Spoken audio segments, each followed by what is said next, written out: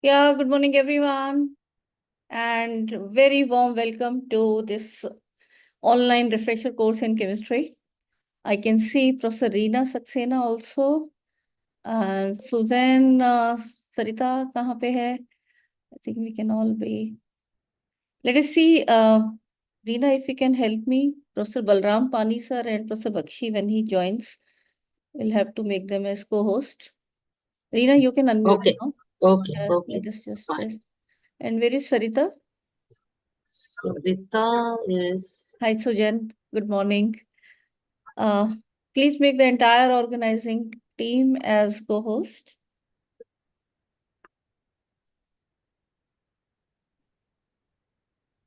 I think Sarita is joined. Let Maybe me she will join in some time. Yeah.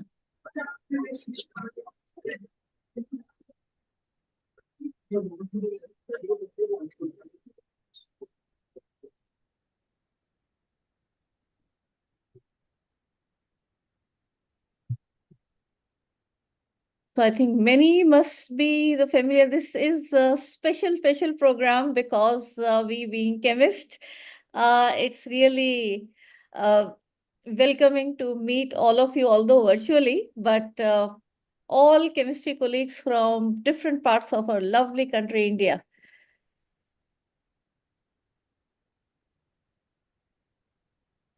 So good morning, each and everyone. I can see so many known names. I think many of you have attended our Arpit program as well. So good morning to each one of you. Good morning. Good morning. अच्छा Bakshi sir ने भी join कर लिया. Let us see. Please put him also in co-host and spotlight. good Yeah. morning, sir. Good morning. Good morning, Yes, yeah. Susan, Serena, all. Good morning, sir. Good morning.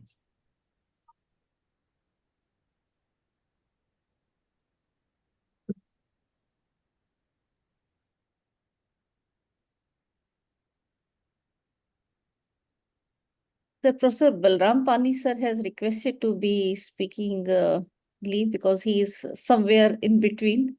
So I'll just slightly shift the program.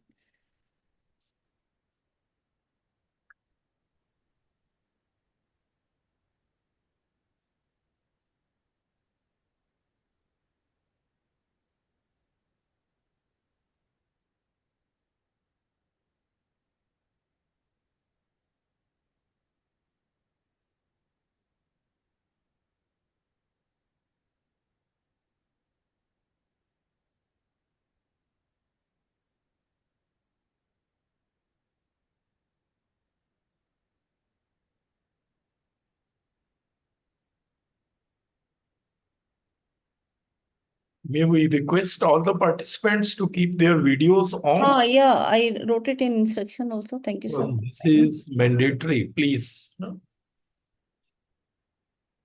And we'll begin just in a moment when possible. Balram Pani sir has joined. Can we just check out?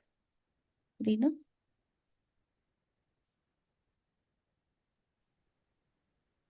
Good morning, ma'am. He has joined. Acha, please make him on spotlight and Good morning to everybody. Good good morning. morning, sir. Welcome back. Good morning, sir. Good morning. Good morning. Good morning, sir. Good morning. Good morning. So just one important information, Professor Gurmohinder Singh sir will not be able to join, and also Professor Ved Prakash sir, there is some urgent situation for him. So they will be joining later on. So let me begin with this esteemed panel, already distinguished personalities with us, Professor Balram Pani, who is Dean of Colleges from University of Delhi, and Professor A.K. Bakshi, former Vice Chancellor, UPRTOU, and founder VC, PDM University, and our own mentor in the GAD, and entire organizing team, and most importantly, all my dear colleagues who have joined in this 2 weeks refresher course. So let me just begin the proceedings.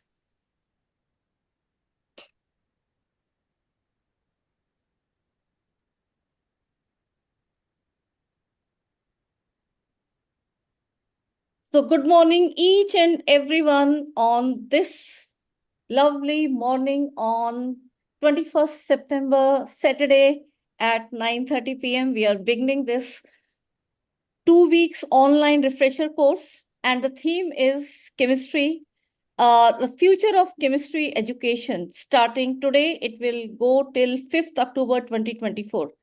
I, Vimal Rar, welcome you on behalf of UGC Malviya Mission Teacher Training Center, a center of Ministry of Education through University Grants Commission, and we have the mandate of the next phase training, which are in the flagship program, which is Malviya Mission Teacher Training Program at the national level. Situated at my own premier institution, Shri Guru Tegh Bahadur Khalsa College, a constituent college of the best university in our country, University of Delhi. We welcome you on behalf of SCTB Khalsa College and University of Delhi. Seeking blessings from Guru Angad Dev Ji, the second of the 10 Sikh Gurus, in whose name we are taking this center further with the collaboration of each one of you, that is each and every teacher colleague from different parts of our country. We also remember Bharat Ratna Pandit Madan Mohan Malviya Ji, in whose name this entire mission of teachers training has been kept the name, that is Malviya Mission Teacher Training Program, in the dynamic leadership of our Prime Minister Modi Ji. So I welcome each one of you with a virtual bouquet of flowers, especially our chief guest of the inaugural, Professor Balram Pani sir, who is the Dean of Colleges, University of Delhi, and he is also the principal of another esteemed institution of Delhi University, that is Bhaskaracharya College of Applied Sciences. I also welcome Professor A.K. Bakshi sir, founder VC PDM University and former VC of UPRTO Allahabad and former Executive Director, Tertiary Education Commission, Mauritius, to be joining in this inaugural and also designing the entire program. I welcome each participant in this program who are chemistry teachers from higher education institutions all over India. And the response has been huge, rather even till late night and early morning. I'm getting response that please add us, but then the seats are full, and I'll be telling you how we will be going further. So if any of you want to withdraw, because there will be a stringent condition, you can do that so that we can take the waiting list further. Most importantly, my backbone for conducting this program, the entire organizing team, Professor Sarita Pasi, Zakir Hussain College, University Delhi, Professor Reena Saxena, Kirorimal College, University of Delhi. These two have been a great strength, and from last 1 month, rather even more, we have been planning this program, and here it is starting today. Along with them, we have a network of teachers who are helping us from previous programs, as well as in this very program, they will be active. Professor Sujin Jason from St. John's College, Agra, Dr. Narendrajit Kaur from Kanya Mahavidyalaya, Jalandhar, Professor Viniti Gupta from Sri Tikaram Kanya Mahavidyalaya, Aligarh, Professor Smriti Sharma Bhatia from Miranda House, University of Delhi, Professor Anuja Chauhan from AIU, Professor Veva Saxena from St. Stephen's College, University of Delhi, Professor Aruna Chikara from Dayal Singh College, University of Delhi, Professor Anwar Sheikh from Alana College of Pharmacy, Pune, Dr. Rakhi Thereja, my colleague from St. Stephen's College, University of Delhi, Dr. Neelam Anand from my own college, SCGB Khalsa College, Dr. Vinita Kapoor from Sri Venkateshwara College, University of Delhi, Dr. Jyoti Tagi from Zakir Hussain College, University of Delhi, Dr. Anuba Sethi, again from Zakir Hussain College, and Dr. Shalini Bakshi, Kirodimal College. And maybe we will be joining with one or two more because this is going to be a really innovative and a different program where all of you participants will also be presenting, and we will be working together for this co-learning journey. And I also extend my thanks, gratitude to my entire core team, and as well as welcome all of you on their behalf. In the core team at our center, we have Padma Bhushan Sardar Talochan Singh sir, who is the chairman governing body, SCTB Khalsa College. We have Professor Ved Prakash sir, former chairman, University Grants Commission. We have Professor A.K. Bakshi sir, and we also have Professor Jaswinder Singh sir, who is the former principal SCTP Khalsa College, in whose leadership we nurtured these centers, and he is currently Vice Chancellor at Anandha University, Himachal Pradesh. And our new, very dynamic and very, very enthusiastic leader, the principal of SCTP Khalsa College now, Professor Gurmohinder Singh sir. He has some urgent work come up in the college and he'll be joining. But then he has been the connecting dot between this program and Professor Balram Pani sir also. So 5 minutes ago, he was coordinating this part. So thanks to his so much support that we look forward to take these centers to the greater height. And I am your main host, Vimal Rar, and I'll be taking it further. So let us join our hands and take the blessings of the God as we begin this journey of co-learning with all our chemistry colleagues.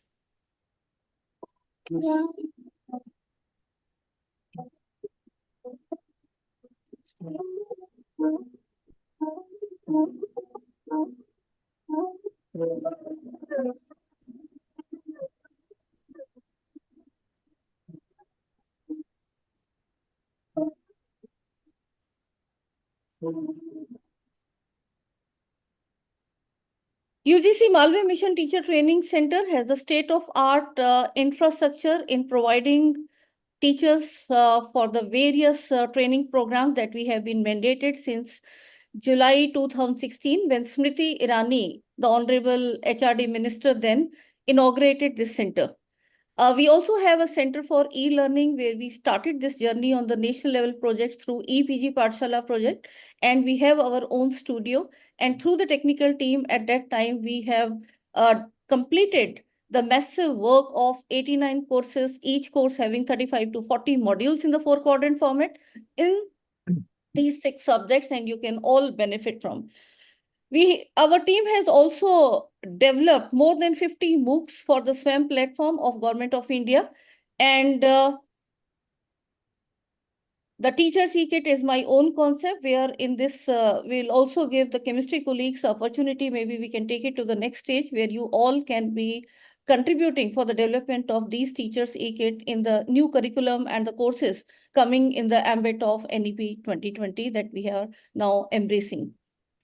Since 1st April 2020, we had gone online, and ourselves as a team who has been advocating the use of technology, we found out that yes, this can be so much empowering that teachers from nook and corner of country joined in these programs, which earlier had limitations of moving from one place to other, or perhaps they were not aware about our quality programs. So I'm happy to share that now this number is more than 99,000. This 98,000 statistics you can see on the screen is till June 2024. We also have, especially for this chemistry program, let me tell you, we also have the National Resource Center of Chemistry, which was given to us in 2018. And there we had prepared the ARPIT programs, and these ARPIT programs, which is Annual Refresher Program in Teaching, they were pre-corona time, were the very first online programs which were given as refresher course to the different subject teachers. And in 2018, 19, and 20, we have been conducting these programs successfully, and I'm happy to share more than 12,000 enrollments we had in these programs. And in these, we had innovative and unique modules which were appreciated by the ministry and everyone, like Chem News, Chem Talks, Chem Safe Labs, Chem Nobel Laureates, Chem Pedagogy, Chem Simplified, Chem ICT Tools, Chem History, Chem Error, Chem Industry, Chem Misconceptions, Chem Application, and Chem Quest. And we will be taking this flavor in this particular refresher course program as well, but in the light of NEP 2020. Especially the focus on the safety of the lab and how we can have the sustainable practices in our chemistry lab will be the detailed part that will be giving you activities and the know-how, how you can really implement in your own. We had also designed the posters of lab safety, which will be also sharing with you. You can get them printed and put up in your lab. And in the ARPIT program, out of the 42 subjects, our chemistry course was rated amongst the top, not only in terms of enrollment, but also in terms of the quality of the programs. With this massive work that our team and along with more than 2,000 colleagues from across the country have been contributing, the GAD-TLC was selected as one of the 45 centers out of total 99 centers and awarded the Malware Mission Center to conduct the NEP trainings for 15 lakh higher education teachers. Myself, I was taken as the member of the UGC committee to formulate the guidelines for all these centers. So here it comes, the UGC-MMTTC is now the new name for all the earlier UGC HRDCs and the selected ones out of the PMMNMTT. And for all the CAS promotional requirements, it has to be the certification from only these centers. The vision of this new phase is to build competencies in the faculty for better teaching, learning, and research by exposing them to Indian values, updating knowledge and skills, and aligning teaching and learning and research with the needs of the society and NEP 2020.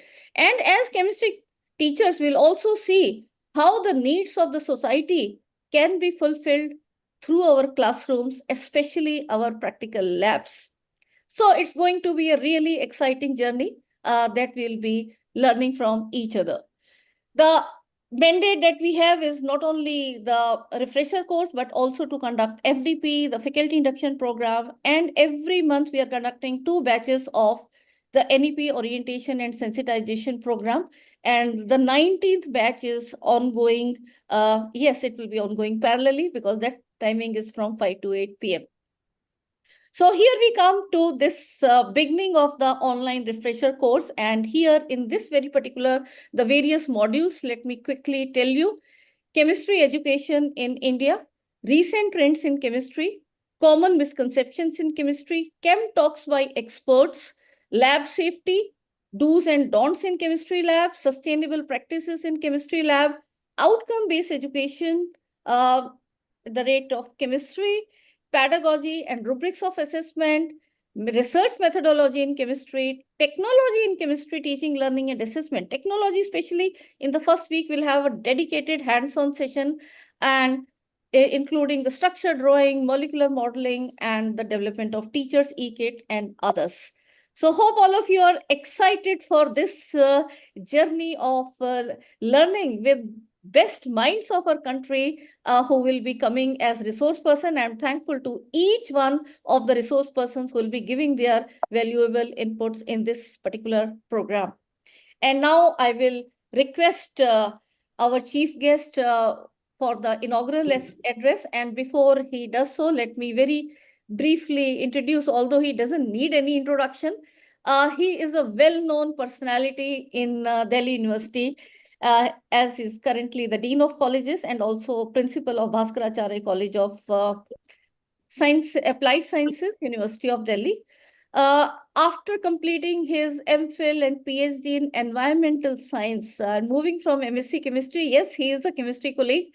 He has been awarded as Most Promising Innovation for the project entitled to explore the potential of biosimilars as cost-effective therapeutics. He has many research publications, especially his focus is on environmental chemistry part, environmental science, and how it can be applied to the improvement of the society. He has completed various major and minor projects and as well as published many books. He is life members of various academic societies and he has got various awards. But one thing I will like to, which is not an award, but sir, it's an award coming from heart of each and every teacher, that the Still University from a decade, you have really put the momentum in terms of bringing appointments and the promotion, and that too up to professor level in colleges. So that is, I think, really creditable, which entire academia will always remember you and will be thankful to you for this contribution. So over to you, sir, for your inaugural remarks. Thank you, ma'am, Professor Bemal, and esteemed Professor A.K. Bakshi, and Professor Jaswinder ji, Professor Guru Mahinder Singh ji, and other distinguished guests, participants, and my dear friends and colleagues. Today, it is the chemistry in the future chemistry education. Means here, chemistry is everywhere. Means every is there in day-to-day life we are facing the chemistry. Chemistry is everywhere in the science. Means nothing. Means there is no science without chemistry. So chemistry future is very bright. Chemistry will be everywhere. And thing is that right now the new technologies have already been developed, and the applications of the chemistry in different various fields. Now we have already developed the pedagogy that chemistry can be applied in almost all the sciences. So therefore, you cannot ignore the chemistry. And the organizer, they have well designed the contents of the refresher course. Means how to give something to our participants, and definitely they will be benefited out of it. And these are well designed, and Professor V.K. Bakshi, he is a very towering figure in chemistry. And whenever he will deliver something, at least the participants, they should listen to him very carefully so that they can learn something. And the resource persons, the organizers, they have taken the resource person very carefully. And the courses, whenever they will deliver the courses, you should not hesitate to ask if there is any query. And if the query will be addressed then and there itself, then it will be better for you. And whenever you will go to your own field and your own organization, then it will be very much benefited to the next generation. And you are all the teachers, and with the teaching community always eager to learn something. And this is the best platform. And this Khalsa College is providing the best platform to almost all the participants, and just use it and grab this opportunity, and definitely it will be benefited to us, all the participants.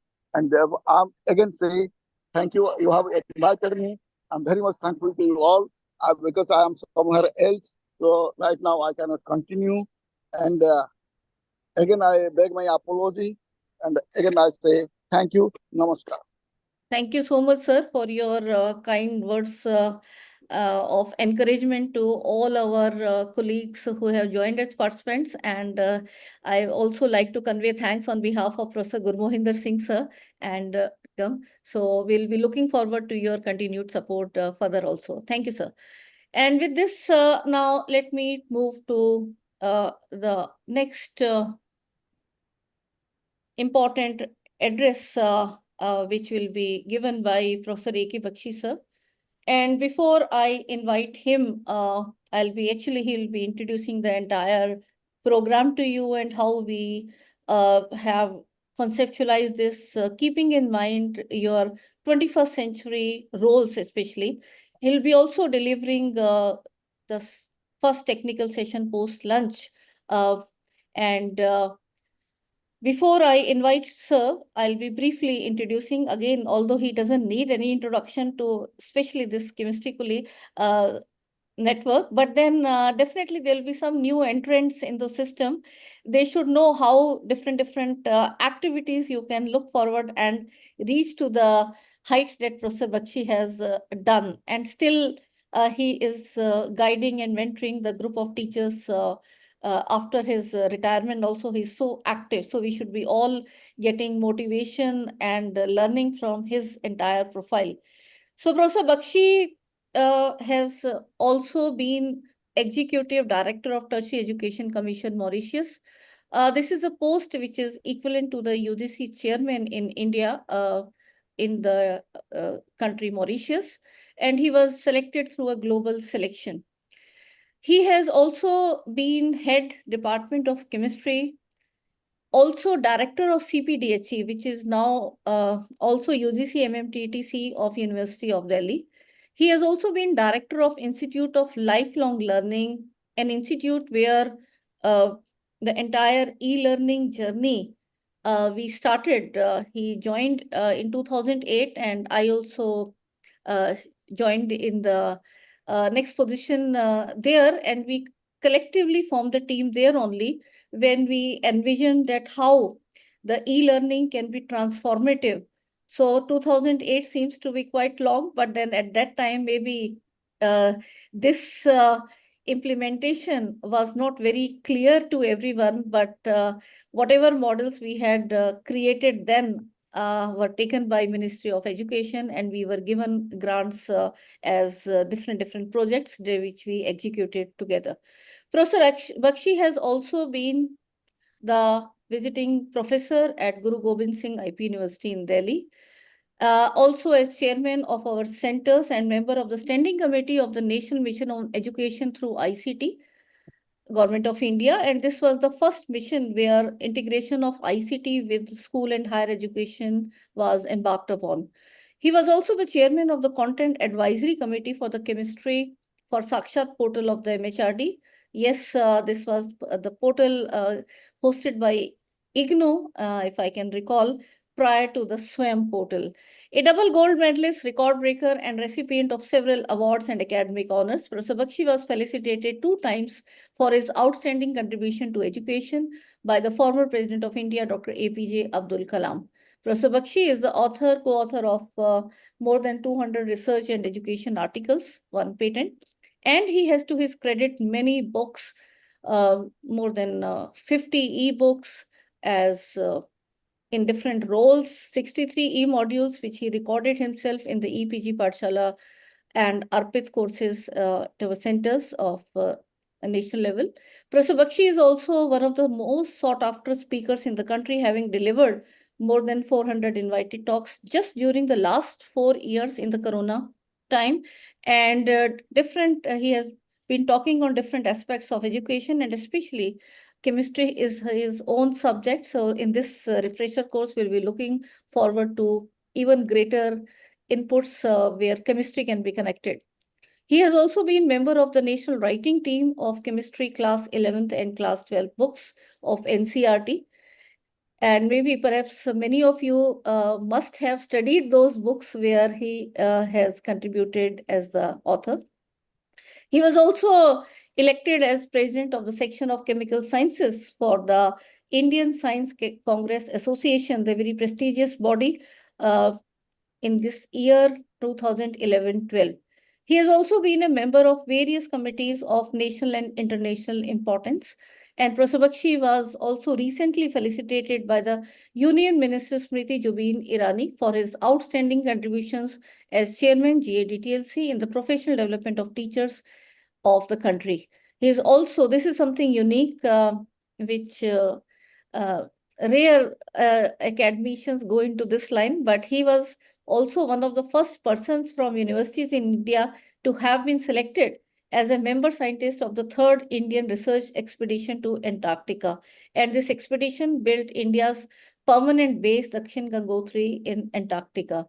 So thank you so much, sir, for joining and hand-holding this entire program. So over to you, please.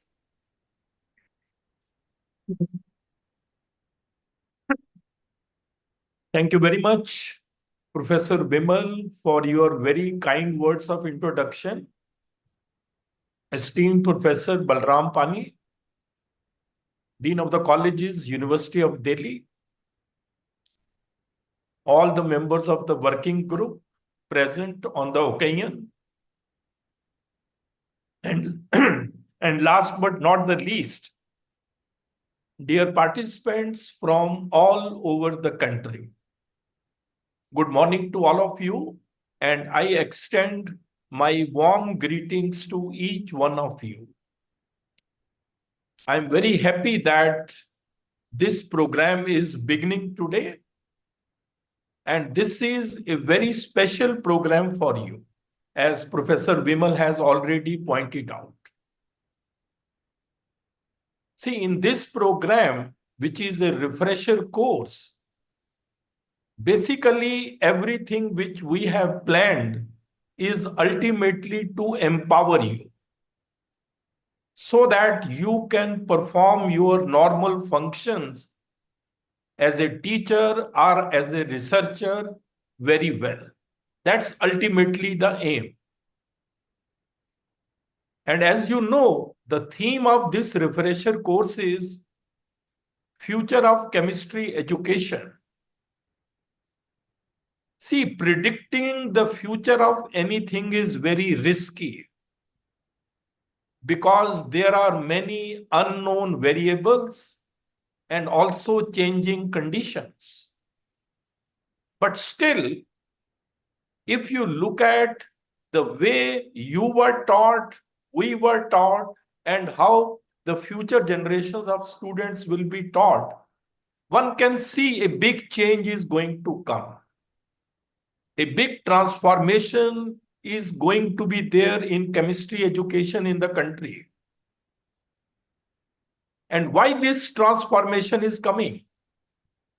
Because one thing you all have to remember, education is relevant only when it is able to serve the needs of the changing society. The same thing applies to chemistry education. If our education is not able to serve the needs of the changing society, then it is of no use. And you will all agree that society is changing very, very fast. And the major contribution in this has come from technological advancements. They have totally changed the way education is imparted now. Nobody would have thought all that. And all this started mainly during Corona times. And now you can see everything has changed. Online education has become so popular. And I was the other day reading a report that by 2050, 95% of the students will be in online education. So that means students may not be coming physically to the classrooms. The way technology is overtaking. So the question is now that in such a changing scenario, how should you be empowered so that you don't lose your relevance? Otherwise, people even talk. Is teaching profession still required, or how it is going to change? And many teachers are also worried that perhaps the way the technology is coming, perhaps there will not be many students to teach anymore in future. So in the light of all that, you have to decide how to change, and you will have to change with the changing times. That is something you have to keep it in mind. Don't think that what I know is enough. That will not work. I must learn more. Lifelong learning is going to be a very important point for each one of you. And you should be mentally prepared for that. I know there are certain teachers who show resistance to change, but that will not work now. If you have to be, in limelight, if you have to be that people demand you and respect you in your profession, you will have to change. And what I think is the biggest change which is going to come is in three things which an educational process has. See, any educational process involves three things. One is, what do we teach? That is curriculum. Second is, how do we teach? That is pedagogy, which is the art and science of teaching. And the third is, how do we assess our students? And all these three things have to be changed, keeping in view the pace of the developments which are occurring in the field. Now look at curriculum even. I sometimes wonder that our syllabi is still very much outdated. When I was a student, when I wrote NCERT books, when I taught in Delhi University, MSc and all, the same syllabus more or less continues. Whereas the world has gone much, much ahead. See, the way knowledge is growing in every discipline, including chemistry, it is very much required that we change our curriculum very frequently, make it more modern. Because the way the knowledge is growing, it is said human knowledge is doubling in almost 73 days. There was a time when human knowledge was doubling in 150 years. So what does it mean? It means your curriculum becomes outdated as soon as it is created. Therefore, we all should be mentally prepared to learn new things, change our curriculum. All this we have to do for the sake of our children, for the sake of our students. Because, these outdated syllabi certainly will affect tomorrow your research performance, the research performance of your students. So this is one very important thing. Sometimes teachers show resistance to change in the curriculum because they themselves will have to learn new things. But we should be mentally prepared. That's what I said. Lifelong learning is going to be a very important aspect. And then one more thing is our curriculum needs to be industry-based, skill-based, industry-led curriculum. That is the need of the hour. Interdisciplinarity is going to be a very important aspect. I sometimes feel bad that while teaching chemistry, even people say, oh, I am from physical chemistry, this comes under organic chemistry, or this comes under inorganic chemistry. I don't know. That sort of rigidity cannot be accepted. I feel bad that sometimes we teach subjects in isolation. But it's all man-made creation. As a matter of fact, entire science is nothing else but a systematic study of reality. And for the sake of our convenience, we have divided this reality into various disciplines, physics, chemistry, mathematics, like that. And we have become so rigid in our approach that we don't learn other subjects. That will not work. Interdisciplinarity has to be a new feature now. Chemistry has to be taught along with physics, environmental science, biology, if you really want to solve the real world problems. If you look at sustainable development goals, all of those goals can be solved or achieved only through science, and science has to work together with other disciplines. So this is something you have to be keeping in mind. Second thing which I really want to say is your pedagogy. The way you teach has to change. Era of rote learning is over. You have to shift from traditional talk and chalk method to teacher-centric approaches, student-centric approaches. Because, it's very unfortunate that in our country, we still focus on examination, rote learning, and scoring high marks. Is that the purpose of education? Education is not the learning of the facts. It is the training of the mind to think. If the minds are not trained, what is the use of education? Everything we forget. And rote learning is not sustainable. Once exams are over, you will forget everything. That is why in the future and even now, focus is going to be more on 21st century skills, which is a new concept which has come. These are the skills which all of us need, not only your student, but you also need. The way the job landscape is changing in the world, only, those who are having these skills will be in an advantageous position. The way big companies are recruiting, that is also changing. They hardly pay any attention to marks. They want skill set. And the skill somehow we don't teach.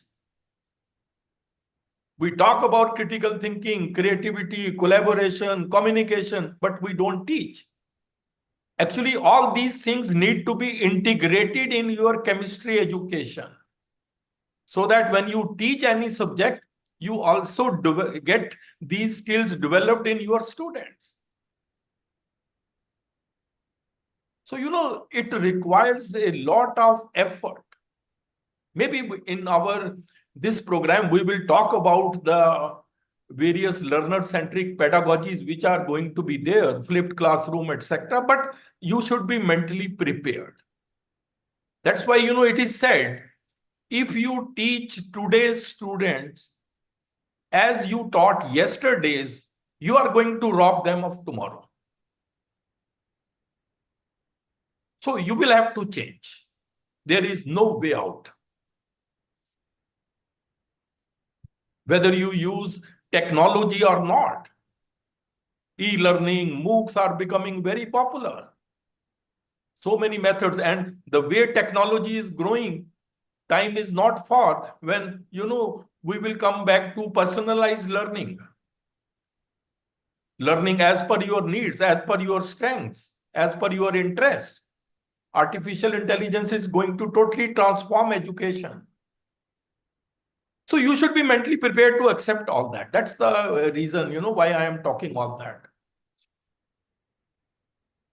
And the third thing is, of course, assessment, which is a very important thing. Look at our students of 11th and 12th. Without coaching, they cannot think of qualifying engineering examination, joint entrance examination. Why? They may be scoring 95, 98% in +2, but when they go to JEE, they are not able to even qualify. The difference is in the assessment. IIT people assess students in a totally different way. We assess in a totally different way. Our examination system is mainly rote-based, mainly, based on some textbook. If anything comes outside the textbook, people protest out of syllabus. That's not the purpose of education. Thinking is missing, creativity is missing, innovation is missing. That's why I sometimes feel no Indian scientist working in India has been ever able to get a Nobel Prize. Just think of this. No Indian scientist, no Indian chemist working in India. The only last person who got Nobel Prize was C.V. Raman, who got it in 1930. Now 94 years have passed, no Indian scientist working in India has been able to get Nobel Prize. See, we will have to think there is something fundamentally wrong in our system. Assessment drives learning. See, in many countries, they have changed the way they assess the students. And students have no other alternative but to learn in that way. And that is an indirect way to, make them more creative and innovative. And you will have to come out with those ideas. So, ladies and gentlemen, what I really want to say is the future is going to be totally changing. We have to accept a lot of innovation is going to come in chemistry education. You should learn everything. You should try to learn interconnection between the disciplines. I teach thermodynamics as if it has nothing to do with any other thing. I teach quantum mechanics as if it has nothing to do with spectroscopy. All are interlinked. You have to appreciate that. And all this you appreciate only when you do a lot of thinking. So that's what I think is the main purpose of the refresher course. Because most of you are very young. You will have another 30 or so many years in this purpose. So many generations of students will learn from you. The main aim of this refresher course is to empower you for all those challenges which are going to come. Because you have to be a role model for your students. And you can be a role model only if you yourself are sufficiently empowered.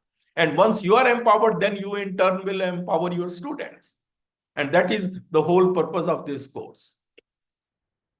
So I'm very sure that it's going to be a great learning experience for each one of you. As Professor Vimal, she has taken so much pains to plan this program. We have been working together as a team. All the members of the, working group, I can see Reena, then Sarita, then others, all of them have contributed so much. They are all experienced people. They have spent their life teaching. They know where the world is going. And therefore, we have tried to get the best possible resource persons for this program. And I am very sure that in these 2 weeks, it is going to be a program which you will remember for years to come and cherish its memories.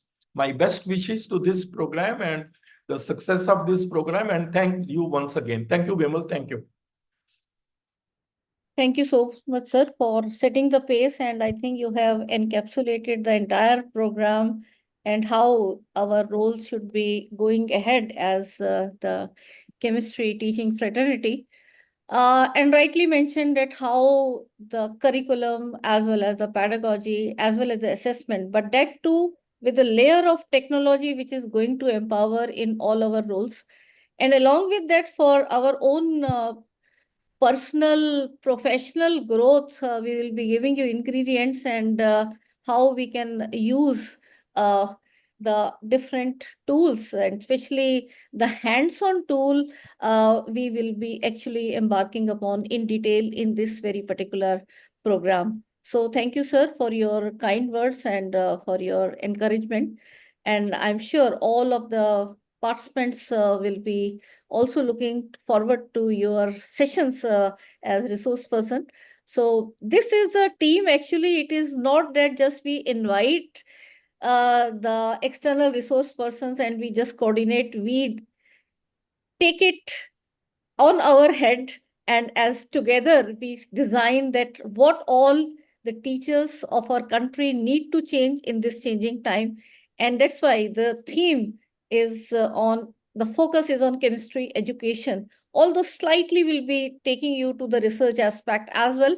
But unlike the other refresher courses, we felt that we have to strengthen our colleagues in the classroom delivery, and it becomes more challenging in the light of the NEP 2020, the new NAC guidelines coming, how we have to be putting pace, and especially maybe it may be a new term to some of you, and those who are also aware about the outcome-based education, but we have to work out how it has to be really implemented in each of our context, and that too rightly said by Professor Bakshi sir, in the interdisciplinary way. The moment you talk about the real life application, the interdisciplinary automatically weaves in.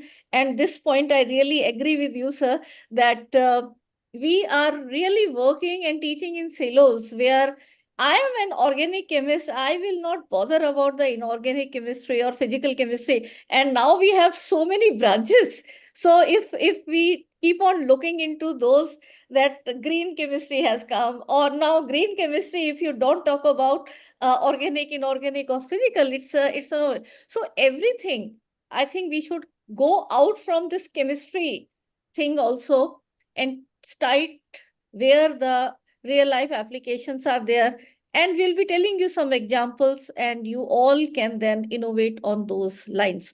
So that's how we have designed this program. And now I will request my very dear colleague, Professor Sarita Pasi, who has been a great support to me in taking the massive programs that now we have the mandate under UGC-MMTTC.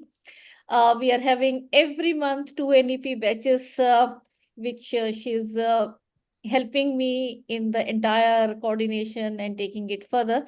And we have a massive team of teachers from across the country, out of which the chemistry colleagues are here in this very particular reference. And all of you who are attending have open invitation that you can also volunteer and help us in our further programs, and maybe we can even evolve some idea from this program also, that how we can strengthen the school education system colleagues in chemistry, or if we want to reach this program to even more.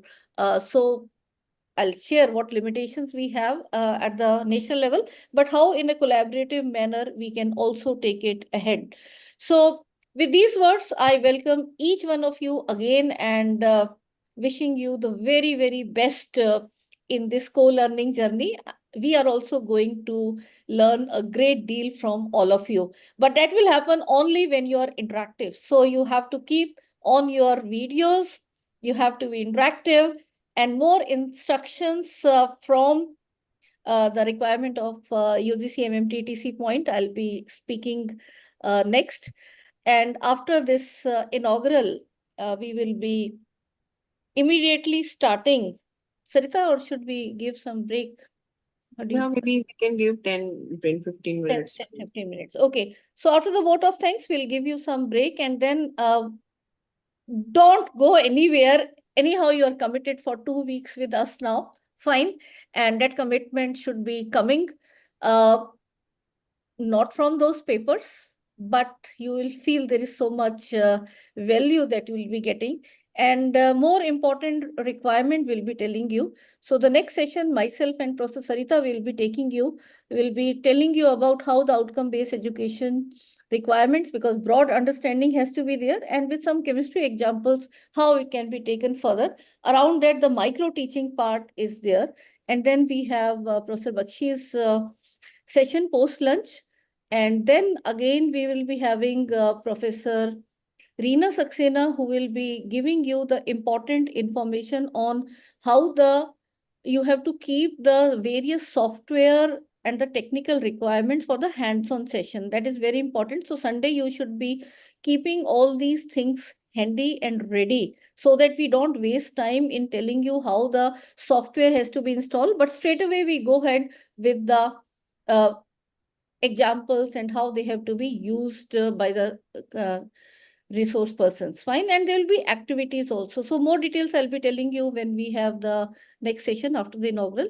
And now I will request my colleague, Professor Sarita Pasi, professor from Department of Chemistry, Zakir Hussain Delhi College, and a very, very dear colleague, to propose the vote of thanks for the inaugural. So over to you, dear. Thank you so much, Professor Vimal, for giving this opportunity and making me a part of your team. I'll formally, for the formal vote of thanks, I would first like to thank UGC and the Ministry of Education for giving us this massive opportunity to sensitize the whole country towards NEP and the goals that NEP has undertaken. So thanks a lot to the Ministry of Education. I would also like to thank the governing body of Khalsa College and the chairman, Sardar Padma Bhushan Sardar Talochan Singh ji, who has always been very supportive towards the holding of these kind of programs in whatever way and whatever support that we have required from them. I would also like to thank our chief guest, Professor Balram Pani, who is not here right now though, but he spared his valuable time, who's the Dean of Colleges. And so he had some other commitments, so he's left. But for giving us his words of encouragement and motivating us, he has been a regular feature. He's coming to our programs and encouraging us. So thanks a lot, sir. I would also like to thank Professor Ved Prakash, sir, who is the former chairman, University Grants Commission, for always mentoring us and giving us whatever support we require in terms of whatever kind of help we've required from him. I would also like to thank Professor Dr. A.K. Bakshi, who is the former VC, PDM University, Bahadurgarh, and the former VC, UPRTOU, Allahabad. He's also the former Executive Director, Tertiary Education Commission, Mauritius. He's also here with us and he's already given us an overview of the whole program. And in the same manner, he always keeps on encouraging the whole team and also helps us in designing the programs the way we hold them. Also, thanks are due to Professor Jaswinder Singh, sir, who's the Vice Chancellor, Eternal University, Himachal Pradesh, and the former principal of Khalsa College. University of Delhi. He has also been helping and mentoring us in so many ways. Thanks are also due to the principal of Khalsa College, Professor Gurmohander Singh sir. He's also not here, but I've heard so much about him and I've also seen him, the way he has been helping us again in whatever way we have asked him, and also in arranging and also mentoring us and also guiding us in so many ways. The program is incomplete without thanking Professor Vimal Rar, who is the program director. So everyone knows her so well, but the way, what I would like to mention over here is that the way and the vigor with which she's organizing the programs, the way she's thinking about the programs, the theme itself of the program tells it all, the future of chemistry education. And what is most important is the way she was very keen that all the activities should be designed in a way that since we have the teachers from all the branches, inorganic, organic, and physical, so whatever we are telling here should be appropriate for all the teachers. So it should not be of a higher level, it should be of the level where we can all understand. So the focus on when we were designing was that everybody should be as competent as she is, because she always mentions ki sabko ye aana chahiye. So I think that is how she has designed the programs, how much pains she has taken and dragged us all along with her. And the way she wants to drag everyone in this journey of hers is commendable. So thank you very much, Vimal, for involving all of us to this level. And thanks are also due to the whole organizing team, which already Vimal has mentioned. And many of us are here, most of us are here. As I can see, Professor Reena Saxena has also been a great help in designing all the activities and the program. And all the others, Narinderjeet, Susan, and Vinita. I can see Anubha, Jyoti, Tyagi, Smriti, Rakhi, Aruna. Many of us are here, and whoever I've not mentioned, in case I've not mentioned, so we'll be taking the help of so many of them. So also a lot of thanks to all the participants, because of the again, because of the enthusiasm so many participants have shown to join the program. We had so many applications. So, and we would really expect that you all are participative and interactive in these programs, because that is the whole purpose of this refresher course. So I thank you to everyone for being here and being participative in this program. Thank you so much. So thank you, Sarita, and thank you, Reena. Both of you very actively evolved this along with Professor Bakshi. So we four actually had various rounds of meeting and then pitched in the entire next team, which I am thankful to.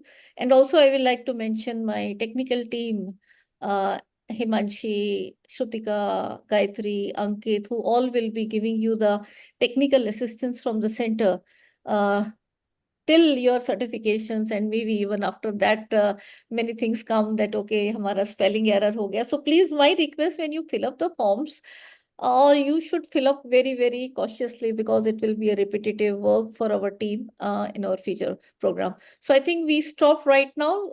So please be logged in. You can switch off your videos, and then maybe 10:35. It's 10:25, so we take 10 minutes break. And 10:35, myself and Sarita, we will take it further. And Reena will be helping us to take this session further. So we'll be joining very soon at 10:35 and starting this journey, which is going to be really enriching for all of you. That is our guarantee. Okay, so with these words, let's take a short break.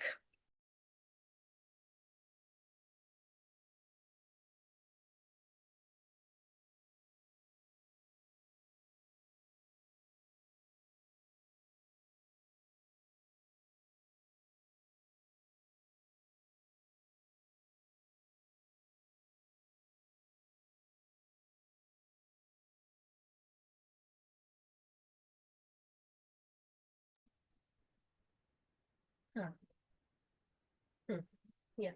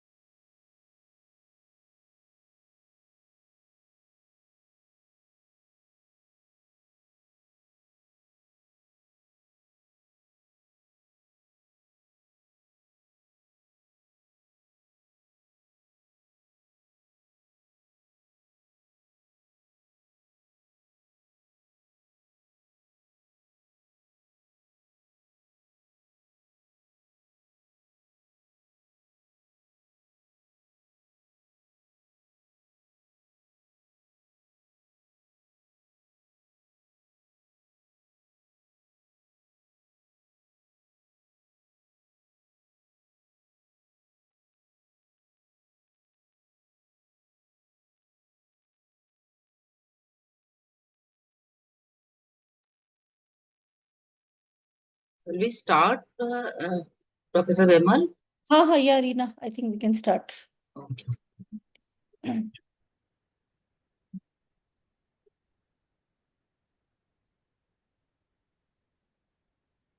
My screen is visible, Vimal? हाँ, अभी नहीं है Reena. Let's see. Let me share again.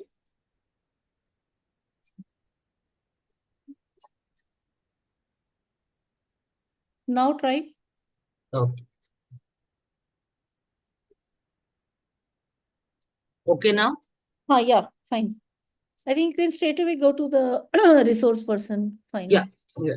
Yeah. Very good morning to all present here to the refresher course of chemistry. Let's start on behalf of UGC Malviya Mission Teachers Training Program. Let's start the first session of the day. And there are two speakers of the day today. First is resource person is Professor Vimal. And I, Professor Reena Saxena, Department of Chemistry, Kirodimal College, would express my great pleasure in welcoming the two resource person of the day. First is Professor Vimal Ra and Professor Sarita Pasi. In the first session, Professor Vimal Ra is Program Director, GAD-MMTTC, and Professor Department of Chemistry, SGTB Khalsa College. She is a leading woman entrepreneur in the field of e-learning with an experience of more than 30 years, including a decade of experience in the corporate e-learning world. She is amongst the pioneers in implementing ICT in higher education in the country.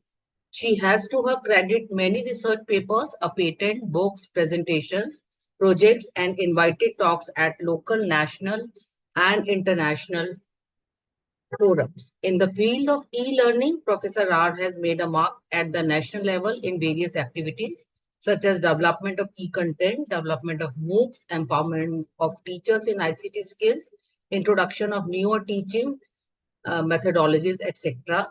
The conceptualizer of the innovative teachers e-kit, she has also co-designed 4-quadrant format of e-content for EG Pathshala project of UGC.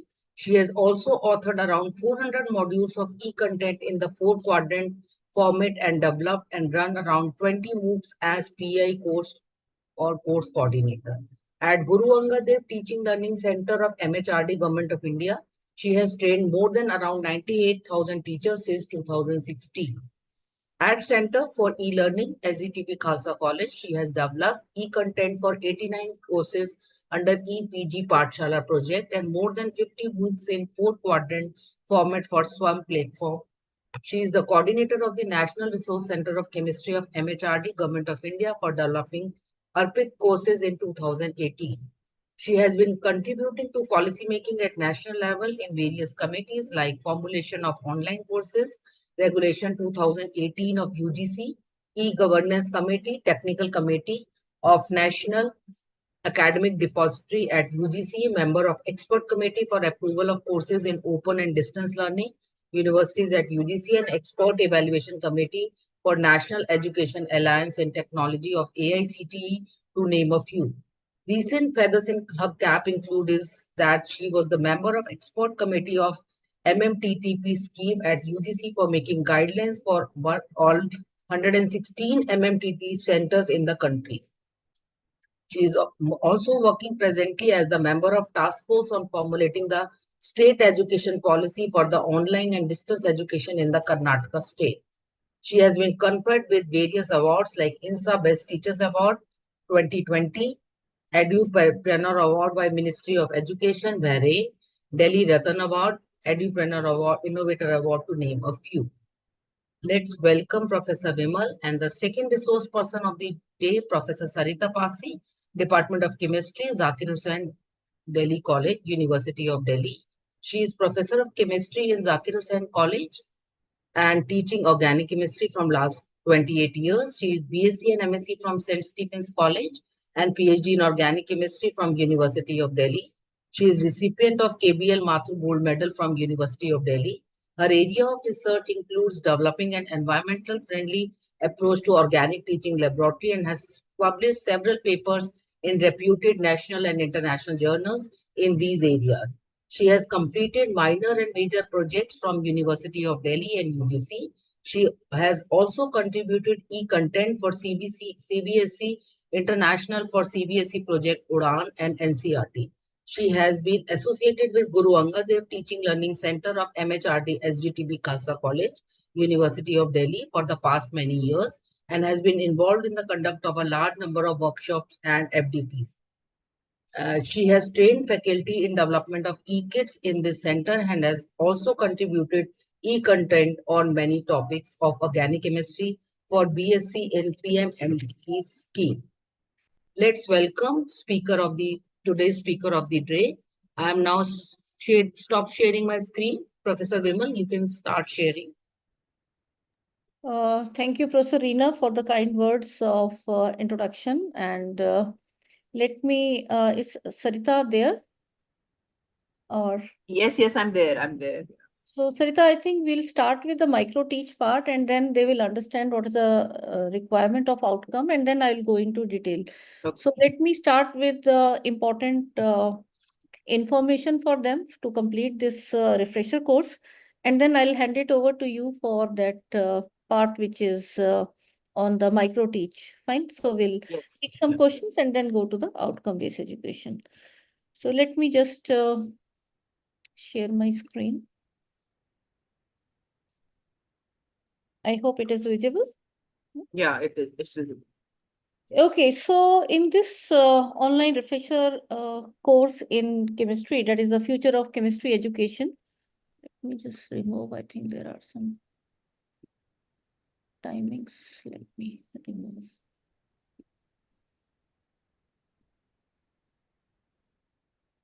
Okay, so very important thing is the various assessment parameters and other important information that as organizers will like to give you, and all of you should be knowing this. We'll also share the important part of this PPT as PDF to all of you. Fine.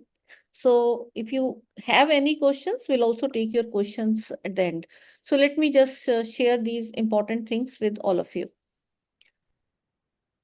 This requirement for attending the refresher course as per UGC guidelines, all of you must go through, which is also written in our posters, that you have to be from chemistry discipline only. I could see in registration some other subject teachers, biotechnology also joining. So we have not taken them. And because mainly it will be on the chemistry theme. Faculty members have to be working in universities and colleges that are included in section 2F, and in case the teachers do not come into that but have been affiliated to a university for at least 3 years, they will also be permitted. So all of these things we have taken into consideration and you are here. But our team has sent the confirmation mail to all of you. And it may happen, which is our past experience also, that the mail get forwarded, the links get forwarded. So if you have joined without proper confirmation mail from us, this means you are not in our list and no future participation can be guaranteed and no certification. So even if you are in WhatsApp group or you have joined this Zoom somehow, you are not there in our list. So if you have not got the mail and you have registered, you think you are a bona fide participant, and you should have been sent the mail, but somehow mistakenly it has not happened, you can approach our center. Only then we will be able to take you on board. That is number one. Other thing is this confirmation has been sent looking at various parameters. Out of the huge response, because we have the limited seats, so if some of you are not able to complete, we will not be taking you further. And that's why we have slightly spilled over And there are some waiting list participants also. In the morning also, I'm getting many calls. The urgent promotional requirements are there. So please volunteer if it is not a urgency, or if you are not able to commit your time in attending, please quit today, so that we can allot that seat to someone else who is in great need of joining this program. So these are the two important things that I wanted to start with. So that is very important. And other thing is, when you fill up the forms, very casually we do, because now these programs are fully sponsored by Government of India.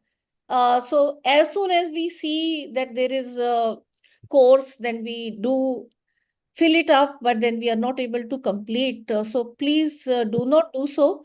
If you quit out today by sending your consent, not the consent, but unavailability, so that you can do it on our official mail. Else, if you are continuing and then not completing and then not informing us, we will not be taking you in our any future programs, because we as organizers have a great dilemma that there are so many in waiting, and then how to take, how to reject. We do it on a first come first serve basis, but then it should not happen. The teachers who have got that opportunity, they are not completing and others are waiting, and the seats are then wasted. So that's my humble request for any of our future programs also. Fill it very responsibly. The program may be free, but then it is from organization point of view, you have to be looking into all these parameters. This refresher course will be a 12 days program as per the UGC-MMTTC guidelines. So right from 9:30 a.m. to 4:30 or 4:45 maximum, we'll be looking into how it will be taken further. So the sessions will be on all these working days: 21st, 23rd, 24th, 25th, 26th, 27th, 28th. 29th happened to be Sunday, so we'll not have live session on that day. Then we will have 30th September, 1st October, 3rd October, 2nd October is a holiday. Okay, that's a national holiday also, so we'll not be conducting any live session. Then we'll have it on 4th and 5th. So complete, there are 12 days that you'll be having this co-learning journey with us. The quizzes, we will be telling you the details on 12th and 13th October, which happens to be, will give you 1 week gap, and the next Saturday, Sunday, you can attempt the quizzes. If you look at the program completion parameters, very important thing is the feedback is very compulsory, and every day you will be getting feedback. Sorry, excuse me. So for every day, there will be feedback, and all the sessions will be listed there. And there will be overall feedback. So 13 feedback forms you have to ensure that you're filling. We will be sharing it in the chat. We'll be also sharing it in the WhatsApp group, and we'll also be putting these on the My class so that you're not missing any of these. Just a minute. Where is that table gone?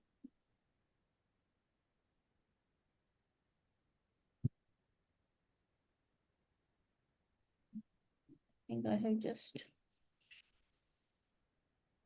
yeah, this is the addition slide.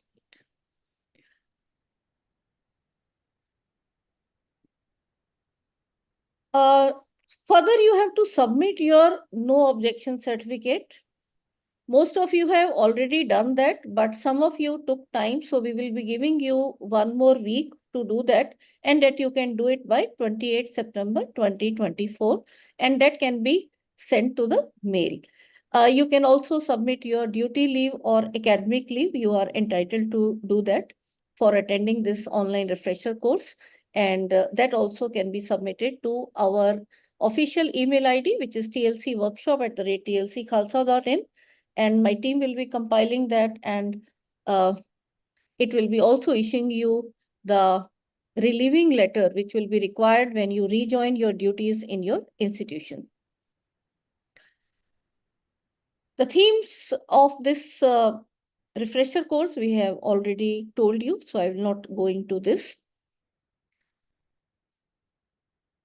In order to complete this as per the UGC-MMTTC guidelines, it will require 72 hours, that is 12 days, including, so this includes some project work, field visits or surveys. And as per the designing of this program, and that too in an online mode, what we have done is we have put up the hands-on part followed by activities you should be doing. Our team will be there to mentor you. And also the micro teach presentation. So they are all embedded in this 72 hours. And that's how we proceed to take it further. These are the broad timings. The exact session-wise detail will be worked upon, because this is unlike the other programs. We keep on looking at the continuity. We do shift some sessions. There may be some last-minute changes also. So every day you will be getting which exact session, but you have to be present for 9:30 a.m. to 11 and then 11 to 12:30. We'll try to give you a 5-minute break, but that is not guaranteed. We have tried to give you a good break in between, because rather than giving break here and then, so being an online way, so from 9:30 to 12:30, we'll have session in the morning. So be prepared for that. They will be more of the one-way session. There will be invited resource persons talking on these themes. And then after the lunch break will be from 12:30 to 1:45 p.m. So you can plan accordingly to have your lunch ready. And from 1:45 to 3:15 p.m., how we have planned in the first week, because there will be 2 weeks that I'm counting, 21 to 28th, I'm considering them as the first week, removing this inaugural part. So there'll be hands-on session on the use of ICT for chemistry teaching, learning, and assessment. So that will be the prime focus. And followed by that, on the very first day, there will be LMS enrollment. But this whole part will be taken on by the various activities that you have to work on, and you have to be submitting it for the continuous formative assessment that we'll be doing for this very particular refresher course. So that becomes the week 1. The week 2, in the morning session, again, there will be different sessions from the renowned resource persons, followed by the lunch break. And on 30th September, which is Monday, we will start your micro teach presentations. Okay, so that is very compulsory part of the completion of online refresher course. And the very last day, which will be 5th October, will be the valedictory. We'll like to have it as an informal, taking your feedback and all.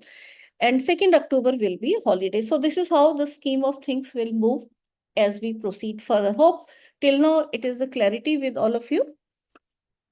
Let me now come to very important marks distribution for completion of these online refresher course.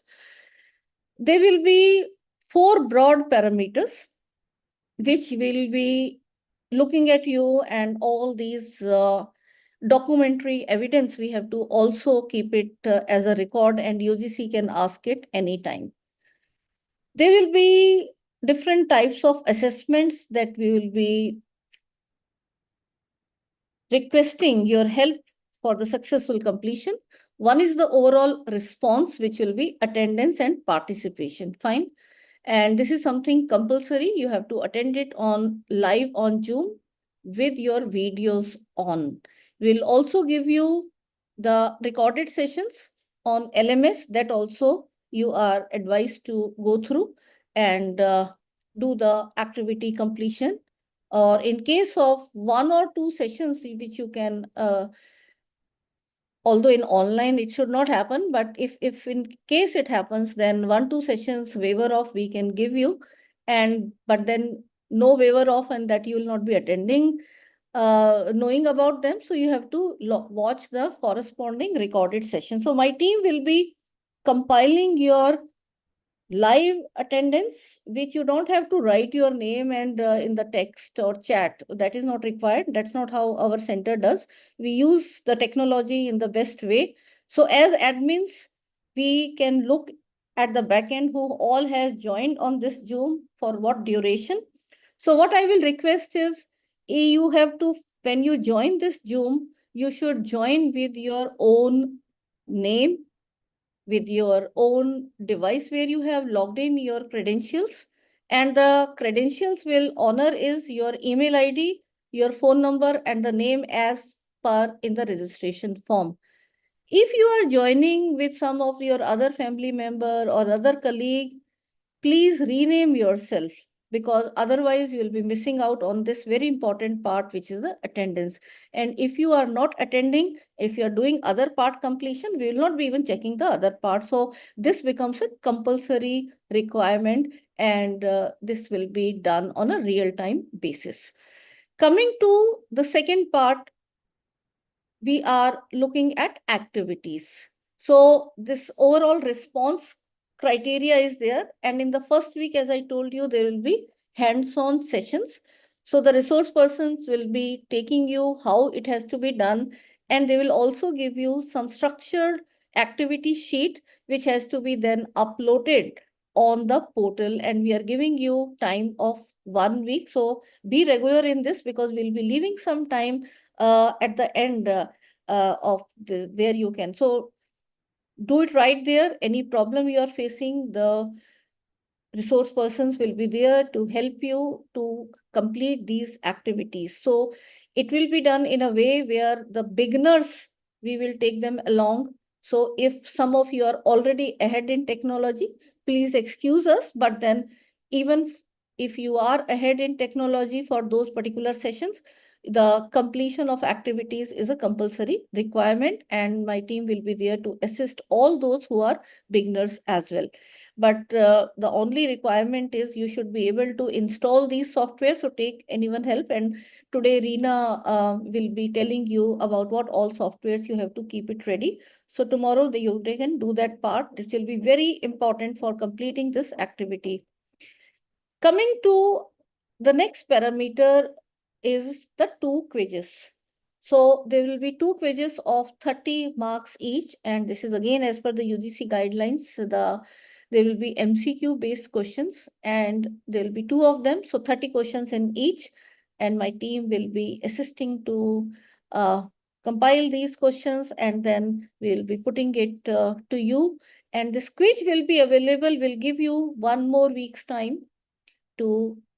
So in this particular 2 weeks, you focus on the activities and your micro teach presentation, but you can revise all the things to attempt the final quizzes, and that will be on 12th October till 13th October. So anytime between 10 a.m. and 12th October to 11 p.m. on 13th October, which happen to be Saturday and Sunday. So it will be giving you the ease, although you can join back your duties, but the quiz we will be doing. So how we are giving, so that you also get time for brushing up. And by the time my team will be ready with the manual checking part, the quizzes will not require any checking. It will be just by 1 click, we'll be able to have your scores, and will compile with the other manual grading of activities and micro teach. Coming to another part, which is now become compulsory, and this was deliberated when I was in the UGC committee for making the guidelines for all the centers, that what all should be there in every FDP. And then this micro teach present, because mostly it happens in refresher course, the speakers come and speak, and the participants are not participating. So the real world where if you say participations, they have to participate, fine. So that's how we evolved, that it will be some presentation or seminar. So what we have taken in this program is the micro teach presentation, and we will be telling you what this means, and that will be based on some live session and my input on outcome based education, how you can implement in your own context. So that is going to be really innovative. And for that, you have to submit the PowerPoint by 11 p.m. of 29th September. Yes. So in the first week, almost the last session, we are giving you very light so that you have time to complete that activity as well as prepare for this micro teach. The inputs you'll be getting from different speakers, which will try to keep it in the first week. And it should not happen that when your time is there after maybe your slot is given later and then you are working on that. No, only those participants will be given the slot who have submitted the presentation, and will make the placeholder in my class where you have to submit these PPTs prior to, and then and only then we will take you in the slot for presentation. And all these are compulsory part to be completed. Now going into the details of grading, as per the UGC-MMTTC guidelines, your certificate have to be mentioned with the grades. So this is how the scheme of thing is: 85% and above A plus, 70 to 84% will be A, 60 to 69% will be B, and 50 to 59% will be C. I don't foresee there will be any C out of you, but we'll be looking into some normalized distribution between A plus, A and B. And those who will not be completing any of these or scoring less than 50 marks, we will not be giving any participation certificate, only the relieving letter with certain language will be given to you so that you will be able to join back the duty. So that's how it goes. And my humble request that please be attentive and or withdraw today, because ours is not a course where you can just attempt the quizzes and get the certificate. It is ensuring real learning, and all the quizzes, all the activities, everything will be based on the live session. So if you miss out that, even if you get expert of any level of that, you will not be able to do that. So otherwise, if you attend, it's going to be very simple, and my team is there to assist you. Any problem, as teachers, we have to be helping our students. So that's why my role of the team will also be there, and that's how we have designed the program for all of you. So the decision of UGC-MMTTC will be final and binding to all of you. And one disclaimer for all the sessions which will be following is from the center point of view. The copyright of the session is of respect. I see so many unethical practices, the very initial models that our team has given through these video lectures in chem safety and environment safety. There are many publications happening. So please, if you want to publish, you should consult it with us and take us along. You are not allowed to do any publication, because all these are also a sort of publication, the e-publications, and you will be in trouble. And you can also not upload or stream or take any screenshots. You take the screenshot for your own learning, but do not upload it on the social media. I've seen all the PPT slides are then taken and put up on SlideShare type of things with their own name. So please do not do that. You will be putting yourself into unethical practices, which is not warranted from such accountable part of the society which we are as teachers. Other disclaimer goes to the speaker also. Any speaker who is giving any information, if it is incorrect or it is inappropriate or if it is insensitive to certain sections of the country, we will not like to be associated with those points. So we will not agree with those, and it will be full responsibility of the speaker only. So now, Sarita, you like to take from this part? Sarita, you can unmute. Yeah. Okay, so yeah, please take it. I can do the next slide movement. Yeah. Okay, so we would like you to, for your project, you have to submit a micro teach presentation to us.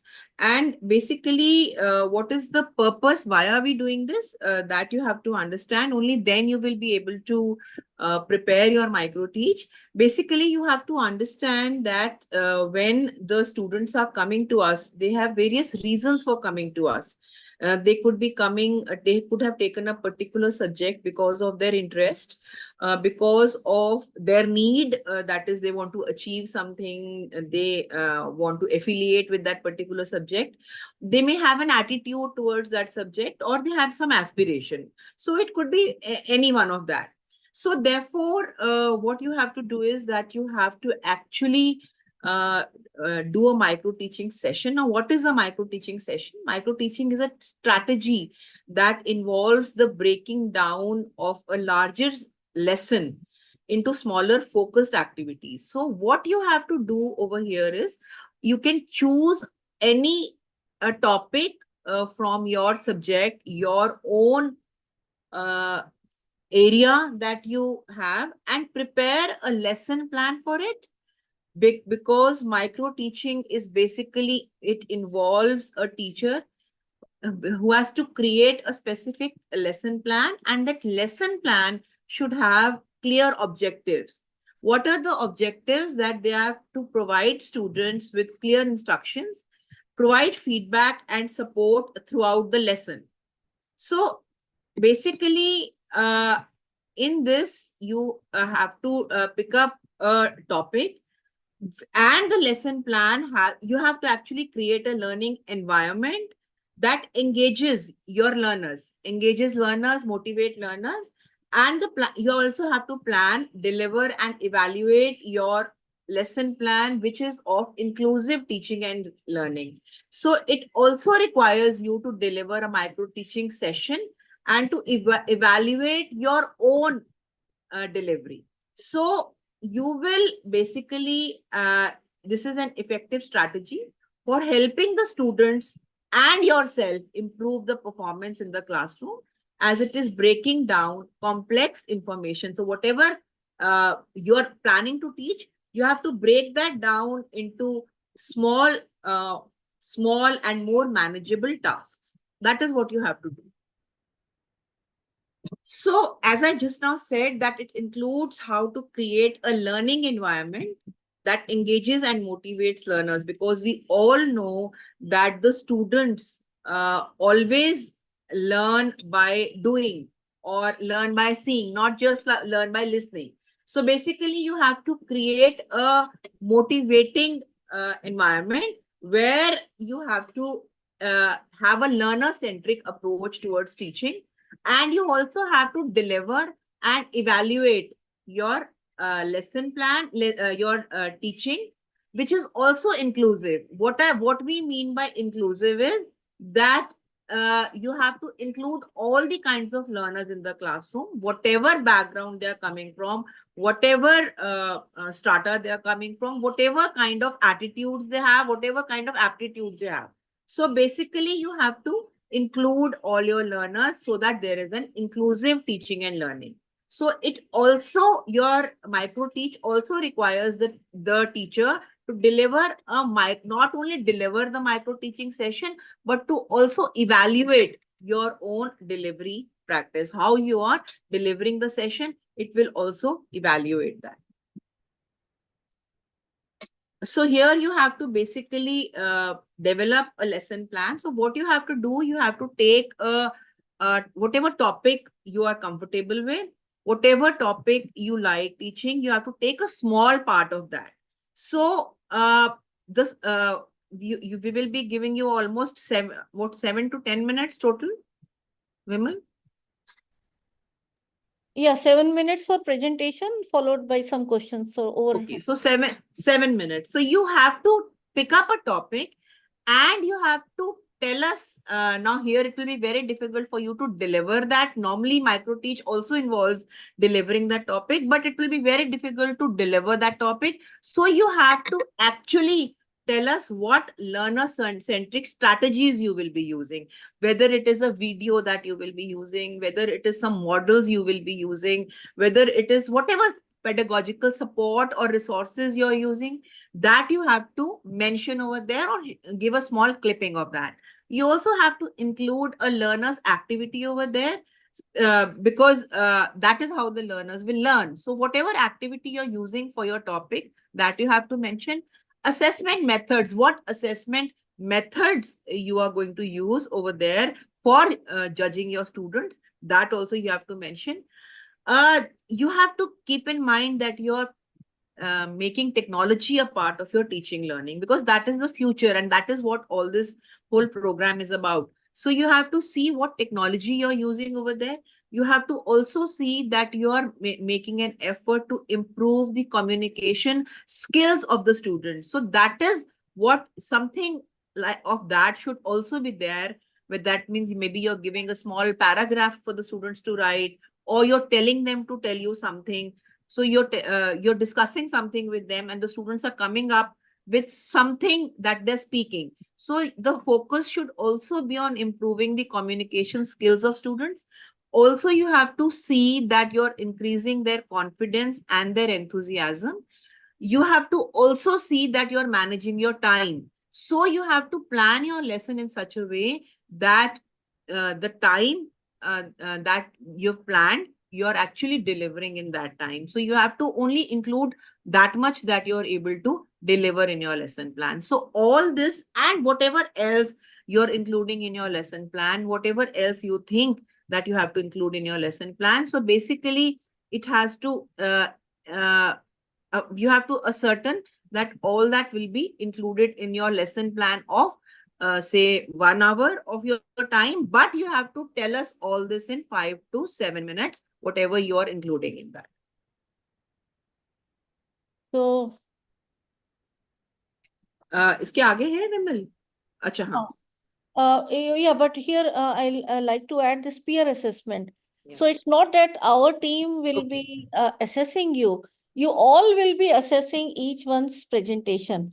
So it's not that in that next week when you have a slot of your 10 minutes, then it's a bye-bye thing. No, your active participation in judging others will also be taken into consideration, and we'll give you the Google link on that day for giving marks to the slot of the presentation. So it's going to be a participative model. It's not that only we will be giving you marks, but all of us will be going. And very important thing, this particular group, the presentation becomes more meaningful because it's not the generic thing which Sarita talked about, but you will be linking it with your own topic. So you select one topic that you're teaching and how these pedagogies and the strategies or the learner-centric model, which you will be now implementing. So you don't have to give me a definition of anything XYZ which we have been doing, but how that concept now in the light of the changing chemistry education with these pointers and in various sessions, they will be covered in detail. So you'll be getting sufficient input, and now you see that in your own topic of take one class topic, fine, what all you can add the ingredients, and that is to be presented in a brief way. You don't have to talk about chemistry, but using chemistry, what examples, what all you'll be, and in my session when I start after this on the outcome, I will also give you some ideas where you can weave the things further. And there will be so many sessions on the learner-centric models. There will be so many sessions on the technology, what all technical tools you can use, and how the group activities can be given. So I hope till now the things are clear to you. Any query by anyone? So basically, you see, the aim of this lesson plan is so also to plan, deliver a micro teaching session, and also to observe and evaluate the micro teaching sessions of others. That is basically the aim. So you are delivering your own session, but you are evaluating the session of others. So basically the aim is to learn in the whole process. So in the micro teach that you are doing, you have to understand that as part of delivering a micro teach, that lesson that you're delivering, you have to plan an inclusive learning session using active learning and learner-centric approaches. That should be the main focus. That is what you have to tell, that what active learning and learner-centric approaches you're going to use. So basically the scheme of work should include, the content should be the topic that you're choosing, the aims and objectives of the topic, the teaching and assessment methods that you're going to use, and also the resources that you're going to use. That all should be there. So the tutor activities, that is what activities you're going to use, what learner activities are going to be there, what assessment methods are going to be there, what resources are going to be there, what timings you're going to take, what strategies are. So there should also be a strategy for differentiation. So that is what kind of strategies you're going to use, and what opportunities for embedding these skills, that is the communication skills, the technological skills, all that you have to use. Then you have to also see what learning and teaching resources you're going to use, like whether you're going to give the students some kind of handouts, whether you're going to give them some kind of worksheets, maybe you can involve them in case studies, maybe you can use diagrams and charts for your explanation, some textbooks you may use, maybe you use some kind of journals, maybe you use some kind of audio-visual aids, maybe you use some new and emerging technologies. So all that you have to tell us what all you're going to use to make your teaching a learner-centric teaching, also in making it an active learning platform for the students. Then you also have to see what are the strengths and limitations of learning and teaching resources in relation to individual or the group learning needs. Maybe you can mention if that is there. So all that you have to include in your lesson plan, basically. And I'll also give you a template on outcome-based education. But before that, I'll also tell you what is this outcome-based education, so that you are familiar with these terms. And let me tell you now, these are the requirements of NAAC now coming, that we have to be making the lesson plan, and every activity and every assessment should be aligned with the COPO mapping. So very briefly, we'll touch upon that and how it can be really applied in context of the chemistry. So that will be looking like something like this, but I'll be putting it as a Word doc thing. And I will also be sharing this next slide to all of you, which you can put up as your first slide of the PPT that you'll be submitting to us for the micro teach. So you will be using this slide as such. Don't fiddle with the logos and all. So this is submitted for the partial fulfillment of online refresher course. The details I have already mentioned. Your photograph attending this online refresher course. So you can tell any of your family members that in your mobile, I will advise not to use a mobile. Please prefer a desktop or a laptop. But for the video part, you can use that. So you can use dual machines as well. For the hands-on, definitely the desktop or laptop is going to be required. So when you're using any of your access devices, you can tell your family members to take a picture where you are visible and your device is visible where you're attending this. So that has to be put up here along with the name, your institution name, and email ID. So Sarita, we can take some questions right now. थोड़ा सा मैं एक minute lesson plan के बारे में बता देती हूँ. You have to understand when you're making a lesson plan, what is the lesson plan, what is the purpose of the lesson plan, what should it contain, and who is the plan for. So all that you should understand. So the lesson plan के अंदर आपको अपना subject, sequence and timings of what will be covered in the lesson plan, that should be there. The lesson plan should also communicate to the students what they will learn and how learning will be assessed. And also the lesson plan also should help the teachers to organize their content, their resources, their time, and how they will be assisting in the classroom.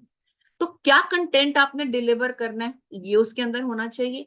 How it links to the previous learning, क्या learning objectives हैं, क्या learning outcomes हैं, how learning will be assessed and the individual learner needs उसके अंदर आने चाहिए. तो you have to basically also see what is the role of teacher in motivating the students. ये सब उसके अंदर आना चाहिए. You also have to remember that you have to include ICT and digital skills if possible over there. Also, you have to see how to encourage the use of digital skills in your delivering the session. तो आपको वो सब चीजें भी डालने की कोशिश करनी चाहिए इसके अंदर. So that is all that you should include in the lesson plan. If there is any question, then And they don't have to worry because all these ideas we'll be giving throughout this refresher course. That's how we have designed. So they don't have to worry. We are there for the hand holding. Actually, मैं इतना बता पा रही हूँ क्योंकि विमल ने जबरदस्ती हमको एक कोर्स कराया था. UK वाला जो lesson plan. जबरदस्ती 3 महीने का एक कोर्स कराया हम सबको, हम कि कोर्स करो. So there we also did a micro teach and we learned all these skills about what is it was a real good experience, very much we learned. So that's why I'm able to tell you all about this, because we all learned and it was a really good experience learning through that and also delivering that micro teach. वो तो हमने centre में जाके किया था. So it was really good. That experience. So I think you will also learn a lot through that. We have done this before, micro teach, and the feedback I got from the people who were assessing. Vimal, let me tell you, I didn't tell you this earlier, that from the people, the teachers who were assessing, they told me that it was a very good learning experience for them, because when so many participants are telling what all they can use in their teaching, so that is a learning experience for all of us also. So that way, I really feel that I'm telling the participants this so that you feel encouraged that you will be learning a lot through this micro teach session. That's basically the purpose.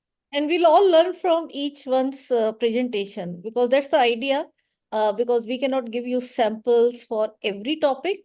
So whatever topic you choose, then it will be also learning for other colleagues that, okay, in this topic, we can do these integration. So don't take it as an assessment thing, please.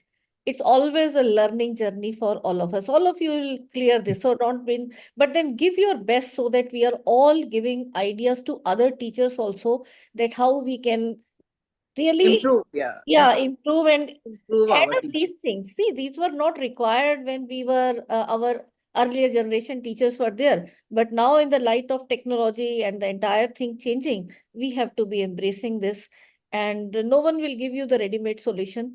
We have to be working on that, and this group will actually help each one else, that how different topics of chemistry can be taken to the classroom situation. Fine. So with these words, thank you so much, and thanks, Sarita. Now I'll take them to the outcome-based Swati education. ने पूछा है, please elaborate the evaluation of lesson plan. Actually, आप जो करेंगे, बनाएंगे और micro teach करेंगे, तो उसको there will be few teachers who will be from the team who will be assessing. Plus as Vimal has already said, there will be I think form होगा, Google form होगा, Google form will give, which the participants will evaluate the session. So we will be having, this is a collaborative thing, so that is how we will be evaluating. I think और lesson plan बना के इनको next Sunday तक देना है. When are they going? How many dates लिखनी है? We'll put this अच्छा, PDF okay, also in. Okay, all right. So that will be till 29th, I think. Yeah, okay. Dr. Bharat Kumar has reminded us that 12th October is festival. Yeah, it's festival for all of us. But what I am telling you is that 12th, 13th October is the quiz time. Any time from 10 a.m. of 12th October till 11 p.m. of 13th October, आपको 2 quiz करनी है, आधे घंटे की.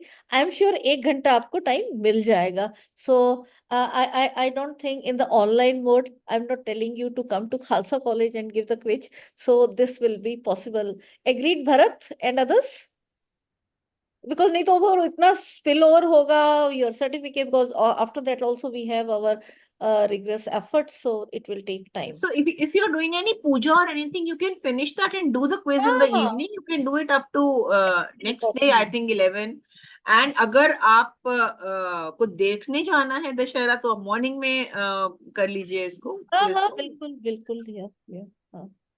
I will request my team to unmute all. I think Bharat wants to say something also. Try Bharat now unmuting. I think you can unmute. Yes, ma'am. Yes, ma'am. Whatever point you told me, we understand. So You can. thank you. Just I remind to all of you. So अब देखो ना आज we don't have to worry. तो we are also putting extra efforts. We are all practicing teachers. We are not taking Yes, any duty leave for this. Oh, your daughter is also joining. Will not be able to give her any certificate on the lighter note, but welcome to her also to be watching this. Okay, so let me now take you to the other part. And this my session journey will continue. I'll keep on peeping in between and see where this my next part will be required. Fine. And I'll take you to the journey of the outcome-based education. Because when we studied, it was never the education pedagogies and the assessment tools and all. But now in this changing time, NAC requires all of these. So let us be aware about this. And in the light of NEP 2020, what this chemistry fraternity has to take the responsibility further, I'll be sharing light on that as well. So let me just share my screen.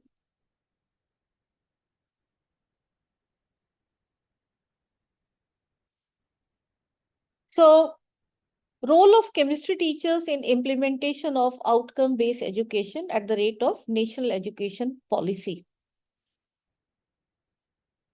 I'll not be touching on each of these aspects, but till I complete this refresher course with you in my sessions, I'll be taking you through this journey that any course or any program that we offer, the entire credit framework has to be aligned with the national credit framework that we have to keep in mind. So that will give us the idea upon what different courses we can design and put it for our students. So some focus I will be putting there. For every course, the curriculum has to be outcome-based education, and the entire requirement of COPO mapping, what it is, and that again I'll be giving you overview. So this will be the these two will be the prime focus of today's session. In my further sessions, and also it will be covered up by other session, especially Professor Bakshi will be talking about how technology will be can be utilized for the various blended learning models, and then how the moment you talk about blended learning, you cannot do it without the digital resources. So how the e-content requirement for online courses, MOOCs, and your own blended learning that we have to be fulfilling. There'll be also some tools around these that I'll request my colleagues to be apprising you with. Multiple assessment methods have to be used, especially in the light of the skill courses that we have. You cannot assess the students on skill by just a paper pencil mode of examination.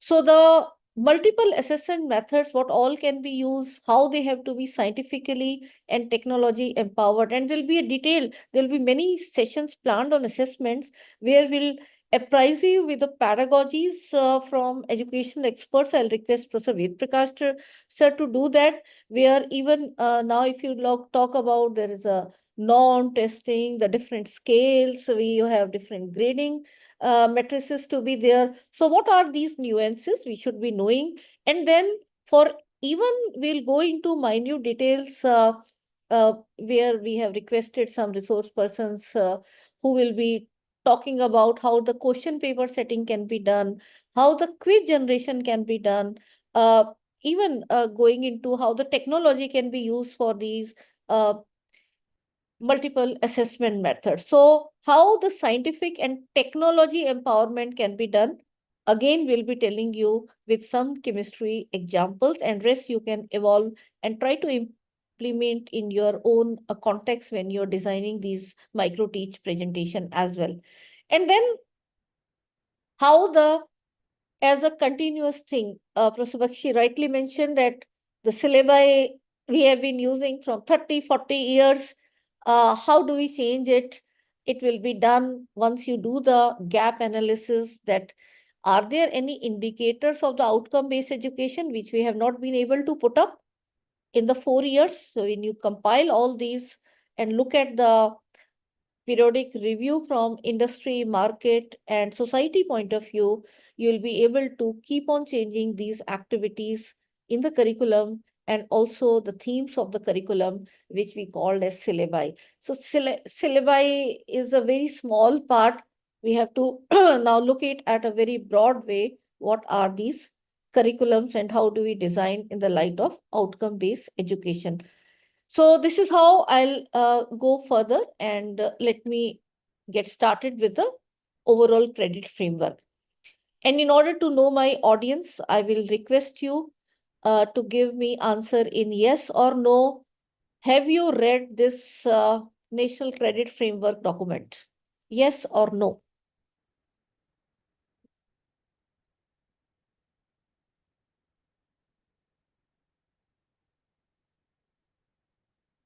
There are no marks for this. You are all interactive and guiding me so that I can go into less or more depth of the topic. Fine. So thank you. I think most of you have not. And very humble request as important stakeholders of the education system. Any policy documents which are getting evolved, please regularly make it a habit. Every week you should look up in the UGC website, which is our regulator, and they keep on coming out with the various notices, the standard operating procedure, and in the light of NEP and the skill courses, so many changes are happening that we should be aware with. Okay, so I would like to go into the detail here. This National Credit Framework is a single document and called as a single meta framework, which is covering the learner's continuum of learning right from school education to higher education. We take it in boundaries, but I think we as higher education teachers, we should also be looking at what the school education changes are happening in context to our chemistry syllabi and all. So this framework will give you the idea, and it is very important because now we are talking about the multiple entry, multiple exit, and the different levels of skills. So if the student has already done those skill courses in their class 11th or 12th, and if you again put it at the higher education level, it will not be so effective. So we have to be aware about what all changes are happening in school education, and especially you can focus on class 9th to 12th when you are going ahead with these responsible situations of making the curriculum for the undergraduate level. But as a subset of this document, there is another document. Now there is a final version of that, which is National Higher Education Qualification Framework, which is NHEQF. So look on the UGC, again, you will find this document, which talks about the implementation of national education policy and is a guideline for all the universities and colleges that how this NEP implementation has to be taken further. So this also provides, see, we have to be understanding the broader vision and then narrowing down to our role as the chemistry teacher. So if you look at this documents, it talks about the equivalence between general education and vocational education. And let me give you one example here that if we have an engineering student who does the BTech, maybe that outcome will be looked up with a better value by employers as well as by the society. But on the other hand, if there is a student coming out from a polytechnic institution, having the automobile engineering hands-on skill, वो गाड़ी ठीक कर सकता है, वो गाड़ी बना सकता है, but the engineer will do it only from the theory point of view. But unfortunately, in terms of the packages, in terms of the society valuation, the polytechnic student, the vocational education student is not looked up at par. And we are also having differentiation in open and distance education mode and the regular mode. So many differentiation we have created. So when we talk about multiple entry, multiple exit, it is to reduce that gap so that our vocational students can also acquire some credits from the general education and get the same type of degree. And the general education students who are thinking पता नहीं क्या तोप गाड़ लिए उन्होंने BSc, MSc, PhD करके, but they have no skills. They have to be embedded with the skills, and that's where they will be really more employable. And apart from that, the other general learning outcomes which I'll be talking about. But in order to go into this direction, there are so many challenges. We have started implementing NEP, but lot of improvement we need to do. We have to be imaginative and look up at need-based career. Where will the need come from? Talk to your alumni. What type of industry skill set, what type of instrumentation they have to be handling, and then try to embed those type of. Just don't keep those 30, 40, 50 years experiments in your curricula. You have to be think progressive, look at the latest requirements, and those type of practicals should be there. Although there will be challenges in terms of how do you get the equipments for that and all. So take baby steps, but we have to be going into that direction. And also the creative combination of subjects and disciplines. As chemistry teachers, we always think that, okay, not only chemistry with maybe physics, maths, or with the physics, biology, these type of combinations are better. But then why not we think out of box? If you are having a chemistry student opening his or her own venture, then the marketing principles will be required. The accounting principles will be required, how to open a company and how to do the GST filing and all. So we have to be looking into there, and there are other skills which I'll be reflecting upon become very important. And that's where the role of the electives and the optional courses, which was introduced first time in the CBCS, the choice-based credit system. But we could not provide so many choices, but now we can look in this light, and this is another great opportunity where we can provide good choices to the students as we go ahead. But then when we make these courses available, we have to also keep in mind how much inside one course and how to align that into credit. This is something which I am really personally disturbed with my fellow colleagues who are into courses committee of the various universities, and they design the courses. Some of you may be feeling that it is not coming in our hand.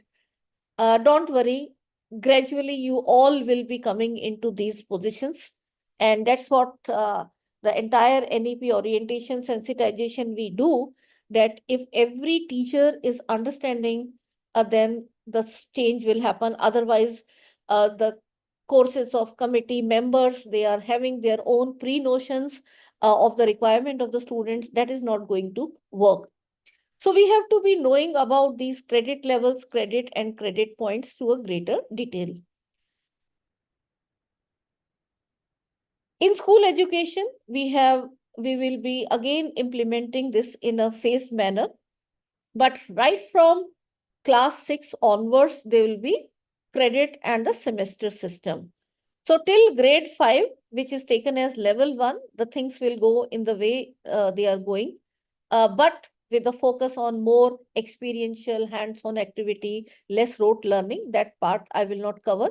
But then right from class 6 onwards till class 12, there will be different levels. Every year there will be 0.5 level that you can see is increasing.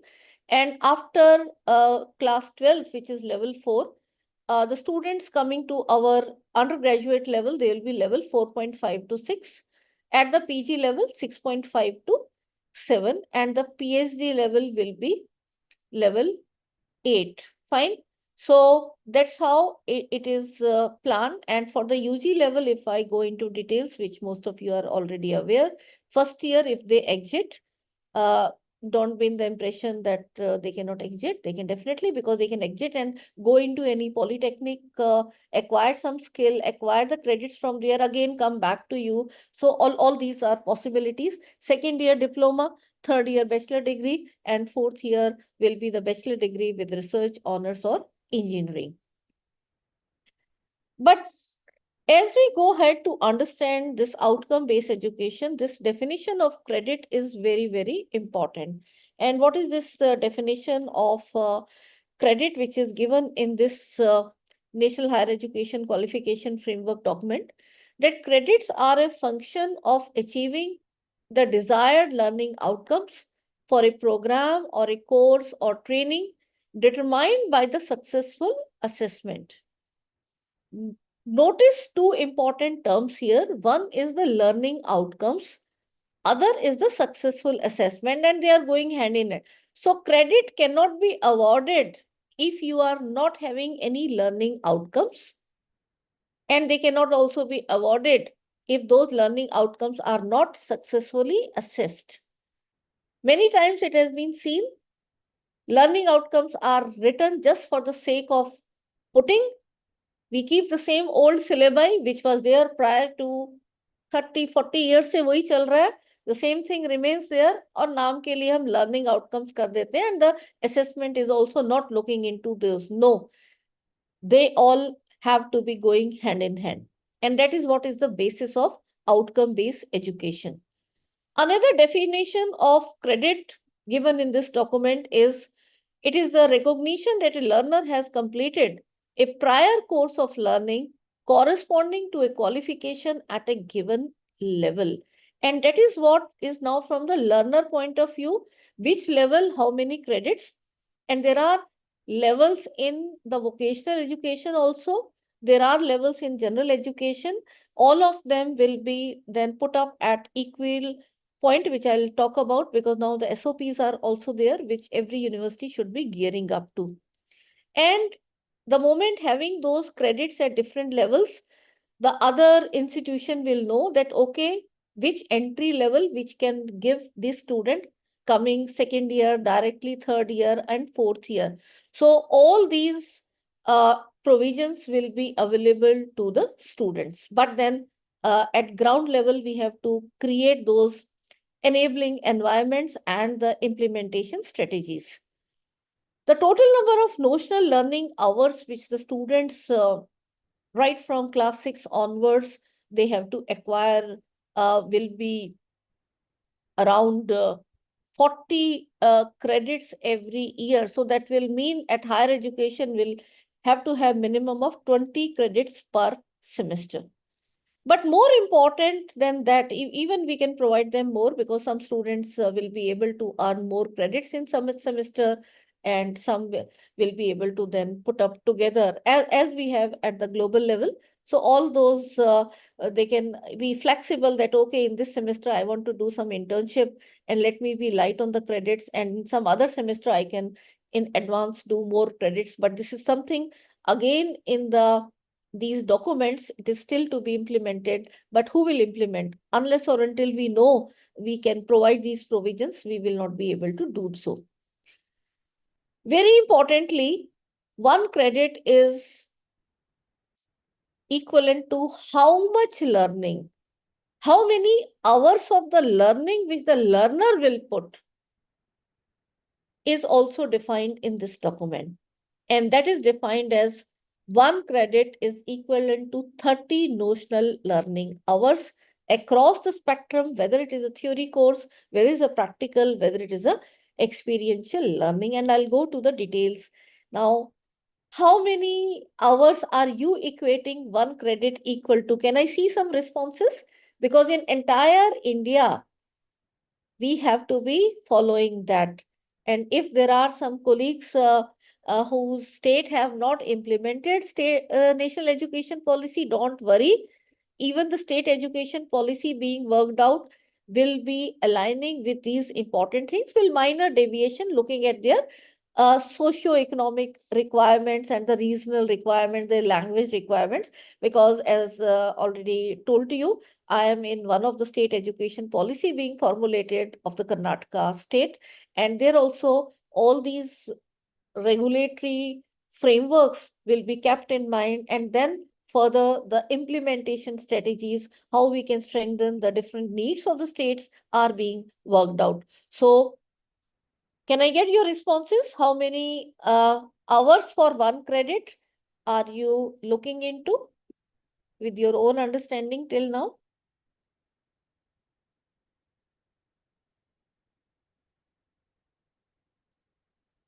Come on, you all have to be interactive.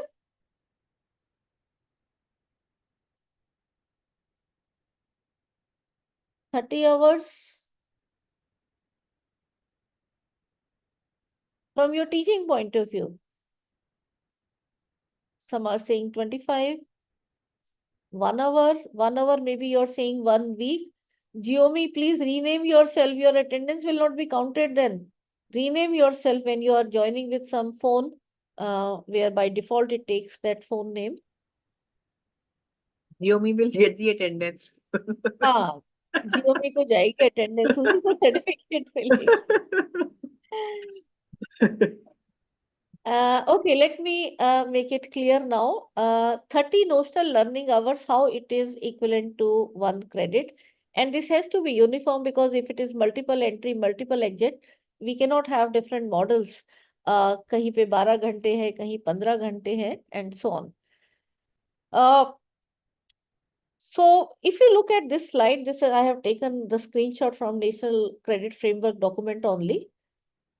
The 30 notional learning hours are from learner's point of view. It is not the teaching hours. It is not our workload. So how it can be equated in our workload? Maybe some of you, most of you may be following it, but we have to understand it for better clarity. For any theory-based course, 1 credit will be requiring 15 hours of the classroom time. Why? Because in every theory class, there is a new concept which is introduced by different pedagogical models. And the student is definitely learning throughout the class. So when you have 1 semester having 15 weeks, and if you put 1 hour class in every week, total it will be 15 hours. And 15 hours of learning is happening inside the class. But that is not all. The student will require equal amount of learning at home. So for a 1 credit paper, when we are teaching 1 hour per week, the student should be putting 1 hour as self-learning for that credit. And if you think the student is required to put 4, 5, 10 hours, your curriculum is not right. Okay, we have to go into this minute detail. So collectively, it is 15 plus 15. 15 for learner point of view will be average, because there will be some fast learners, there will be some slow learners, and it is an average. But the balance should be that for 15 hours, it should be 15 plus minus 5 or 10. You cannot accept a curriculum where you are teaching 15 hours and the student is required to put 100 hours. I think you look at, and especially we chemistry fraternity is notorious of putting everything. जो पहले 4 credit का था, अब हमने 2 credit का, लेकिन नहीं, हम पढ़ाएंगे सब कुछ. Please look it from learner's point of view. Our chemistry courses are too overburdening, and I am saying this with full sense of responsibility. We have to work on this. Wherever you get opportunity, you should slash it down. And also look at what the students are studying in class 11, 12th. Don't you feel whatever the students are studying in class 11, 12th, at least in first year and second year, we have 60 to 70% repetition. And then we say, Dr. Bharat, you will agree that वो school teachers ने ढंग से नहीं पढ़ाया. And the same MSc team teachers will say the UGC teachers have not done their job right. Come on, will you start teaching them ABCD? Let's start from there then. We have to see their continuum, remove all those parts and focus on something new, lesser, but more effective, where they can really be participating in their learning journey. It is their learning journey, but we are taking it as our teaching journey and our learning journey. We should not be doing that. Come to the practical part. 1 credit is equal to 30 hours. Why? Because inside the practical, if you have 2 hours every week, it will add to 30 hours. Fine. For a 1 credit paper. So if you have a 2 credit paper, you will be putting 4 periods of 1 hour duration. पहले periods हमारे 50 minutes के होते थे. कुछ जगह ऐसा है अभी भी. Please tell me if you are not able to be comfortable with my being bilingual. I'll stick strictly to the English language only. Okay, so please, even if there is a single colleague from southern part of our country, please let me know. I will not use that. So when inside our practical classes, the student is putting 30 hours, it warrants there should not be any homework. First appeal to all of you. Any activity, anything to be done has to be inside the class or during those hours. They can be given some library work. They can be given some thing. Rituraj, please, it has to be in NEP, it has to be a 1 hour class, not 45-minute class. Fine. So in the practical, it is reinforcement of the same concept which the theory is talking about. And the students are observing, doing calculations, discussing, and trying to reinforce the theoretical concept. Notice my point. When I was in the AICT committee for making the technical books and analyze the chemistry, some practicals were there where there was no theory component. Other way that can happen. The theory, if you have, it's not possible that you have practicals. But any practical you are putting, the theory component should be there, because practical is not the class where you will be, what words I should use? You will be dictating the theory, which I have seen in 90% of the classrooms happening till date. The theory and practicals curriculum have to go hand in hand, which is again not the practice. So do not introduce the practicals which have no context to the theory. If you want to introduce the practicals which are new, the theory component should be having those things there. So inside the class, now the student is reinforcing everything in the mentoring of the teacher. So all the learning is happening inside. So the 30 notional learning hours are fully met. And that's why we put 2 classes for 1 credit in a week. so that 15 weeks will cover 30 hours for this. But it has to be implemented in its true spirit. Now, one more thing is coming now, which is knocking in our doors for the next year, the 4th year. We will have internship, we'll have the experiential things coming, apprenticeship models and whatnot. Here, 1 credit will require more time from the student and the institution, or if it is in transit, the student is going, because when the students are acquiring experiential learning, including relevant experience, professional levels, with field visits, activities, industrial visits, etc., internship, then there is more of an observation. They are not even doing with hands. So they have to put more time to earn the credit. Is it clear now? So 45, I think we should be taking as the limit, although in this document it is 40 to 45 written. So 3 periods time per week we can allocate for any of the courses which are of this nature.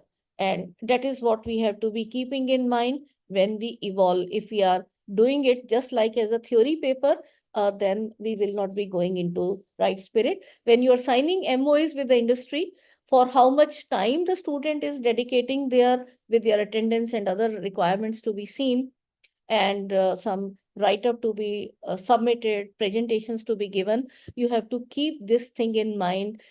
Arbitrarily, you cannot say that I have given a project or the internship to the this industry partner for this student, and I will be giving 12 credits or 20 credits for that. No, it has to be accounted for with each and every hour which they have to be for 1 credit, equivalent to 45 hours to be taken in this line. But even more important is what all these learning hours will be including. And that will require that it has to be not only the curricular, but also the co-curricular and extracurricular things. Now, co-curricular will mean around the curricula, any activities, any seminar presentation, so around our subject, fine. But extracurricular will also take them to non-subject areas like sports, music, any competition if they want to be. So all those life skills and other values added things will also come into play. So when you are keeping these things in mind and you make a design of a framework for the student, you have to be giving them more options, not simply your chemistry or the aligned other disciplines as interdisciplinary areas that you're thinking about. So till now, for our chemistry fraternity, chemistry was 99% of the area for teaching learning. Put it into 50% or even less. That is a great change that I am requesting you, and that is what the NEP is looking for. So what additionally to be filled up? Now, if this addition come, poor learner will be getting more, but if you are not reducing the other part, it will not be justice. And they will say it is getting overdone for us. And everyone, even we will start blaming the NEP was not good. We have actually not understood the NEP, then it means, and we have not been able to implement. No government is telling you what curriculum you fill inside. It is your own colleagues who are doing this spoiling job of implementation of NEP. And you should be taking the lead and putting it to the higher authorities that this is not. I think, Sarita, we should be making a feedback form also. We'll create a survey from all of you. You analyze your curriculum, and maybe we can give it as a pointer to UGC and Ministry of Education that what is happening in the chemistry in the point of implementation of NEP when it is being done. So in these curricula, co-curricula and extracurricula, what all now you need to be imagining to be added in the ground level, because curricula is not simply syllabus, it will also mean how you implement that in your pedagogies till the assessment. Fine. So what all classroom teaching, lab work, you'll have to relook into all these, but you'll also have to add experiential learnings, what all from a chemistry point of view you can be embedded. Can there be some field visits? Why not? When we do the metal testing, can we take our students to a jeweler maker? Or they must have already gone and you can discuss about that. The testing can be done in a minute from any ornament. You put it in the X-ray crystallography machine. But then we talk so much about the X-ray crystallography for one full chapter, but the student will not be able to relate the real life application where it is happening. Can we also talk about the various extracurricular things? Performing arts, fine arts, music, handicraft, traditional heritage work in your chemistry societies. Can you try integrating these when they are working in groups?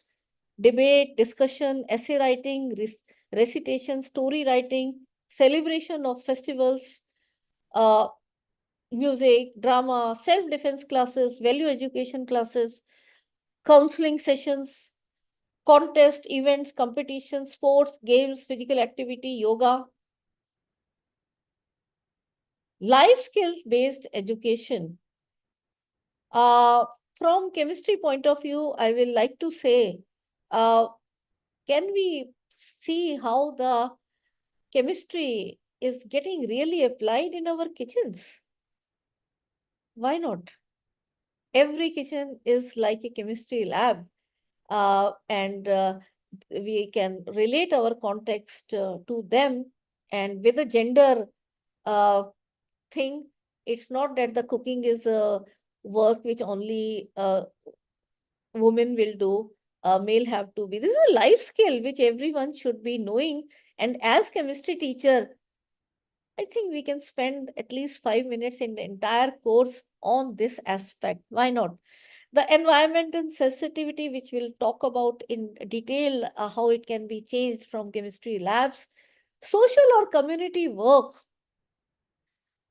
teaching in NGOs, out of school students, environment related. Smriti, you want to say something? You have raised your hand? Or it is by accident? Okay. And the field visits, bagless days are now introduced in schools. In higher education, we already have bagless, but then how the bulky assignments can be made? Can we have bagless for us? I see many teachers having bulky assignments. So we'll talk about those, how you can have visits to various industry labs when we talk about the research component coming, and different training all will be.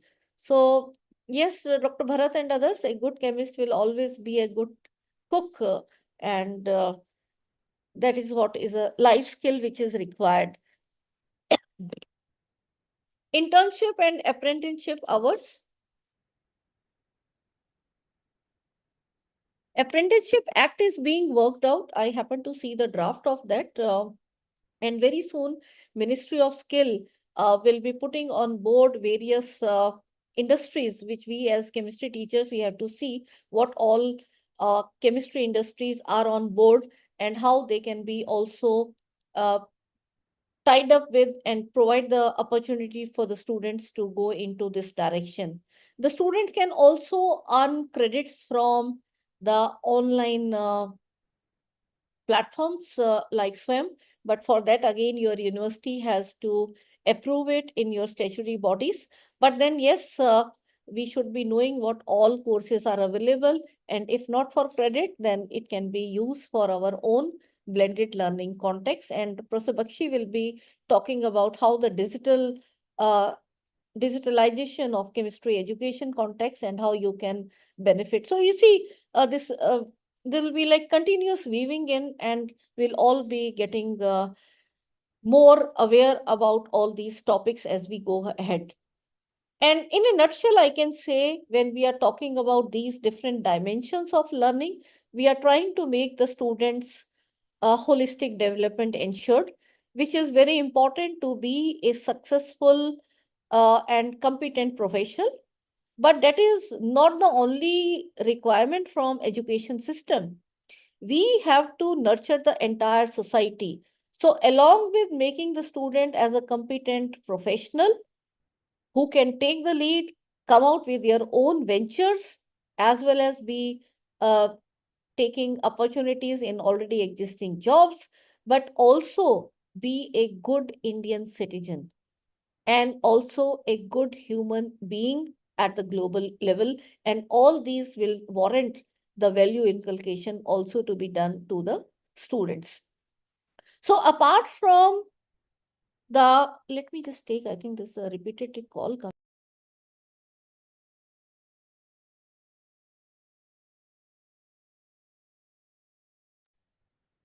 So not only the academic access where all of us have gone through the school and higher education system, and none of our fault also, and none of the system fault, but now from the last 2 decades and more, when the technology has entered into every space and the type of jobs are also changing, everything is changing now, we have to change. So apart from only the rote learning, the theory, the information, which was more focused in the academic axis, we have to be providing the students avenues for acquiring skills in different domain. The skills can be our subject-specific skills. So if you look in some leading universities like University of Delhi has already taken a lead in implementation national education policy.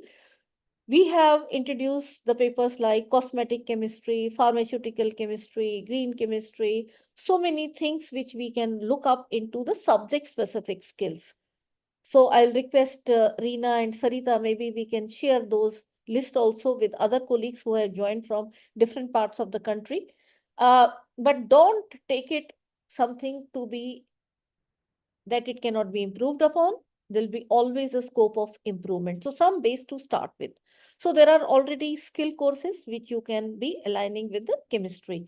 But there'll also be skills which will be generic skills, which I'll be reflecting upon later on to prepare the students. So they will be also aligned to NSQF levels, National Skill Qualification Framework. These are there are around 37 sector skill council under the Ministry of Skill, where now all of these can also be the courses. They are ready-made courses and the assessment parameters are already there. So these skill courses can also be introduced in our system in the general education. Apart from that, when we provide the work opportunities, the field activities, the experiential learning, they will be again developing the generic skills and giving them confidence to start working on the day one in the industry. Not like that the industry is putting 2-3 months of efforts. They will definitely require some effort because we are not making them for a particular industry. We'll be making it in a generic way. But then those generic learning outcomes, if they are met, then they will be their students will be more comfortable in joining any job. I think if you recall all of your first class, at least I can say that in my first class, I was not as confident as I am today. कभी मैं 5 minute में अपने हाथ से लिखे हुए notes को देख रही थी छुप छुप कर, और कभी मैं बोर्ड पे लिख रही थी.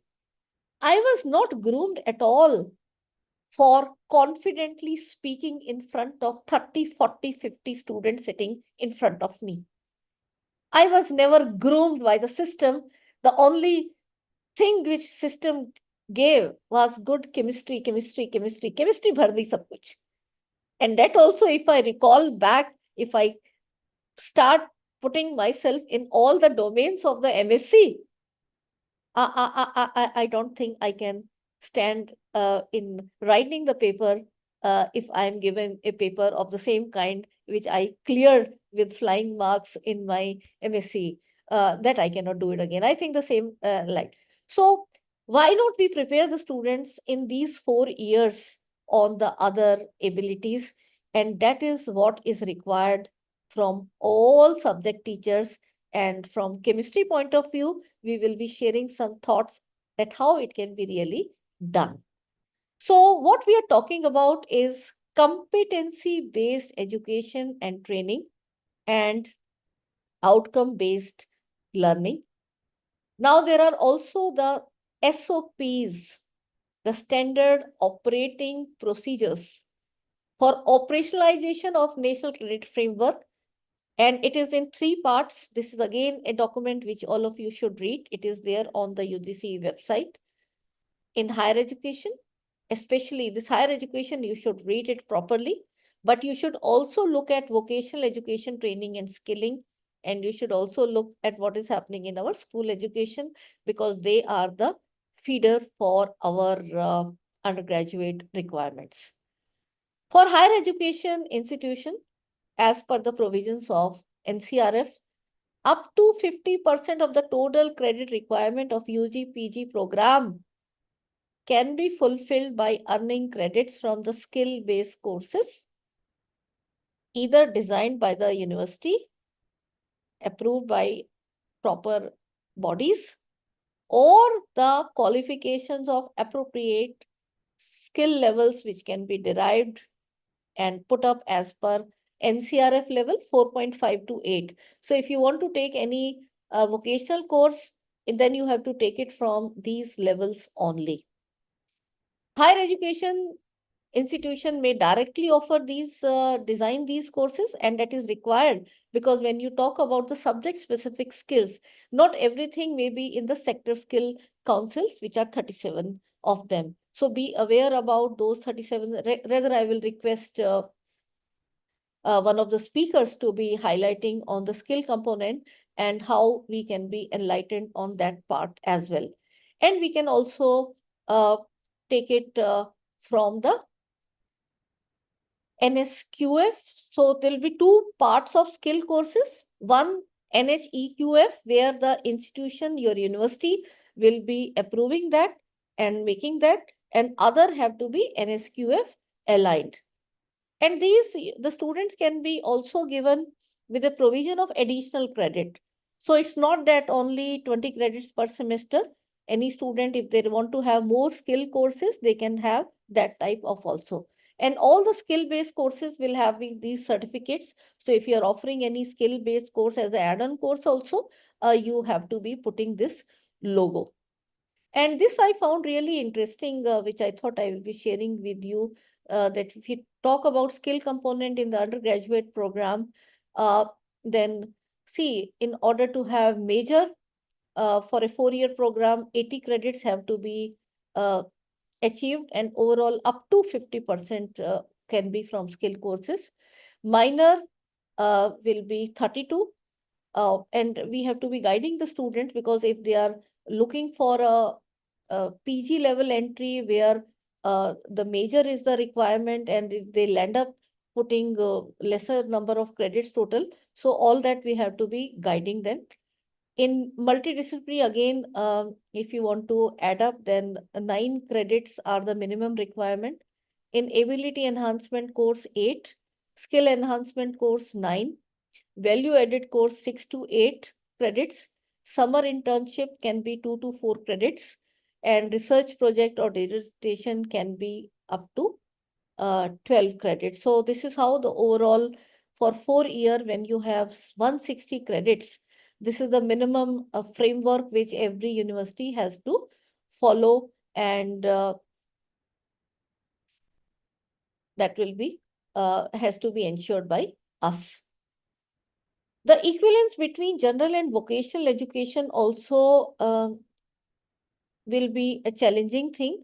And for that, in this SOPs, it has been proposed that there has to be a committee which will be ensuring what gaps are there. And for that, every subject will have to do that exercise, that how the vocational education students can be admitted to the general education, and then vice versa, or in between, if they are doing 1 semester or 2 semester in other places, how they can be put up into these multiple entry, multiple exit. And all the credits earned have to be put up on the academic bank of credit portal. Now this is becoming compulsory, and any other institution can also see whether these credits have been acquired genuinely, and that will all will become a very easily accessible process where we can look up into whether these students are having those degrees or the credits or not, and they can keep on compiling and take them anywhere they are moving from one place to other. But as of now, we have not actually worked out upon the mobility, but with these SOPs now given, we will be, I think, in next academic year, we will be all going ahead with providing the enabling environment for the students to be using these flexible options. In the curriculum, when we go to outcome-based education, I'll be continuing this session on Monday also. So let me begin and introduce the outcome-based education, and I'll request on Sunday you can also get enlightened on all these so that we'll have effective discussion also going.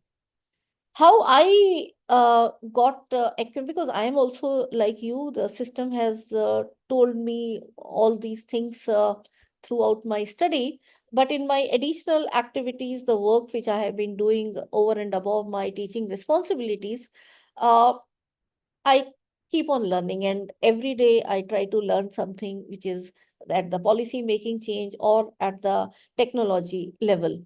So at AICT, I was working from 2018 to 20 for the making of a studio, which is now ready, and the MOOCs and various experts from all over the country in engineering domain, they are recording their lectures. So I had a very successful journey of creating a video studio in my college and completing the EPG Pathshala project with good quality content, which was appreciated. So because of that work, I was invited there. And then I'll request all of you should keep on taking responsibilities. If you say no to one, then you're actually closing 10 doors which can open after that. So there were 7 or 8 books which AICT had already written based on the different engineering courses. And from ministry, it came as a thing to AICT that you write now books in all the courses for engineering and polytechnic, and we will translate, and they have to be translated into 12 regional languages. Fine. And that activity came to AICT, and I was having that video studio meeting. I was given the chemistry book, which was already existing, and I was told to analyze based on national education policy, which I was fully aware with. I was conducting various webinars and other activities. But then the outcome-based education was, frankly speaking, something new, which I was not thoroughly read with. So I took that responsibility and I read the outcome-based education requirements in detail. And for the engineering courses, in 2014, when National Board of Accreditation, which is a body like NAC for UGC, National Board of Accreditation is the AICT body which does the program accreditation. And graduates from premier institutions, including like IITs, which are so premier institutions of our country, they were not recognized at the global level, and they were missing in many important attributes which are required for the engineers recognized at the global level, and that is what when NBA signed a treaty with Washington Accord, an international body to ensure these program outcomes in the engineering courses and the technical courses, and they are these 12 of them. And when I analyze the books, I think now you look it in terms of, as I go ahead with the UGC also, I will tell you, all the books written are mostly on subject specific and the problem solving around that. But rarely we talk about the society, the modern tool usage, the environment, sustainability, ethics, individual teamwork, communication, project management and finance, and lifelong learning, how that can be integrated in these. So these are the attributes which graduates completing engineering courses should be having, they should be reflected in them, and our education system must be ensuring them with the outcomes as well as assessments. So these, they collectively form the 12 program outcomes for an engineer graduate, and they were missing in the books, and I designed a template which was accepted by the working committee, and it was taken to be the template with minor revision, where all the books are now being written. We are in the third year. I'm training teachers coming from different prestigious institutions to write these books, and then they are converted into 12 regional languages. So this is the introduction to outcome-based education. In 2015, it was implemented by AICT. In 2018, so in this template, there are various things which I'll reflect upon as we go further: use of ICT, application, emphasis on ethics and values, some case studies, how to create inclusiveness and curiosity in the class, the assessment with the different levels of Bloom's taxonomy, even in lab experiments, how the technology can be used, the continuous viva voce questions, the environment-friendly approaches, how the waste disposal has to be done ethically. So all these things we will be taking as the center stage as we go further in our sessions. So some ideas I will give you before I close today, that when we talk about activities, activities can be very small things or full constructed activities which the student can participate, where assessment can be done. So they can be introduced before the introduction of the topic to make the things interesting, to explain the concept, to reinforce the concept, and not simply from one unit. You can weave in from across different units and across inorganic, organic, physical, and across different disciplines, the multidisciplinary and the interdisciplinary approach. So let's start with baby steps, and then even you can go into any. So I'll just share you some examples which, as chemistry teacher, I very often use it in my own class. And slight excuse, but you cannot now say that that I am an inorganic or a physical, or so I am an organic chemistry specialist and a student of organic chemistry. So from that light, I will share you that when we talk about stereochemistry, it can go into, can you list some objects around you and check their superimposability? Or make the models of chiral and achiral carbons. It can be done with clay and sticks as physical models, or use ready-made chemistry molecular models to introduce stereochemistry. Can you relate symmetry with superimposability in these objects? I'm leaving just thought, and you can go into elaborate. One activity where we talk about preparation of dyes as organic ones and titration as inorganic chemists. But can we try to link it with some real life thing before we go or along with our practicals? Take your mom's white colored dupatta and try to get it in orange color from a local shop in your area. Ask what chemical is being used for the purpose and cost of various chemicals. Design and ask some question. Now, this is very open-ended. You'll find so many different type of questions coming from the student. Design and ask some questions for the shop owners and person who are really doing this work. And tell the students to connect with chemistry concept, methyl orange, indicators with titration. So organic preparation with the titration. Many times they're doing titration manually and they don't know the same methyl orange they are preparing. And then trying to, so try to do connection between them and look at, tell them that can you relate with environment? Are these dyes biodegradable?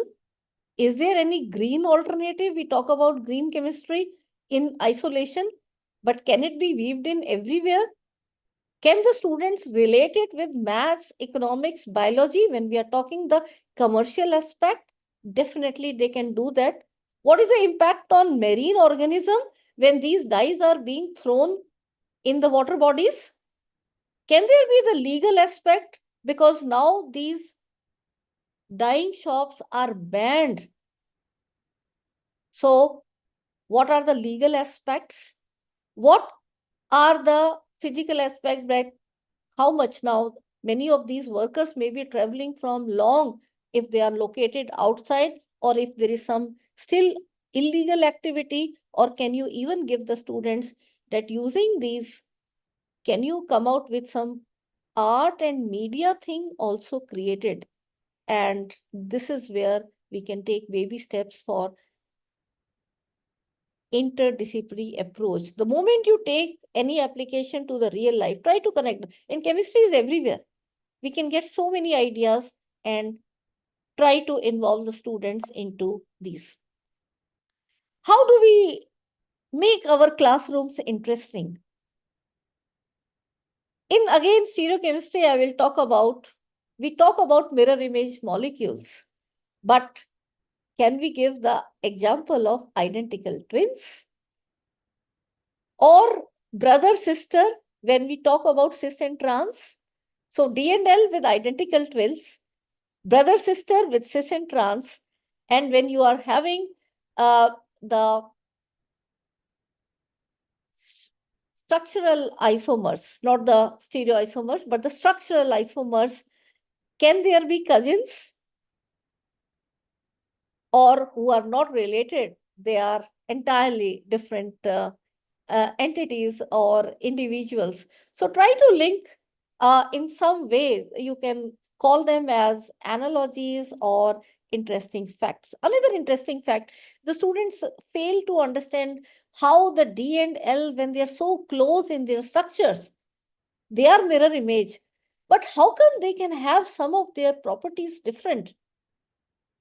And apart from the other properties, the this rotation, optical rotation in the polarimeter that we talk about, can we also give them that the plus limonene, which is present in oranges, you have such good fragrance, but then in the minus limonene, it is not so good smell. It is the pines and it has smell of turpentine oil. Just a minute.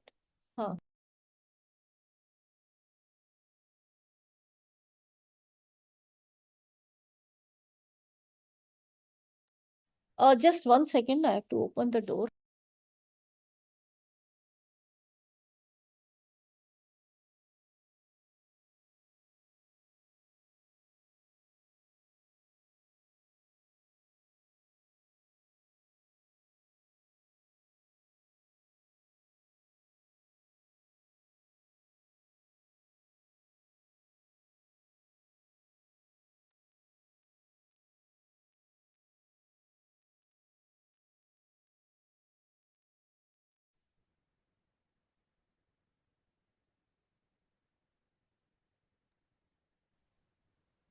So these type of interesting facts which you have to just search, you will get them plenty. When I talk about alkenes or alkynes and their double bond reactions and all, ethene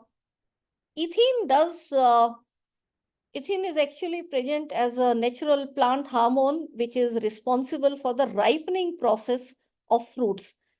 And you can relate that how when you cover these, if you see the papitas and other things, if they are packed up in paper, the scientific concept is that gas is not allowed to escape. So if you keep up in a big box, if you recall our age-old traditions, why not? We can look at, we'll have an exciting session on Indian knowledge system also. So how our traditional ways, which can be related to our scientific process, especially chemistry, that when you put them in boxes and then wrap them with papers, you are actually ensuring this gas is not going out, and it will fasten the process of ripening. And now you have the ethylene generators also, which are the machines which will do this ripening faster. Because if you have the ripe fruit, it will have the low shelf life, but then you have to move it from one place to other. So if you have to then quickly do that, there are ethylene generators. But then there is very bad practice where we can engage our students to also go in the marketplace and tell they're using this masala for ripening. And anyone will know that as chemistry students, we should know that it is calcium carbide, and when it reacts with water, moisture, it will generate acetylene gas. So acetylene is not the natural ripener, and acetylene will be dangerous. And that's why you have now so many cancer. There have been various research.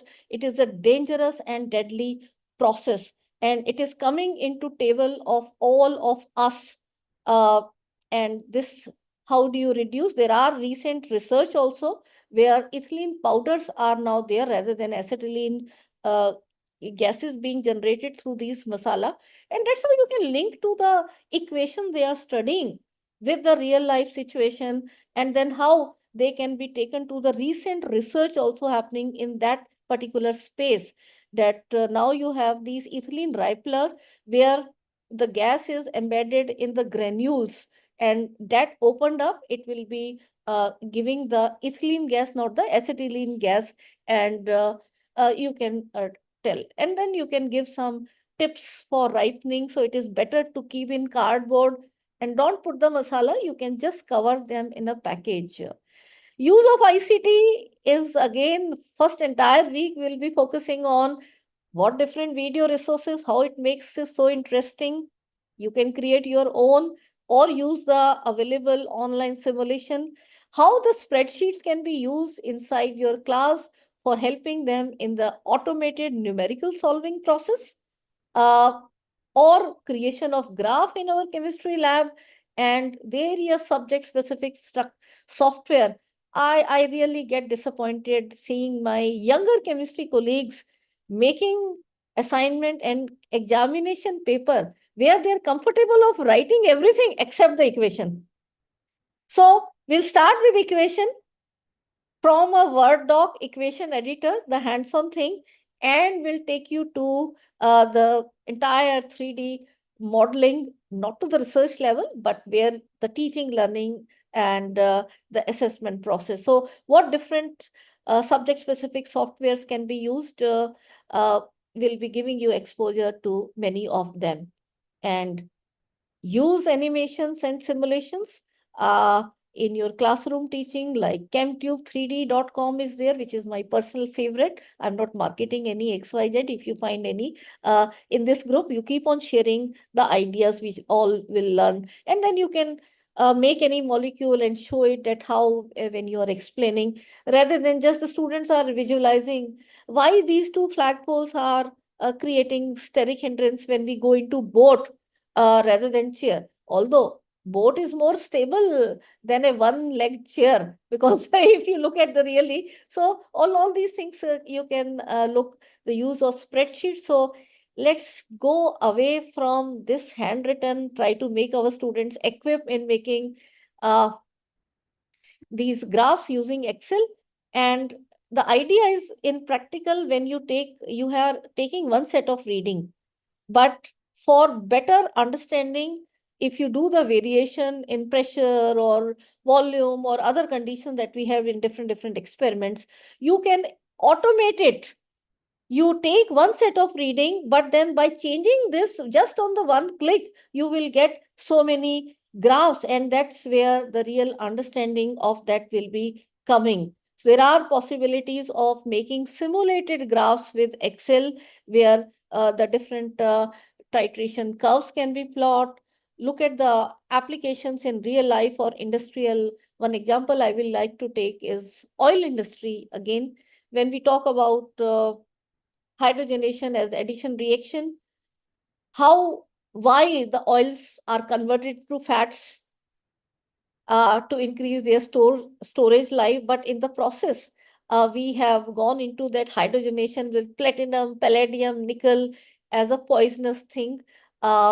And that's why if you see, there are those who are not used to now the so-called vegetable ghees, dalda, rath and all. No, I'm not against any brand, but then the so-called hydrogenated oils, they were prepared to increase the shelf life from commercial point of view. But then in that process, you have these platinum, palladium, and other things still left inside. And that is what is causing the food poisoning for the people who are not used to. तो तभी लगता है शादी में खाने में कहीं जाओ, अरे सब कुछ बहुत अच्छा बनाया था हमने तो, but the quality of oil, then those who are not used to, you will be definitely getting into trouble. So moving from that to cis and trans fat and how the cis bonds get heated, we talk about the reaction cis 2-butene into trans 2-butene over 200 degrees centigrade. It converts into trans, but trans will not go into cis. And that is what we do when samosas are being made by again repeated oil. The oil never goes out. You keep on adding and boiling and boiling and boiling. That's why we say the samosas are not good. But if you make the samosas at your home, you make the puris at your home, just use one time.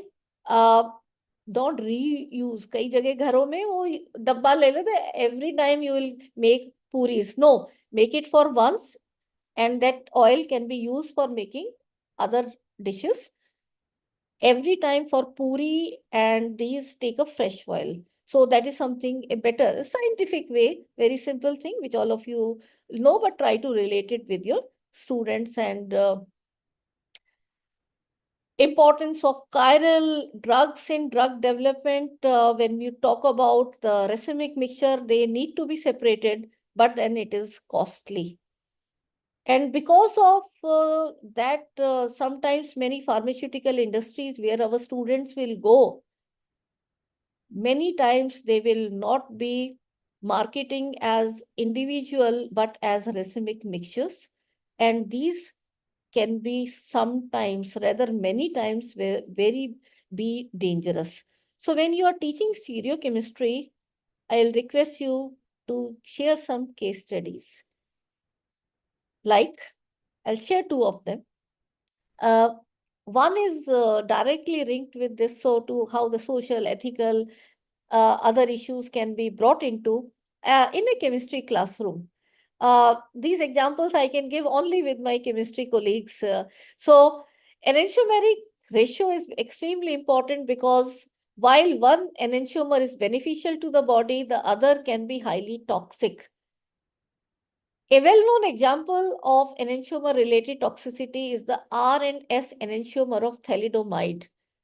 Introduced in late 1950s and banned in 1961. And see what it did in 10 years. Thalidomide was prescribed to treat morning sickness in pregnant women. What followed was the biggest man-made medical disaster ever, where over 10,000 children were born with a range of severe and debilitating malformations. How many of us are really aware as chemistry students? This is the way where ethics can be introduced. The R enantiomer is an effective sedative which has a soothing effect that relieves anxiety and makes the patient drowsy, while the S enantiomer is known to cause teratogenic birth defects. A teratogenic fetus is one with deficient, redundant, misplaced, or grossly mishapen parts. And in fact, the S-thalidomide was shown to be responsible for the serious birth defects in children born to women who took the racemic mixture during pregnancy. In such a responsible pharmaceutical industry, if our students are going and these medicines are taken by laymen, even if they are taken by experts like us in chemistry, if we are not aware about that very particular medicine, what harmful causes it can do, so it can really cause dangerous effects. And this is the worst medical case study that we can relate to our chemistry and prepare our students that please, when you go into pharmaceutical industry as research scientists, don't look at cost over the people's life.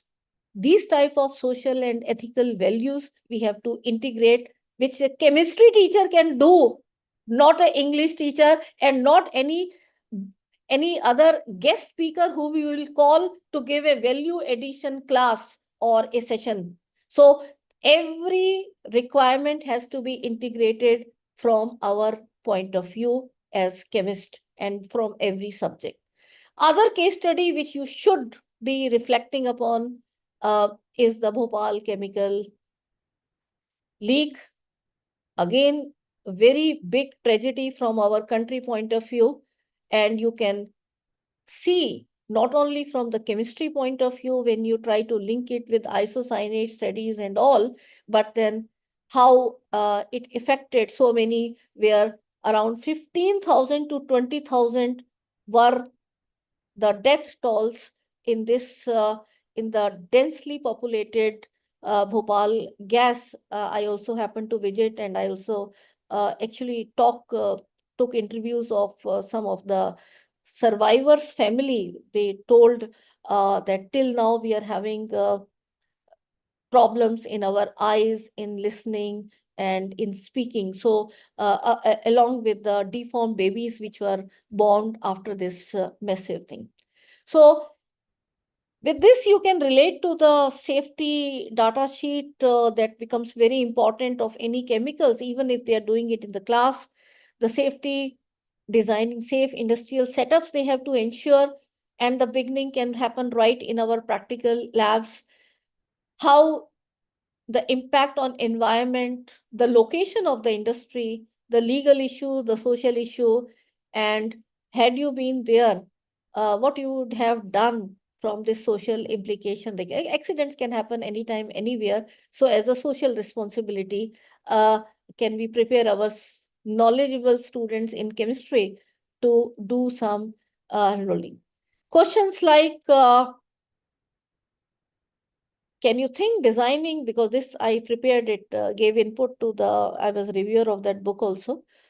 Can you think designing a building or a dam or artifact or any other 3D material by keeping in mind the stereochemistry and apply the principles of physics about its feasibility? Do you need the enantiomers to be used to making such mirror image structure? Or can you make it from mirror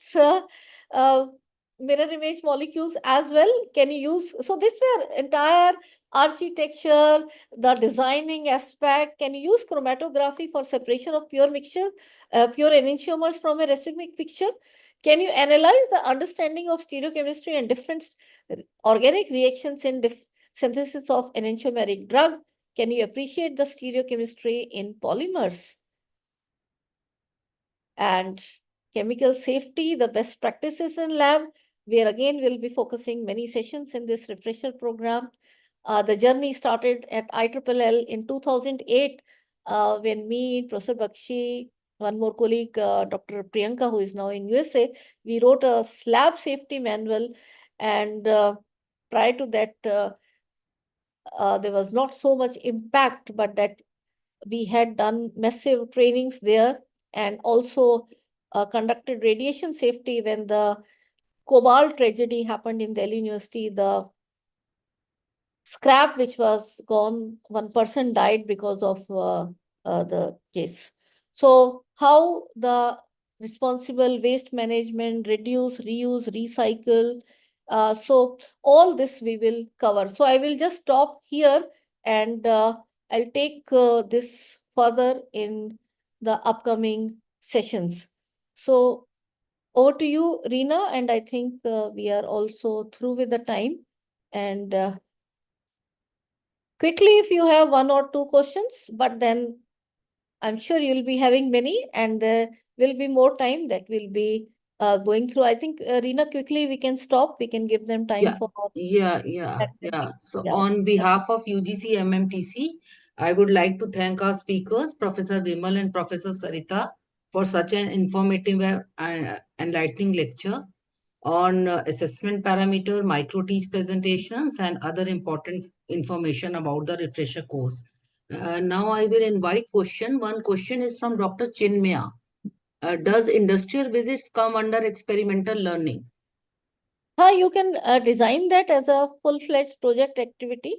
So that can be, why not? They will have experience when they look at how the practices in their own lab when they do at a minute level, but in industrial level, there is a large scale.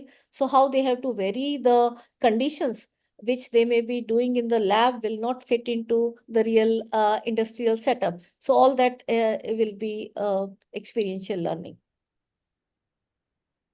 I think the chat box is full of the comments like nice lecture, informative session, and many other interactive answers which you have asked. So if there is any other question, we can take it on mail, or I think We'll there have is more interactions on Monday also. I'll on have Monday also. Yeah, yeah. we So can take we can there also. Yeah. we can. Yes. So I formally thank and feel great honored and privileged to thank both the speakers of the day, Professor Vimal and Professor Sarita. And Professor Vimal has given a detailed information about the refresher course and its requirement, also the completion parameters, grading, and certifications in a very systematic manner. Then Professor Sarita explained the micro teaching presentation, which you all have to prepare by the next weekend in detail by taking into consideration the inclusive teaching and learning. The template of the lesson plan will also be shared with all of you. And Professor Vimal has given a very good insight on the outcome-based education, national credit framework, national skill qualification framework, and also she has given very good examples of applications in the daily life and connected that with the chemistry problems. And the last one was the Bhopal gas tragedy, the most important one, which she has shared in a very good manner. So thanks a lot, Professor Vimal and Professor Sarita, for such an useful information regarding with reference to NEP 2020. And we would definitely like to go through these topics in details for the benefit of teaching and learning. So thanks a lot. I'll give one reply of Dr. O.S. Ahmed. He has written, we need study material. No written material will be given to you, sorry, but the video recordings will be given to you, for which the access will be told how you can access after Professor Bakshi's session today.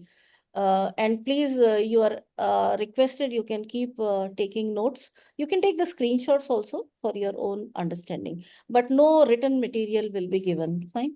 Thank you. Thank you so much. So next session will start at 1:45. Professor Bakshi will take that session. So there is a break of almost 1 hour. So we will meet around 1:45 now. Thank you. Thank you, Professor Reena, and thank you, Sarita. Okay. And thank you, Okay, everyone. bye-bye. Yeah. Thanks. Good afternoon to everyone.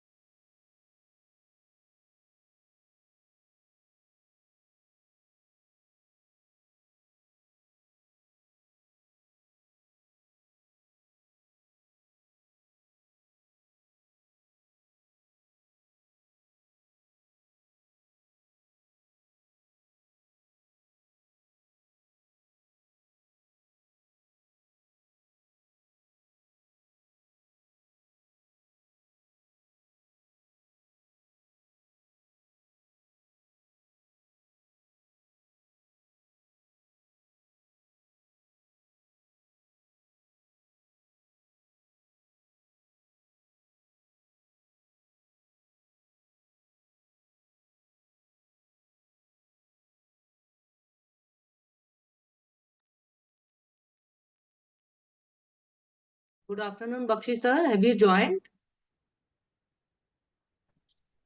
Yes, Tina, I have joined. Good afternoon. And I was thinking just let participant join, then we can start. Just 1 or 2 Okay. more. I think 3-4 minutes, another three, after 3-4 minutes, we will see. Okay, sir. Because today is the first session, so let them join. Yeah. Okay, sir. Okay.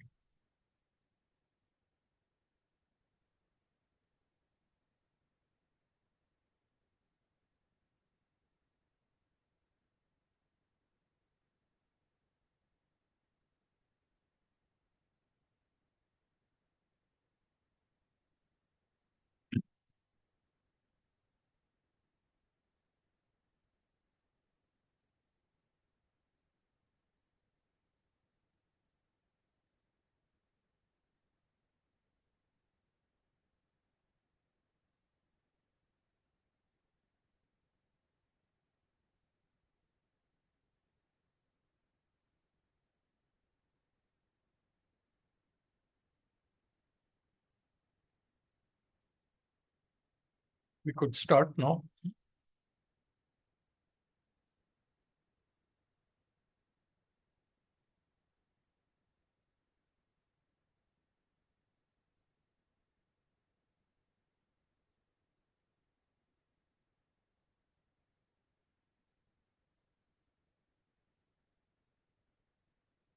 So I think we can slide now, Reena.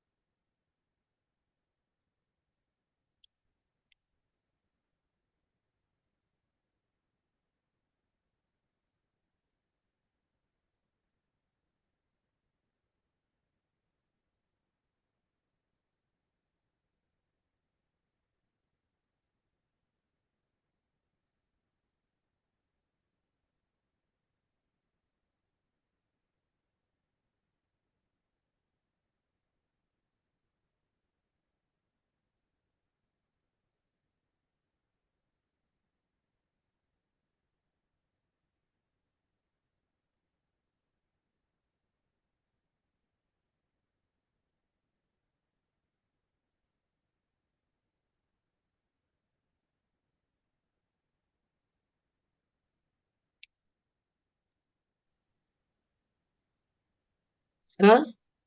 Please start. I think we can start now. Yes. Recording.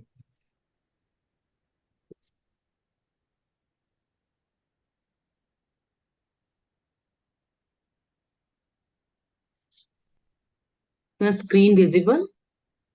Yes, yes. Okay. Very good afternoon to one and all present here, and welcome Professor Bakshi sir in the second session of the first day of refresher course, which has been organized by UGC Malviya Mission Teacher Training Center, GAD-MMTTC, which was formerly known as GAD-TLC. This center is in the SGTB Khalsa College, University of Delhi, and the UGC-MMTC, which is Ministry of Education, Government of India. It was formerly known as GAD-MMTC. Let's begin this program by taking blessings of Guru Angad Dev Ji, the second of the 10 Sikh Gurus. This center is located in Khalsa College, and the Malviya Mission Teacher Training Program is due to this, the program is under Malviya Mission Teacher Training Program. So we welcome all participants and all chemistry teachers from HEIs all over the India. And the core team of this UGC, this program is Padam Bhushan Sardar Tarlochan Singh, who is Chairman Governing Body, SGTB Khalsa College, Professor Ved Prakash, former Chairman, University Grant Commission, Professor A.K. Bakshi, Founder VC PDM University, Bahadurgarh, and Professor Jaswinder Singh, Vice Chancellor, Eternal University, Himachal Pradesh. The executive heads of this program is Professor Gurmohinder Singh, Principal SGTB Khalsa College, and Professor Vimal Rao, Program Director, UGC-MMTTC. The resource person of this session is Professor A.K. Bakshi. Just a moment, sir.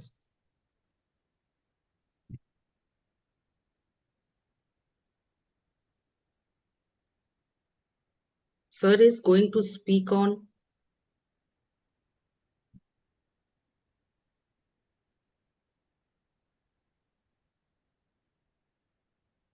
Yes, sir is Professor A.K. Bakshi, who is going to speak on the, he's founder VC, PDM University, Bahadurgarh, and former Vice Chancellor, UPRTOU, Allahabad, former Executive Director, Executive Director, Tertiary Education Commission, Mauritius. And let's welcome Professor A.K. Bakshi. And sir, over to you now.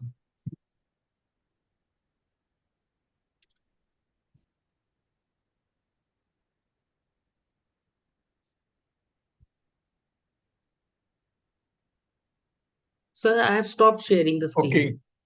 Thank you very much, Professor Reena, for your kind words of introduction.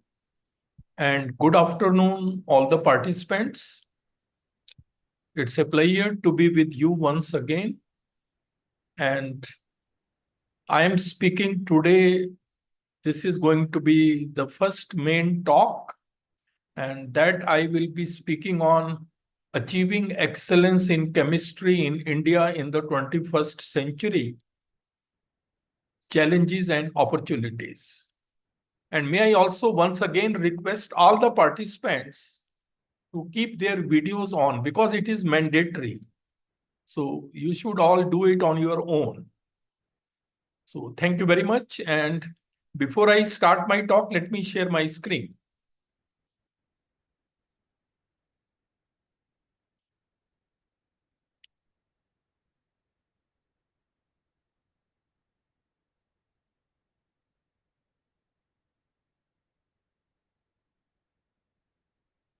So you can see this is the talk I am going to speak on. This is the topic, Achieving Excellence in Chemistry in India in the 21st Century, Challenges and Opportunities. Because, this will give you an overview of what all you need if you want to excel in chemistry in India. And I'm very sure each one of you wants to excel. So this is going to be a very important and motivational talk. So it's going to be a motivational talk aimed at empowering all of you students, because we are all students, to excel in chemistry in India in the 21st century. And this talk is based on my long experience in education, both at national and international levels. See, there is a very famous saying, you must learn from the mistakes of others. You can't possibly live long enough to make them all yourself. So you should learn from the experience and the mistakes of others. That's what I am going to tell you based on my own experience. So I'm very sure it will be a great enriching experience for you. And when I talk about excellence, please remember that excellence is never an accident. It is the result of high intention, sincere effort, intelligent direction, skillful execution, and the vision to see obstacles as opportunities. So all these things are required if you want to excel. And you should always strive for excellence. Nothing wrong. Excellence should be your key word. Any line one chooses, one should excel. And look at the quote. A penguin can never be a giraffe. So you try to be the best penguin you can be. So with these remarks, now I will come to the thinking behind this talk. Because, you will think that it is a chemistry refresher course. So why I am touching these aspects? Because, these things will prepare you for life, for achieving excellence in chemistry. And the thinking behind this talk is, as you can see this quote, give a man a fish and you feed him for a day. Teach a man how to fish and you feed him for a lifetime. So this is an experience which will tell you what all you need to do, what all you need to achieve if you want to excel.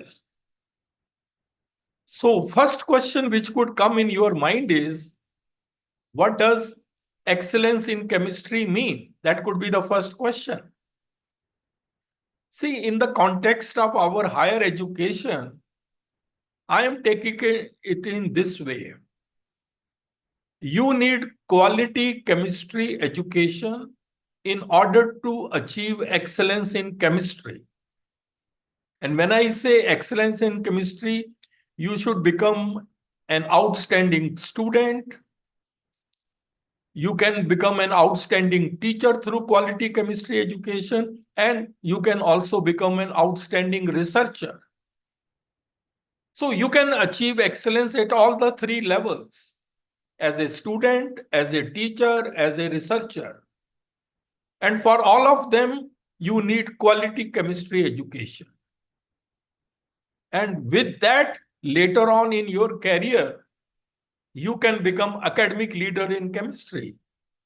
So all these things are connected to a great extent. But you can see the basis in all of them is quality chemistry education. Whether you want to become a student or a teacher or a outstanding researcher, for all of them. Now, before I move further, let me share a few things with you. What I feel is, if you want to be an outstanding student or a teacher or a researcher, you should have a very sound and deep knowledge in your discipline. You should be very good in practical skills. You should have clarity of concepts. And when you teach, that should reflect that you have done a lot of thinking on the subject. And you should also have the passion to become outstanding, be it student, teacher, or researcher. See, all these things look very simple, but very difficult to have it in practice. And then because you should always remember that knowledge is growing very, very fast. In chemistry, knowledge is growing very, very fast. And what we know in our discipline is merely a drop, and what we do not know is an ocean. This is a fact. You have to keep it in mind. Look at this. These are the indicators of the growth of chemistry knowledge. See, chemists are the people who produce new chemical substances in the laboratory. And there is an exponential growth in the number of chemical substances. Look at this table. In the year 1800, we had some hundreds of chemical substances. Today, we have about 80 million. And if the growth rate remains the same, by the end of this century, we will have 5 billion chemical substances. So this shows every substance is unique. Every substance has some properties. So that is one indicator of the growth of chemistry knowledge. Look at the other indicator, increase in the number of elements in the periodic table. We had just 63 elements in 1869. Today we have 118 elements in the periodic table. And more elements means more knowledge, more combinations, more reactivity and all that. And these are the new elements which have come now, up to 118 atomic number. So that is another indicator. And then even on the instrumentation front, there has been a considerable growth. Many new and modern instruments have come, indicator of the technological inputs. So you can very well see that knowledge is growing very, very fast. And in chemistry, many new concepts, theories, and ideas are emerging on the chemistry scene. There are so many new concepts that perhaps we do not know them. So when I said that you should be very good in the knowledge of chemistry, you have to take care of all these things, that the knowledge is growing. And because of all this, many new sub-disciplines of chemistry have emerged. See, there was a time when we used to say physical, organic, inorganic, analytical, or theoretical, etc. But now all these sub-disciplines of chemistry have emerged. You have combinatorial chemistry, green chemistry, supramolecular chemistry, and the list is growing day by day. So, this is a very big challenge you have to be aware of. And if you want to be an outstanding researcher, along with teacher, you need to be an out-of-box thinker. You should have an analytical mind. You should be innovative and creative. And then 4 C's. 4 C's is curiosity, creativity, courage, and commitment. All these 4 things are required. So you can very well see, for a teacher, for a researcher, all these things would be required. Because, creativity is very important. Creativity is the most important skill for research. And creativity, is the power to connect the seemingly unconnected dots. And if you want to be creative, you should have a very vast knowledge, you should have a motivation, and then you should have creative thinking skills. And this is very much required for the research. And research is the need of the hour, because research propels humanity forward. And research is always fueled by intellectual curiosity. It is said, curiosity is the mother of creativity, and creativity leads to research, which propels humanity forward. All things are connected. Without research and curiosity, world will slowly come to a halt. So these are some of the things you need to keep it in mind. And you can also introspect that you may be lacking in some of these things. And one more thing before I move further, both for an outstanding student or a teacher or a researcher, you should also have excellent communication and presentation skills. These are a big asset for you in any profession, more so in the teaching profession. Because, effective communication and presentation skills are a big asset in even academic research writing. Tomorrow you write research papers.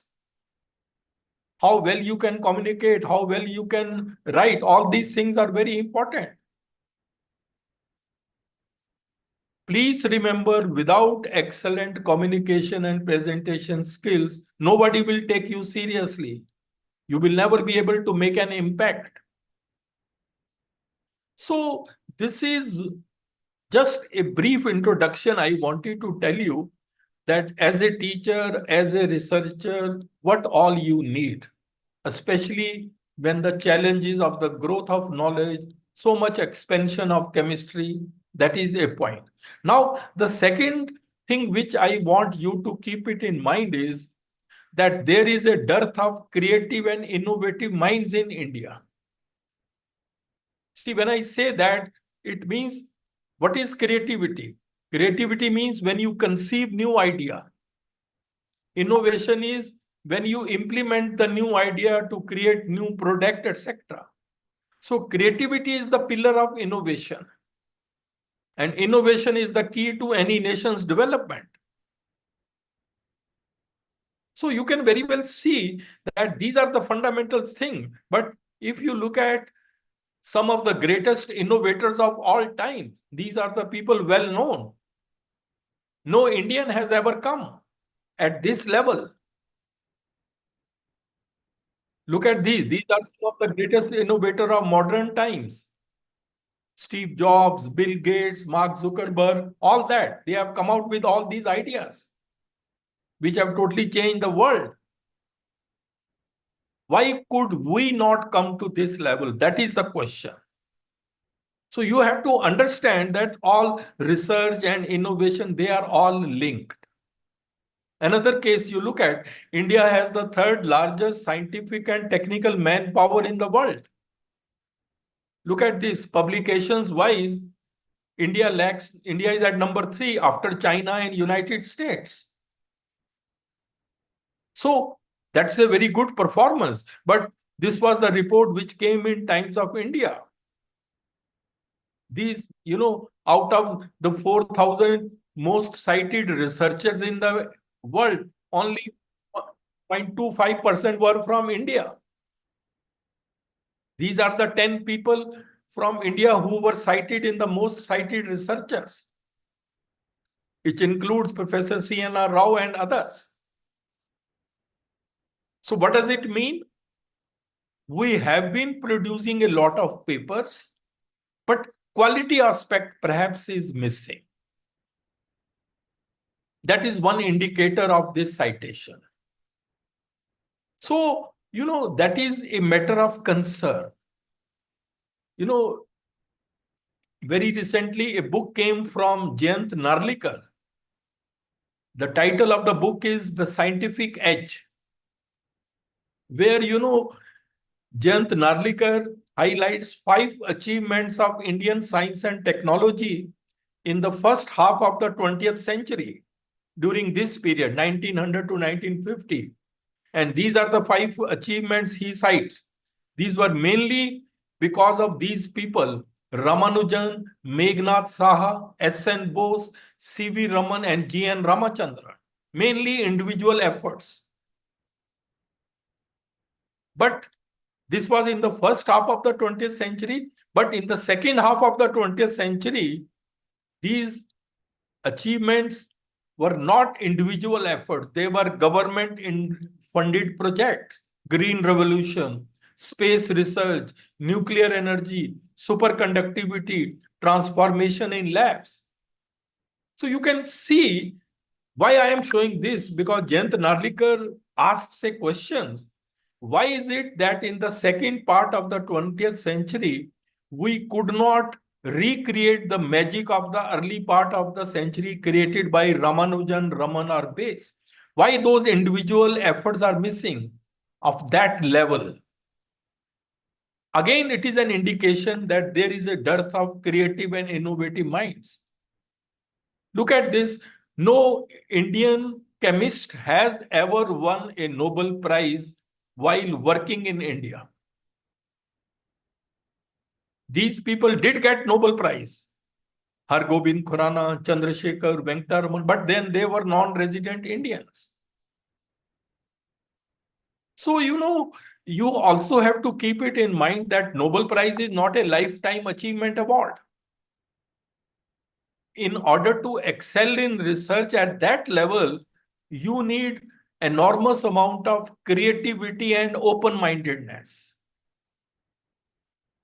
You should be willing to collaborate with others. You see, we are taught sometimes that every other person in your class is your competitor.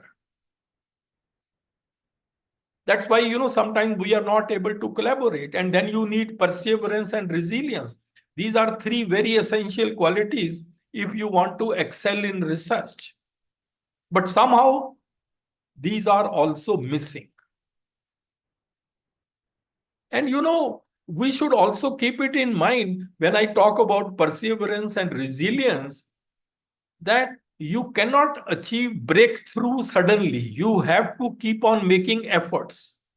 It takes sometimes a lot of time to reach to your goal. Now look at this fact. This is the electrically conducting polymers we teach in chemistry classes. At MSc level also we teach conducting polymers. And the discovery of electrical conducting polymers was made in 1977. When they have been working for so long, only they could discover in 1977. And the Nobel Prize for the discovery of electrically conducting polymers was given in the year 2000. That means 23 years later. And these were the three people who got Nobel Prize: Alan Heeger, Hideki Shirakawa, and McDermott. This paper appeared long back in 1977. Why I am showing this? Because this is the topic we teach, this is the topic we research in India. But if you look at that, how the discovery of conducting polymers happened, it happened like this in a very simple way. They started with acetylene. This acetylene was polymerized to produce polyacetylene. Depending upon the temperature, the polyacetylene which resulted could be cis or trans. Both were there, cis and trans.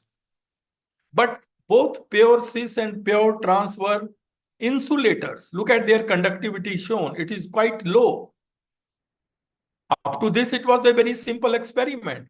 But what they did was, they, reacted this trans and cis polyacetylene with some oxidizing or reducing agents. Oxidizing agents were bromine or iodine, or reducing agents were lithium or sodium. Oxidizing agent reaction we call P-doping, and reducing agent we call N-doping. So when this polyacetylene was treated with oxidizing or reducing agents, there was a sharp increase in conductivity. And conductivity reached up to 10 to the power 3 Siemens per centimeter. So you can see this looks like a very simple experiment. But this led to the breakthrough and led to the discovery of electrically conducting polymers. What was the discovery? The discovery was that this system was insulator in the intrinsic state, polyacetylene, but when it is treated with oxidizing or reducing agents, its conductivity increases significantly. So from here, the field of conducting polymers started. And then, people worked on different systems, conjugated systems, which showed similar behavior. Then a lot of research was done, and then many applications came. And now electrically conducting polymers are known as the materials of the 21st century. So many applications of these systems have come. Light-emitting diodes, adhesives, bioelectronics, nanoelectronics, light-emitting diodes, conductive paints, all these are the applications of conducting polymers. The discovery was made with polyacetylene, but then they found that all, organic conjugated polymers, polypyrrole, polythiophene, polyfuran, all of them showed similar behavior. What is the similar behavior? They were insulator in the pure state, but when they were treated with oxidizing or reducing agents, there was a sharp increase in the conductivity. So why I am telling you this is that, you need patience. You need to look at every reaction very minutely. Various permutations and combinations have to be tried, and such breakthroughs have been achieved. And it took almost 30 years to get a Nobel Prize. Then, you must have read, when we were students, there was a lot of experiment going on, finding out the superconducting material at room temperature. Superconductivity was discovered, but they wanted to find a material which should show superconductivity at room temperature. And now, I think almost after 30 to 40 years, even this breakthrough has also been achieved at the University of Rochester. So the lesson from here is you should have an in-depth knowledge. You should be very, patient. You should keep on working. And sometimes it takes you a lot of time to achieve breakthrough. I remember a Nobel Prize winner in chemistry got Nobel Prize at the age of 97 years. But you have to be, having good knowledge. See, that is sometimes missing in our system. I give one more example, quantum mechanics. Everybody teaches, even we start, I introduce quantum mechanics concepts in the 11th and 12th class of the NCERT books. And quantum mechanics is considered to be one of the greatest intellectual developments of the 20th century. Now, because, it is said that quantum mechanics provides the foundation of modern chemistry. And it has been a big effort. Look at this, at least 10 scientists involved in the development of quantum mechanics have won Nobel Prizes. So what does it mean? A very sustained effort over a long period of time led to building all these principles of quantum mechanics. These are the people, starting with Planck. Planck's equation E is equal to h nu, all of you know. Then Einstein gave photoelectric effect, Heisenberg, uncertainty principle, Dirac and Schrodinger, quantum mechanics equation. Then, other people are there. Pauli's exclusion principle, Born, Robert Mulliken, molecular orbital theory, Popel and Kohn. So many people have been involved. And the development of quantum mechanics is an example of how creativity can enable one to think much beyond what exists. See, quantum mechanics came from the failure of classical mechanics. Classical mechanics was based on Newton's laws of motion. But nobody could believe that classical mechanics could fail. That is why it needed a lot of efforts. And so many years it took to come out with quantum mechanics. And you all know that quantum mechanics also provides the theoretical foundations of spectroscopy. So whatever spectroscopy we teach, all comes from quantum mechanics. Theoretical foundations come from quantum mechanics. Now, what is quantum mechanics? You may ask a question. Many people, are sometimes not aware of what actually quantum mechanics is. See, quantum mechanics in a very, very simple language is a theoretical science. Then it is a theoretical science of what? It is a theoretical science of microscopic matter. Now the question comes, why do you need a separate science for microscopic matter? Because for microscopic matter, dual behavior is very important. At such small scales, both particle and wave characters of the matter are very important. You all have read about de Broglie equation, lambda is equal to h upon p. And for microscopic matter, this dual behavior is very important. You cannot ignore, neither you can ignore particle nature, nor you can ignore wave nature. You have to take both behavior into account. And that is why for atoms, for molecules, for electrons, for particles at small level, we use quantum mechanics. The thinking is quantum mechanics is a science which takes into account dual behavior of the matter, particle and wave character. And quantum mechanics is a science. It's like a tool.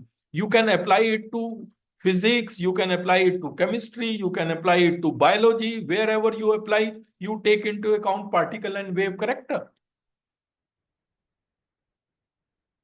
That's why, it has got different name. Quantum mechanics is a science.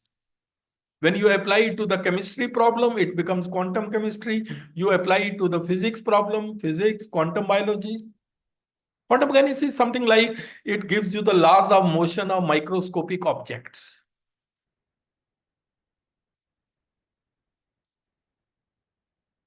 So, but we have not been able to make breakthroughs. So the question now comes, why are we lacking in quality research in India? And in my opinion, it has something to do with our education system. There is a fundamental flaw in our education system. That is the reason why we are not able to excel in research. And just watch this video. This will explain what is the fundamental flaw in our education system. For decades, people have been finding hundreds of flaws in the education system.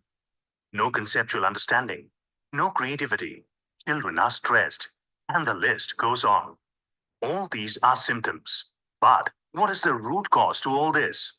What is the fundamental flaw in the education system? Let us play a rapid-fire game. You have 1 second to answer every question. Let's start. First question, A4? Okay, no more questions. Did you think apple first? 98% of people are most likely to think so. Because that was what we were told in our kindergarten. Imagine that this was done differently. Say we had asked you for all the words starting with A, ant, ace, April, apt. Different answers would have popped out of everyone's head. Do you see where the problem is? Before children start going to school, every child is unique.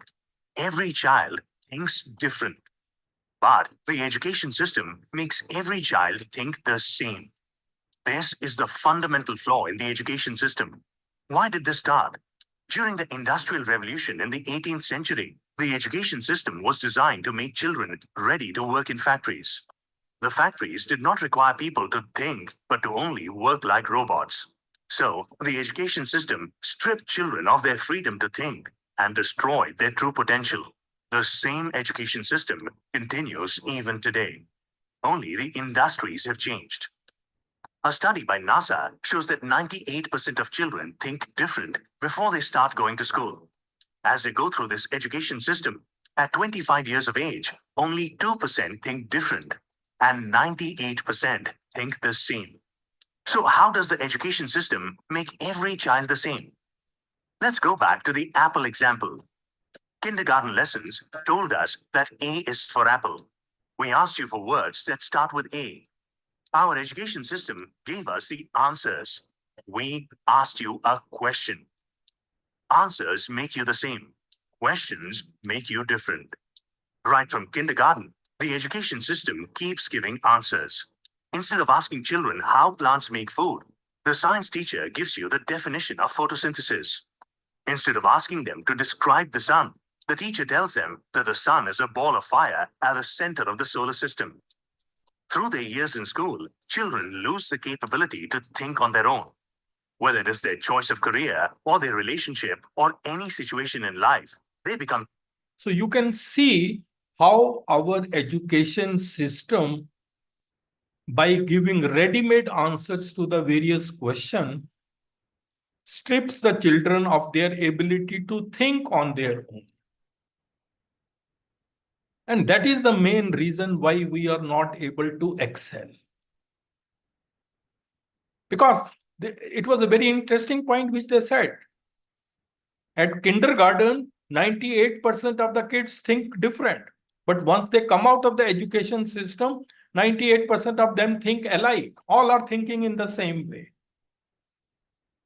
And therefore, please remember that without creativity and without encouraging thinking, innovation, and creativity among students, we cannot succeed. That way, our system is outdated. And without creativity, there can be no progress. And we would be forever repeating the same pattern. That is the reason why we are not able to make impact in chemistry. We teach them and just in the examination ask the same thing. Therefore, the next question, that this was my article in Education Time, the creativity crisis in the Indian education system. Therefore, there is a need of quality chemistry education in India if we want to excel in chemistry. And here you should remember that education is what? Education is the process of facilitating learning. Education facilitates learning. And the learning is of three types. This is a broad thing I am telling. Education may be formal, non-formal, or informal. It leads to learning. And learning is of three types. One is you acquire knowledge. That is the academic knowledge. That is the cognitive domain where head is involved. Second is the skills, which deal with the practical application of the knowledge, which comes under psychomotor domain where hands are involved. And the third thing is your personality, which comes in affective domain where heart is involved. So learning can be in either of these three categories. And education leads to this learning where three H are involved: head, hand, and heart. And the ultimate goal of education is to produce a competent professional, a responsible citizen, and a good human being. These are the goals of education. So when we talk about formal education or when we talk about chemistry education, this thing will change. And please remember, education is relevant only when it is able to serve the needs of the changing society. And in the 21st century, world is changing very, very fast, mainly because of technological advancements. Therefore, quality chemistry education in the 21st century should focus on these three things. Note down, this is a very important slide. Knowledge, that means knowledge of chemistry as a discipline. You should have disciplinary knowledge, interdisciplinary knowledge, and practical knowledge. Then you also need 21st century skills and domain specific skills. When I say domain specific, it means skills specific to chemistry. And 21st century skills are a set of abilities which everyone should have if you want to succeed in the modern world. And the third thing is your personality, your values, your attitudes, your traits. And these three things determine your competence in any profession. So this is a very important slide. If for quality chemistry education, you have to focus on chemistry subject as a knowledge, then skill, then personality. And these three things will ultimately determine your competence. And 21st century skills are, these are a new concept which is becoming very popular. These are these skills. Three categories of skills. Learning skills is critical thinking, creativity, collaboration, and communication. Literacy skills is information literacy, media literacy, and technology literacy. And life skills are flexibility, leadership, initiative, productivity, and social skills. So taken together, these are 12 skills which are must for everybody. Now the question is, are we teaching these skills? These are the skills which are required in today's world. Why these skills are important? Because, machines cannot replicate these skills. Artificial intelligence cannot replicate them because you cannot have a machine which is critically thinking or which is creative or which is having leadership quality. Only humans can have. And therefore, we need to focus on that.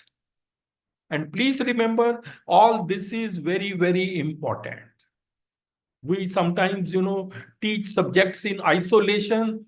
And, interdisciplinarity is another thing which we have to keep it in mind. When I said this, you noted this, I said knowledge, disciplinary, interdisciplinary, and practical knowledge. And interdisciplinarity is the need of the hour. Because if you look at science, what is science? Science is a systematic study of reality. Different branches of science, chemistry, physics, biology, geology, they are dealing with some part of that reality. And chemistry is a central science. How it is connected to physics, mathematics, biology, nanotechnology, environment, geology, all this we have to understand. Because chemistry connects most of other sciences together. It is a central science. Therefore, interdisciplinarity in education will help you. So the goal of chemistry education should be to acquire competence in chemistry. And this competence will be determined in a summary like this. This is the summary of what I have said. If you want to excel in chemistry, you will have to acquire competence in chemistry. And acquiring competence means you will need these three things: knowledge of chemistry, disciplinary, interdisciplinary, practical, then skills, 21st century skills and other skills, and then your personality. Even if one of these three things is weak, your competence as an individual will be affected. Therefore, please keep this slide very much in mind. So now the question is how to enhance the quality of chemistry education. See, in education or in chemistry education, three things are important. What do you teach? How do you teach? And how do you assess? And this you can see. If you look at India's education system, this is a serious drawback. We have 21st century students, but sometimes we teach them 19th century content. Our methods of teaching are 20th century. Methods of assessment and courses architecture, all is 20th century. It seems we have not changed with the time. Therefore, we will have to do all these things. Curriculum, which is a total learning experience, that will have to change. We will have to make it light but modern. Because education is not the learning of the facts, it is the training of the mind to think. By having a light curriculum, we will give students more time for thinking. Then modern curriculum should be skill-based and industry-led. We should be aware of what skills industries require. And it should be skill-based. Skills are the future of the world. Everybody wants skill-based education. Even, many big companies are giving preference to skill set rather than to degree. If you have skill set, they will hire you. So then this is the way how the curriculum should change. Then pedagogy is how you teach. Pedagogy is art and science of teaching. You have to follow learner-centric pedagogies. You cannot follow the traditional talk and chalk method. That will not work. We have to follow experiential learning. We need to foster critical thinking skills because era of rote learning is over. See, we will have more lectures where we will talk about all these things in detail, but this is what I'm giving you an overview. So pedagogy will also have to change with the changing times. And then comes, even in pedagogy, we will have to follow an integrated approach to teaching and learning. We cannot teach subjects in isolation. Because, these days, every research is interdisciplinary. That is the need of the hour. But it is lacking in our system. Look at this. I want to show you this beautiful. Look at this picture. Here I am showing four things: quantum mechanics, spectroscopy, statistical mechanics, and thermodynamics. We teach these subjects in isolation as if they have nothing to do with each other. But look at that. The upper two, quantum mechanics and statistical mechanics, they are theoretical methods. Quantum mechanics is a theoretical study of the, theoretical study of an individual atom or a molecule like that. Statistical mechanics is a theoretical study of bulk matter. If I have one atom, I will use quantum mechanics. If I have 1 mole of atoms, I will use statistical mechanics. So both are theoretical, and in both of them, it's quantum mechanics and statistical mechanics, both are theory. Here, in quantum mechanics, we have got the wave function, which is the storehouse of information. here. Whereas in statistical mechanics, we have partition function, which is the storehouse of information. So quantum mechanics and statistical mechanics are theoretical. For microscopic, that is for macroscopic bulk matter. And below, look at spectroscopy and thermodynamics. Spectroscopy, whatsoever results you get from quantum mechanics theoretical study, they become the foundation of spectroscopy. Because what is the foundation of spectroscopy? Discrete levels, so that a transition occurs. And those discrete levels come from quantum mechanics. Quantum mechanics comes from, I told you, dual behavior of matter. Then it gives you quantization, and between those levels, transition takes place, and that is the spectroscopy. Here, statistical mechanics gives you the bulk matter. You get theoretically the properties of the bulk matter, and these are linked with spectroscopy, where you get those properties through experimental ways. So you can see all these four things are linked. But we sometimes teach them in isolation. That is also a problem in our education. Then comes assessment.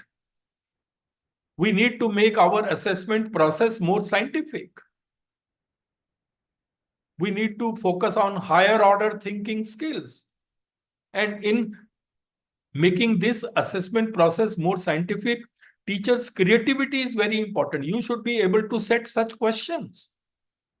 Because, there is a very famous Bloom's taxonomy. Look at this. Whenever you acquire knowledge, whenever cognitive learning takes place, it is a 6-level hierarchy. It starts from the bottom, remembering, then it goes to understanding, application, and then it goes up to creativity. These are the 6 levels in any learning process. And these 6 levels form the basis of, learning, as well as these form the basis of assessment. Tomorrow, when you set questions, you should test all the 6 levels. In our examination, generally we test remembering, understanding, or application lower level. We do not test higher order thinking skills. So that is how the assessment should also change. This was my article, Redesigning Science Education of India.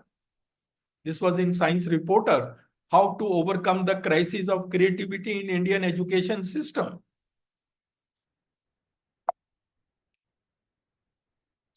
So, because, in examination, we need to have questions which focus on rote learning, discourage rote learning, focus on conceptual clarity, thinking, innovation and creativity, real life situation, and all that. And then another thing, if you need is, for achieving excellency, you need to embrace technology and become tech savvy, all of you. Because it is difficult to imagine chemistry education without technology in the 21st century. We have so many digital tools, we have so many digital resources, and then e-learning platforms are available. All those are changing the way education is imparted. See, technology is what? Technology in simple language is the application of scientific knowledge to practical use in human life. That's why it is said, the science of today is the technology of tomorrow. And, look at this slide. This is a very important slide. This shows how technology has changed the way education is imparted now. Teaching, learning, even in chemistry, is done through e-learning and MOOCs and PowerPoint presentation. For chemistry practicals, we have virtual labs. If you have to revise syllabi, you can do through email and discussion forum, video conferencing. For research in chemistry, there are so many ICT tools which are available. Assessment is online. Professional development, you can see this refresher course is in online mode, and then ICT empowered pedagogies have come. That means technology has totally changed the way chemistry education is imparted now. Therefore, you as teachers will have to become tech savvy if you want to achieve excellence. Because in all these things, the teachers have been involved. Teachers have done that. Then why not you? And then one thing you have to remember that excessive use of technology has impacted adversely the generation of original ideas and hence creativity. Students these days have started using too much technology. They have stopped thinking. And this has, led to the adversely, their creativity. Therefore, you all will have to become tech savvy teachers. Being tech savvy is no longer optional for you. It is essential for providing high quality education, meeting the needs of modern students, and preparing them for technology driven world. This is a must for each one of you. Please remember it.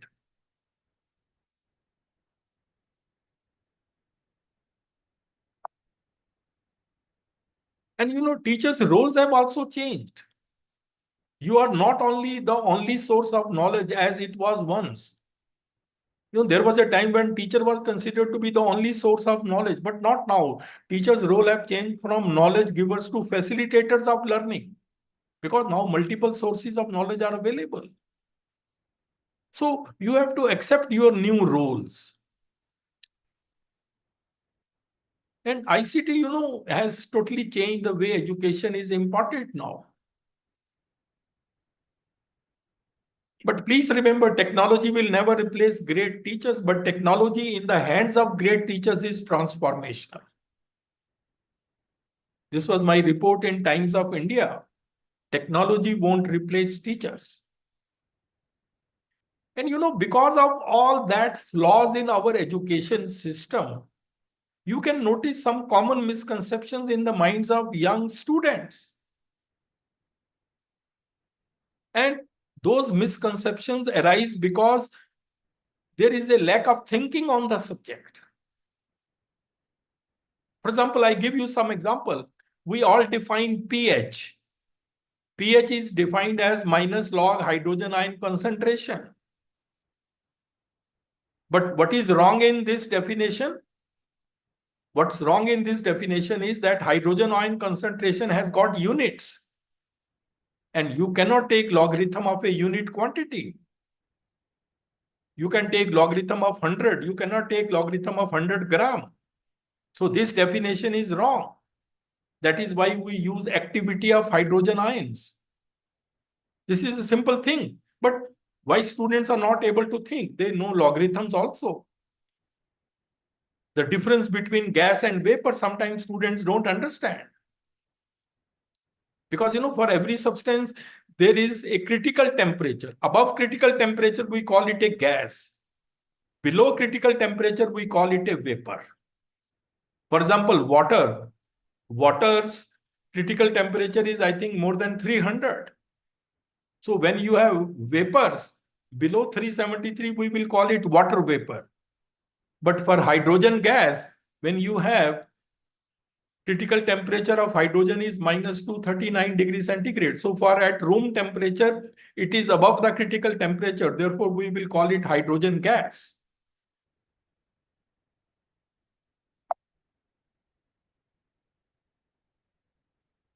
Then, in thermodynamics, we study H is equal to E plus PV. PV is what? PV is, people say it is a work, but actually it is the energy of occupying space. It is the energy which the substance possesses by virtue of the space it occupies, the volume and the pressure, etc. So this, in enthalpy, this PV is the energy of occupying space. Another misconception, why Bohr theory failed? Because in the Bohr theory, electron was stated as a particle. And that was the violation of de Broglie concept, because electron is a microscopic particle. It has to have both particle and wave character. Therefore, we cannot take it only as a particle. Wave character cannot be neglected. Therefore, that would have violated de Broglie concept. And then we talk about concept of stationary orbits in Bohr theory. Orbits means a path.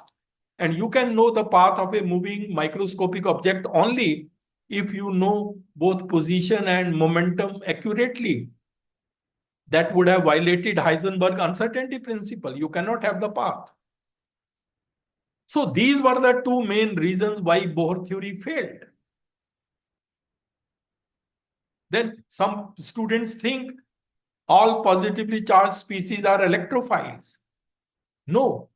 If you look at these species, the red ones are not positively, they are not electrophiles.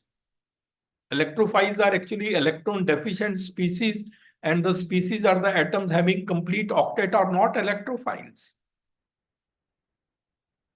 Now, look at this. Why only hydrogen bond exists? Why doesn't lithium bond exist?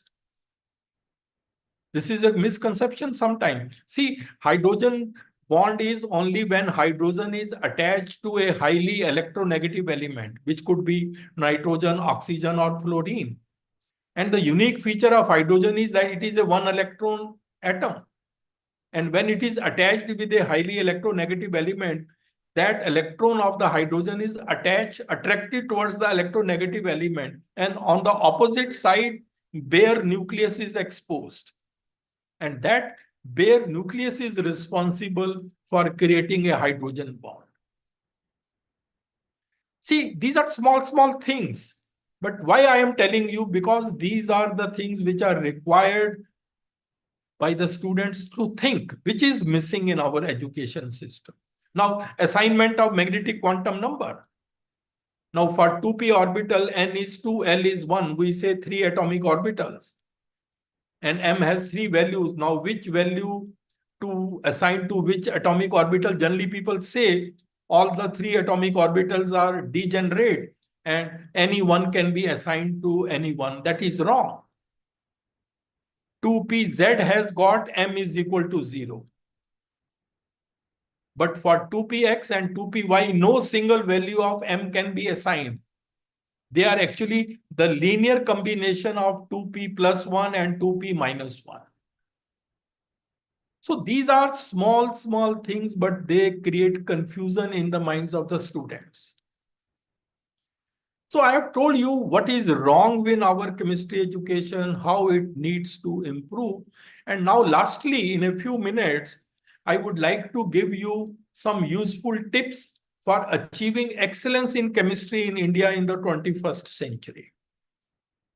I showed you this slide. Please keep this slide in mind. Try to have a very good knowledge in chemistry. Try to have 21st century skills and skills, domain-specific skills. And the third is your personality is very important. Why you are sometimes not able to succeed in your profession? Why you are not able to grow very high in your profession? Sometimes your personality may be coming in the way. Therefore, I want to give you some tips for enhancing your personality. By personality, I don't mean looks. Personality refers to a set of traits and behaviors that characterize an individual. And why personality is important? Look at this report. This report says that 87% of all people fail, not because of capability, but because of personality. So maybe you are not able to excel in your profession as a teacher or as a researcher or as any other person. Maybe because of your personality, because you are not having the right mindset. And you know, personality's importance can be judged from the fact that personality influences almost every aspect of human life. Therefore, I want to share with you some personality development tips in the form of life lessons to enhance your competence in chemistry. Look at this picture. Here, the old grandmother telling the little girl that life is only a short trip, enjoy it. See, life looks like an eternity, but actually it is just a short trip. So you have to keep it in mind that we are here just on a short trip. Anytime that trip may be over. Therefore, you know, You should learn the art of living. Even for success in your profession, this art of living can make a big difference. It's very unfortunate that most of the people only exist. Living has become rare. Please remember, you only live once, but if you do it right, one is more than enough. And this was art of living. When I say art of living means capability to draw pleasure from life and to succeed in the greatest test called life. Life itself is a test. You have to succeed in that. So there, your personality matters a lot. And once your personality is of the right type, it will help you achieve success in your profession also. This was the report which came in Indian Express recently. India is not that happy because India ranks 126 out of 143 nations in the World Happiness Index. People are not happy. They are stressed, always thinking about future, fearing failure, living in comfort zone, not making any effort. That's why they are not able to achieve success. And please remember, you will never find a happy life. You will have to make it. There is no perfect life, but you can fill it with perfect moments. Don't take them like codes. They can change your life if you follow that. So the most important tip which I want to give you is, for your professional success, is be proactive in life. When I say proactive in life, everyone chooses how to approach life. If you are proactive, you focus on preparing. If you are reactive, you end up focusing on repairing. So be proactive in life. Think well in advance and act. And proactive people will take initiative, they will make choices, and then they are able to control outcomes. Proactive people don't wait for the ship to come in, they swim out to it. So this is a very important tip for you. Be proactive in life. Second is, come out of your comfort zone. Many people, start living in a comfort zone. Oh, I am getting a good salary. My wife or husband getting good salary. Children are well set. Why should I work? So that's the comfort zone. That you should not do. Life begins at the end of your comfort zone. Please remember that. It's only after you have stepped out of your comfort zone that you begin to change, grow, and transform. So come out of the comfort zone and then work hard very sensibly. I know most of you must be very hardworking, but sensible hardworking is important. What do I mean by sensible? Means direction is more important than speed. In what direction you have to go, what all you have to spend on your time on. Because you are, of course, free to choose any direction, but then you will not be free from the consequences of your choice. You want to excel in research, you want to excel in teaching, choose your direction properly and then work hard in that direction. And once you have chosen direction, then remember that life is a process. No one rises suddenly in the world. Keep on working, be persistent, have a never give up attitude. And then self-belief is another quality you should have. By self-belief, I mean, look at this quote. A bird sitting on a tree is never afraid of the branch breaking because her trust is not in the branch, but in her own wings. So believe in yourself. And one who believes in himself or herself, he doesn't need to convince others. Then self-discipline is another quality which can change your life. Self-discipline means mastery over your thoughts. See, if you can control what you think, you can always control what you do. So develop this habit of self-discipline. This will change your life. Because, there is nothing in this world that can trouble you more than your own thoughts. So change your thinking, control your mindset. See, what is mind? We have a brain which is an organ. Inside the brain, there is mind. Mind is like a software which you can control. And we keep on thinking, and that's a problem for us. Cages are not made of iron, they are made of thoughts. An average person thinks about 70,000 thoughts a day. So if you can control self-discipline, you can acquire, you can master yourself. Start practicing it.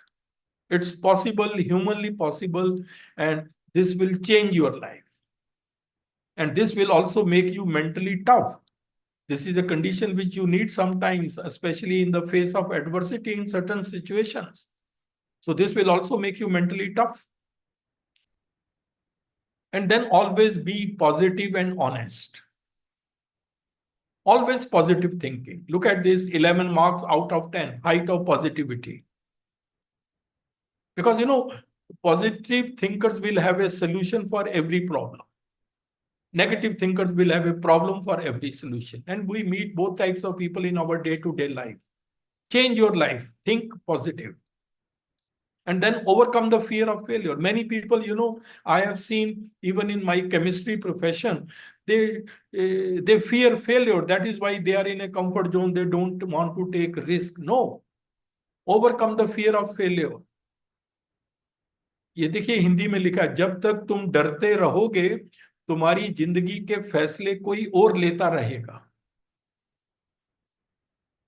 इसलिए failures can be the pillars of success depending on how you take them. Take them as a stepping stone to success. Fail is first attempt in learning. And then your attitude towards failure determines your altitude after failure. Again, a mindset comes. So in achieving excellence in your profession, your mindset plays most important. And then stop worrying and start living. This is a common problem with young people. Worry a lot. Because, worry is nothing but a misuse of your imagination. You suffer more in imagination than in reality. And one day you will look back and realize that you worry too much about things that don't really matter. But by the time you realize this, time would have gone and you cannot undo it. And the best thing is you should worry only about the things which are in your control. And what is in your control? Your attitude, your effort, your focus. Don't worry about the things which are out of your control, like what will happen in future, what others will think, what will be the outcome of my efforts, what will be the actions of others. Why to bother? This can save you from a lot of problems. And they can help you in achieving excellence in your own profession. And then take risks in life. Because, be prepared to lose if you want to win in life. Sometimes you need to lose small battles in order to win the war. Take risks, be courageous. And one more small advice I want to give based on my experience. Create a sense of urgency in your life. This can do wonders for you. For example, if you give yourself 30 days to clean your home, it will take you 30 days. But if you give yourself 3 hours, it will take you 3 hours. The same applies to your goals, your ambitions, your potential. You can create a new life for yourself by creating more urgency in your current life. Just try to do this will change. Set deadlines. Yes, I have to finish this task by this time. So that will bring about a significant change. And then, of course, control anger. It is a normal emotion. Everybody gets angry. But whenever you get angry, think of this slide. The fire of anger burns you first. Whenever you will think, then you will not get angry. And one more thing you remember that never say mean words out of anger because your anger will pass, but your mean words can scare a person for life. Use either kind words or be silent. And one more thing, psychology says whenever you are angry, there is always some fear in your mind. That's true. Beneath anger, there always lies some fear. And then, this is a top secret to achieving excellence. Manage your time. Because time management is life management.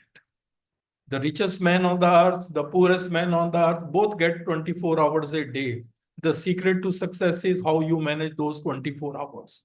This is a famous quote from Amitabh. कल खो दिया आज के लिए, आज खो दिया कल के लिए. कभी जी ना सके हम आज के लिए, बीत रही है जिंदगी कल, आज और कल के लिए. So invest your time, don't spend it. Every day is once in a lifetime. And one more thing, every day is the first day of the rest of your life. Take it like that. वो कहते हैं ना कि बंधी हैं हाथ पर सबके घड़ियां, मगर पकड़ में किसी के एक लम्हा भी नहीं. Time is passing, so think of all these things, keep it in mind. And time spares no one. Time will not spare you also. This is a song from the Bollywood, but just see, it conveys a message. समय की धारा में, समय की धारा में, मेरी पहचानी सी है, मैं घड़ी की है, घड़ी की है, वही पहचानी सी है. Look at these, all these were big people, mass following, so many fans. Just see how the time changed, each one of them. Nobody would have thought all this would happen to these people, but it happened. And one doesn't know what is in store for us in future. So live in the present, that is the message. Don't think too far, live in the moment. Because the present moment is the only moment available to us, and it is the door to all moments. Life becomes more meaningful when you realize the simple fact that you will never get the same moment twice. Keep these things in mind. See, this is a unique talk for chemistry professionals where I am giving you life tips also, which can change your professional life as well as your personal life. And that is the need of the hour. These aspects are sometimes missing in our professional life. ये एक बड़ा अच्छा coat है. मैं कल को तलाशता रहा दिन भर, और शाम होते होते मेरा आज भी चला गया. So, and then think high of yourself. Don't have a low opinion of yourself. That is not modesty, that is self-destruction. Think high of yourself. That is a necessary precondition for success in life. And please remember, you are unique. You may not be perfect in many things, but many things cannot be perfect without you. So stay special in your own little ways. No one can match you. These are your unique qualities. You have to keep those things in mind. Don't try to blindly copy others. And one more thing before I close, never get arrogant in life.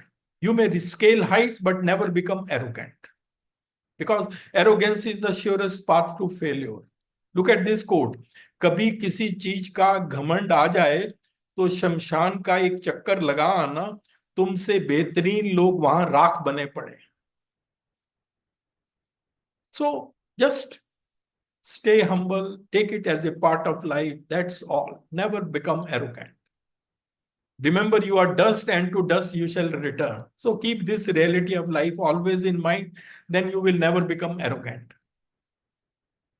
So ladies and gentlemen, I am concluding this talk that at the end of the day, your biggest competition is with you. You have to become the master of your mind. You have to not become the puppet of your mind. Be your own king. And you are a king if you know how to rule yourself. I've told you how you can rule. Change your personality. Try to have very good knowledge of chemistry and skills. These three things taken together will take you to achieving excellence in chemistry.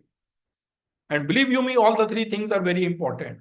Sometimes I feel when we teach, we focus only on knowledge or skills. Personality aspect is neglected. But I feel that personality is perhaps the most important aspect. So be your own king. वो कहते हैं ना कि you don't have the problem, you are the problem. Your mindset is the problem. Your attitude is the problem. स्वर्ग भी तू है, नर्क भी तू है. इन दोनों का फर्क भी तू है. तभी तो ये कहा जाता है कि जिंदगी छोटी नहीं होती. लोग एक्चुअली में जीना ही देरी से शुरू करते हैं. वो जब तक रास्ते समझ में आते हैं तब तक लौटने का वक्त हो जाता है. Therefore, please think of these lines. They can change your life. And then it's never too late to be what you might have been. You may be 30, 40, 50, whatsoever may be your age. Those years have gone, they have gone. You can't undo them. Still, you can change your life. On the lines which I learned in my life, I am sharing it with you. And there is a famous quote, challenges keep us fresh. See, a ship is safe in harbor, but that's not what ships are built for. Similarly, humans are not designed to be happy in status quo. So continue to remain dissatisfied so that you can become better and better. Challenges are what keep us fresh. Keep this thing in mind. Don't take every challenge as a problem, take every problem as a challenge. And challenges are the doorways to excellence. They are the opportunities in disguise. There is a very famous Chinese proverb. When the winds of change blow, some people build walls while others build windmills. It's up to you how you make use of the opportunities. Change your life on these patterns. And this is my last slide. जिंदगी के रंगमंच पर अपना किरदार इतनी शिद्दत से निभाएं कि पर्दा गिरने के बाद भी तालियां बजती रहें. Do so well in your profession that even when you are not on the scene, still people respect you and remember you fondly. जिंदगी नहीं मिलेगी दोबारा. Therefore, you must be thinking this talk, why I have given this talk. I am also a professor of chemistry. But from my life's lessons, I have learned, even in achieving excellence in chemistry in India in the 21st century, besides knowledge and skills, we also need these life lessons which I have given you. These taken together can totally change your life. And then there will be no looking back for you. That's the message which I want to give. Thank you very much. It was a pleasure talking to you. Give your feedback in the chat box. This is my cell number. This is my email ID. We can always be in touch. Thank you very much. It's a pleasure. Thanks a lot, sir. Thank you very much, sir. Thank you. On behalf of UGC-MMTC, I would like to thank sir, Professor A.K. Bakshi sir, for such an informative and enlightening lecture on achieving excellence in chemistry in India, opportunities in 21st century. Sir, now I will invite questions from the participants. There is one question in the chat box from Dr. Rahul. Unmute them and let them ask. Yeah. Let them introduce themselves and then ask, please. Dr. Rahul, you can unmute yourself. Please. See, you're all teachers. You should ask yourself. Dr. Rahul. Himanshi, can you unmute participants?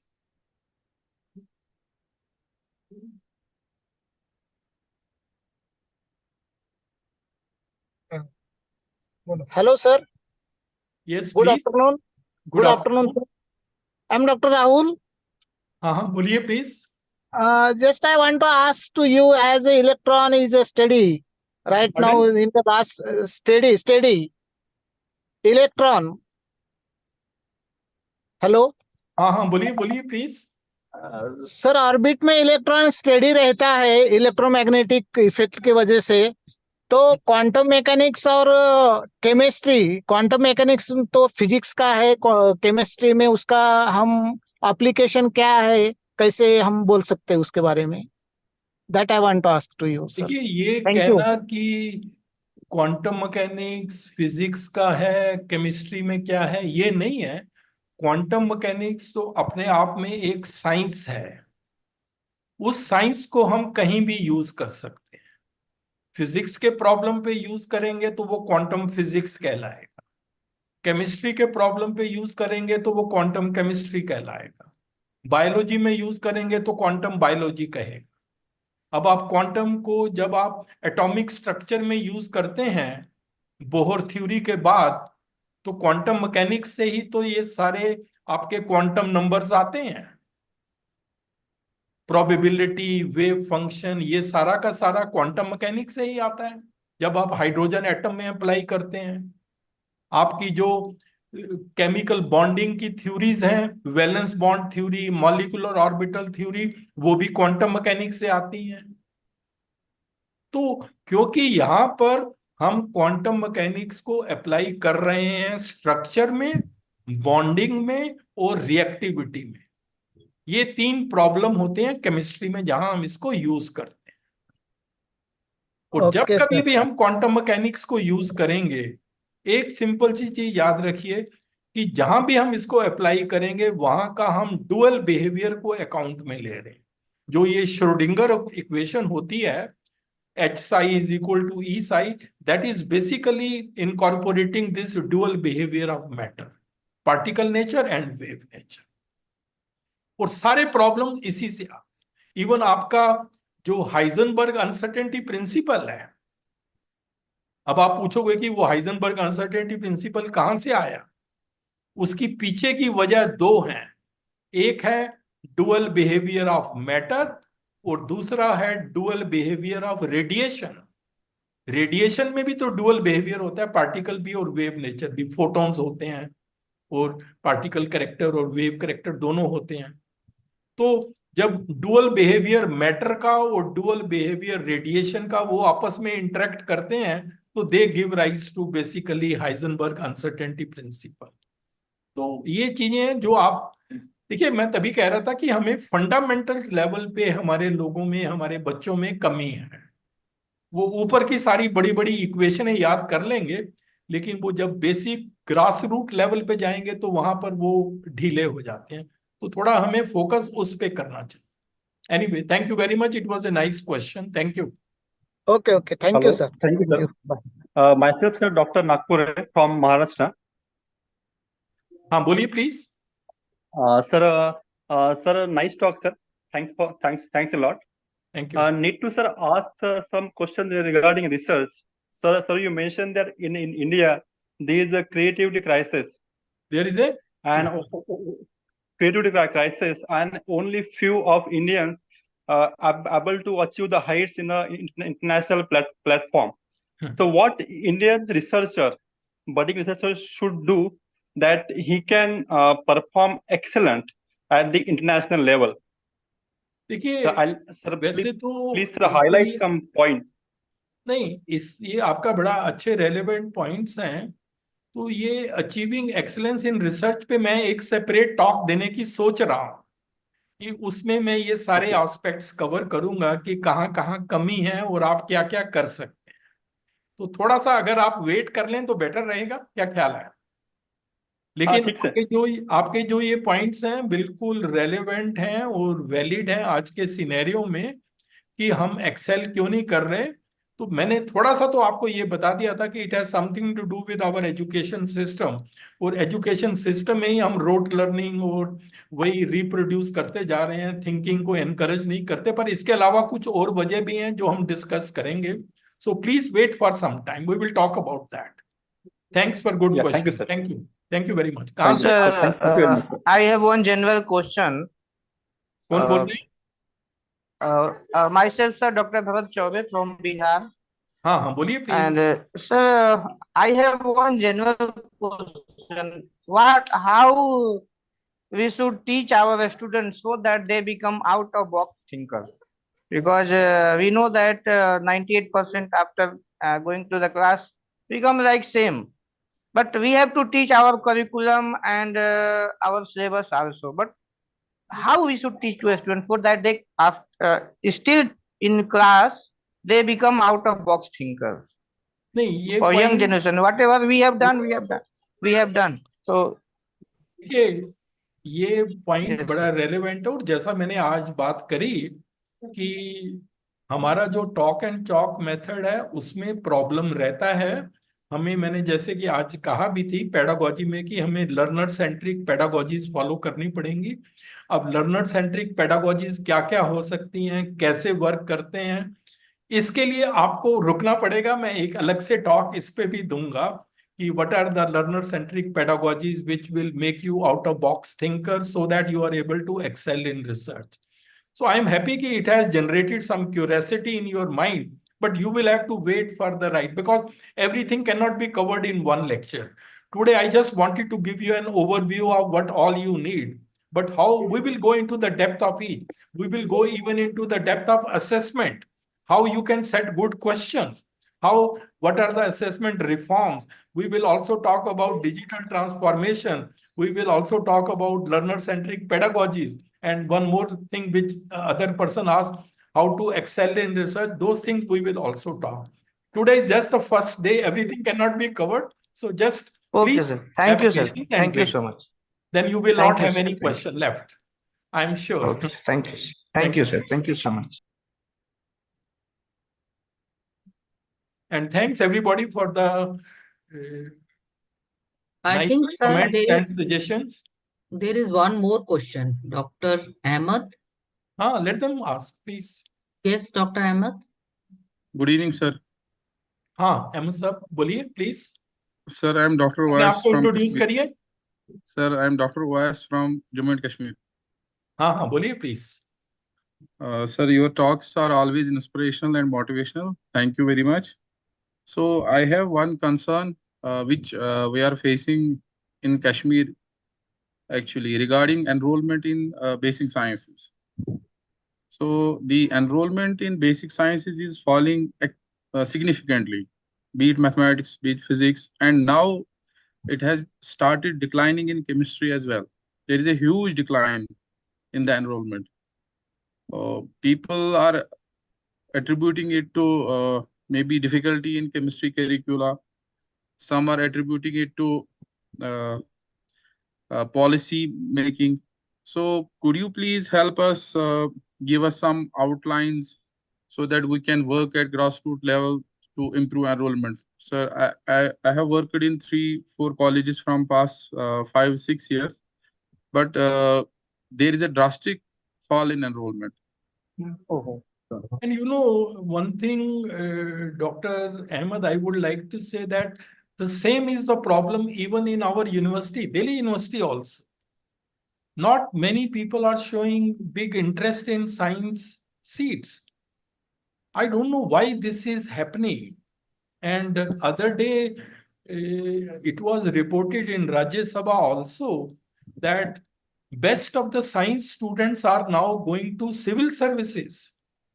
They are going to IAS and other examinations. They are not coming to research. Some of the best students from engineering, from medicine, from science, they are going to civil services. And there, you know, the number of vacancies are limited. So they don't see the future very bright. So we will have to think why this is happening. One reason is people say we have very outdated and heavy syllabi. This is one reason. See, if you look at the school level 11th and 12th class, if you look at the NCERT books chapters, they have 11th and 12th taken together. They have, I think, nearly 30 to 40 chapters. Almost everything is covered there, as if, you know, after this chemistry will end. So much is the burden. And then in our school level, you must have seen there is only one teacher, PGT chemistry, who teaches. That chemistry teacher is specialized either in physical or organic or inorganic. That teacher may not be able to do justice with all the chapters of all the 3 specializations. So what happens? Students have to learn all the chapters. Teacher is not able to do justice with all of them. Students have to pass. Therefore, they start doing rote learning. They mugging up the things. And then in the process, you know, they start hating the subject because they don't understand. They just mug it because they have to score marks. And so in our attempt to have a heavy syllabi, we are making our students run away from the science subjects. This is one reason. They say we work so much and still we don't get the marks. Then why not go to other disciplines like arts or commerce or humanities like that? This is one reason, not the only reason. Then infrastructure may be a reason why they are not coming.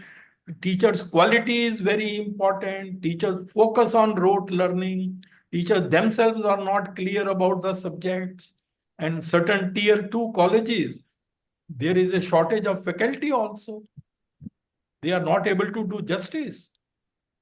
See, you don't have quality teachers in all higher educational institutions.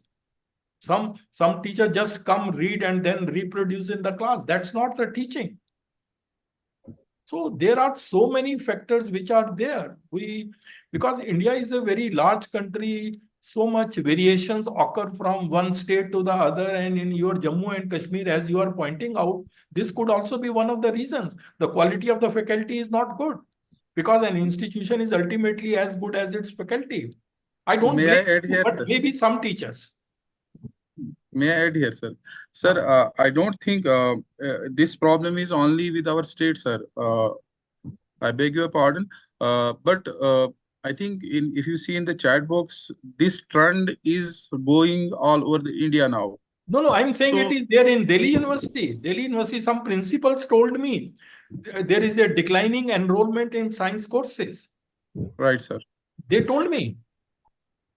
Sir, isn't it at the administrative level, because you have been in the policy making also? So isn't it that we frame a common curriculum for all universities? Because if we are affiliated to Jammu and Kashmir University, they create their own curriculum which is being taught in the colleges, and in some other college in the Delhi there is a different curriculum. There is only a 60% overlap in the curricula. Isn't it that policy should be such that uniform curriculum and that too cutting edge research should be incorporated at different semesters, and also the quantum of syllabus be reduced? I mean, that of course is required. And now, it is not yet implemented. We are going to come with multidisciplinary education, and then new curricular areas are coming. For example, earlier after 10th, we used to have commerce or humanities or science streams, but now they are going to have various curricular areas where physical education, vocational education, sciences, humanities, all are equal. You can choose any one. That will create more confusion in future. At least I am not very much convinced how it will work. They say that a student should be given a chance to choose the subjects of choice. Okay. But if one student chooses chemistry in one science stream, one humanities, one vocational, then how that combination will help him or her later on in the life? It's happening, sir. It is happening. That's what I'm saying. Yes. This is a serious problem. I don't know how it will work. Then now they are saying that even in BSc, they are either going to have 3+2 or 4+1 system. Right. So in MSc earlier, we used to have 2 years, 4 semester and 4 papers in each semester. We used to have 16 papers in MSc before student went to PhD. But now if it is 1 year, which topics will he or she study and how he will be able to excel in research? I think there are so many big questions, and your question is all very relevant. I fully agree with you. We will have to think how it works. Anyway, thank you very much. Thank you very much, sir.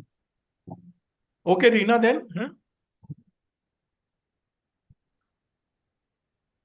Yes, sir. I think there are 2-3 questions more. Would you like to take it, sir? Because there is a break for them, they can always write to me. People talk to me, so yeah, we have to give them a break, and then we have a last session also. That session is also there, and so okay, they can always write. I have given my cell number. They can always talk to me. They can always write to me. Okay, fine, sir. And many more sessions are yet to come. So this is your first. Will be clarified because it is just a beginning. We have just made a starting point. Many more will come yet. Yeah. So I think we'll formally thank Professor Bakshi, sir, So I feel great honored and privileged, sir, to thank you for giving such an informative lecture. Your views on quality chemistry education, growth of knowledge in different sub-disciplines like chem informatics, green chemistry, medicinal chemistry is really helpful for all of us. Your outstanding researcher must be an innovative thinker, creator, and must have analytical mind is really very well explained by you. Then you have also explained conductive polymer and quantum mechanics in detail. And then sir, quality education in 21st century, which give competence was very well understood. Your views on curriculum, integrated approach is really helpful. Sir, teaching and learning, the concept of tech-savvy teacher is really the need of the hour. And examples given by you, sir, for some common misconception in chemistry is really impressive. So your life tips quotes are really inspirational for all of us, and it is useful for our personal and professional life also. Thanks, sir, for teaching us every aspect of the life. And in your each lecture, we definitely learn too many things from your lecture. Thank you, sir. And your lecture definitely instilled our minds more curiosity to improve our knowledge on achieving excellence in the chemistry. Thanks a lot, sir. Thank you. Thank you very much, Reena, for your all deliberations, and your role as a mentor has been outstanding. And so thanks to you, and thanks all the participants, and see you once again later on. Thank you very much. Thank you. Thanks a lot, sir. Thank you. So we will have a next session, and in that session, I'm going to give the installation of the software and then the learning management system on which you have to upload your assignments. So right now it's 3:26. So if we can take a break of 5 or 10 minutes, then we will again reassemble, and that session is roughly around 1 hour approximately. So we will take a break of, let's say, 10 minutes, and we will again join at 3:35. Thank you.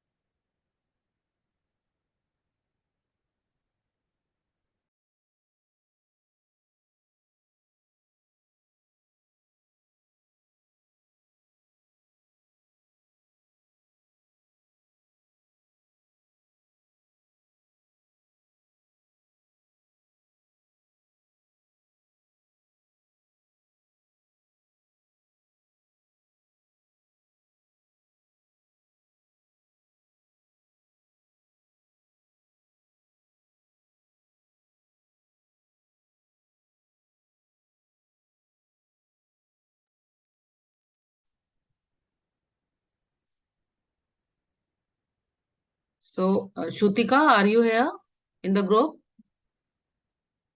Shrutika?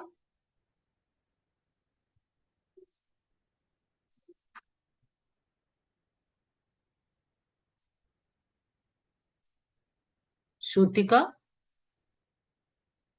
Yes, ma'am. Yeah. Am I audible? My screen is visible, Shrutika? Yes, ma'am. Yes, ma'am. Okay, okay. Yes, ma'am. So, very good evening and welcome to the last session of the first day of the orientation course in chemistry.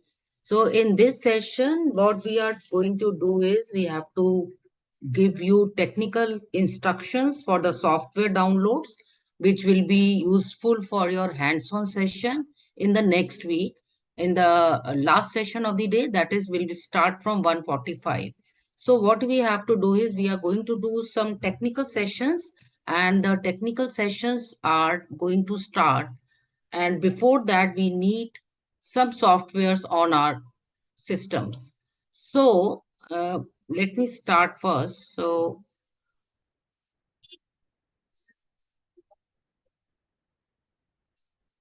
So there are different software which we are going to use. And the first software is ACD ChemSketch. So ChemSketch is basically used for is a molecular modeling program, and it is used to draw chemical structures and convert them into 3D images. It is useful for teaching and learning about molecular structures and nomenclature. So these are the steps, and this is the link which you have to copy paste. I'm going to share with you the PDF file of this instructions, and what you will do is you will paste this on your Google and you will find these different steps you have to follow. So first you have to go to the academic software page. So this link will straight away take you to this page. Then there is a link where it is written that click on this site. You will click there and download the zip file. When you open the zip file, you will get an exe installation file. Then you will again click next, accept the agreements, which are the license agreement. Since it is a freeware software, so we are going to use ChemSketch in our hands-on session. There is no need to use the paid version. It's a freeware software. So you have to choose different components to install and then click next. Then you will click next twice and it will start installing, and then finish to complete the installation. The file will be installed in your program software in C drive. So this is the simple basic steps of downloading the ChemSketch software, and we will use this for making the different molecules. Then second is the Argus Lab software, which is a molecular modeling. It is a graphic software and it is a drug design program for Windows operating system. And in this software, we are going to do different calculations also. We will find out, for example, dipole movement. We will do some mechanism studies also. So different types of programs we are going to do in this particular using this software. And in this software, first you have to type Argus Lab on the Google. You will type here, you will see here Argus Lab. And when you will see here Argus Lab, you will click this.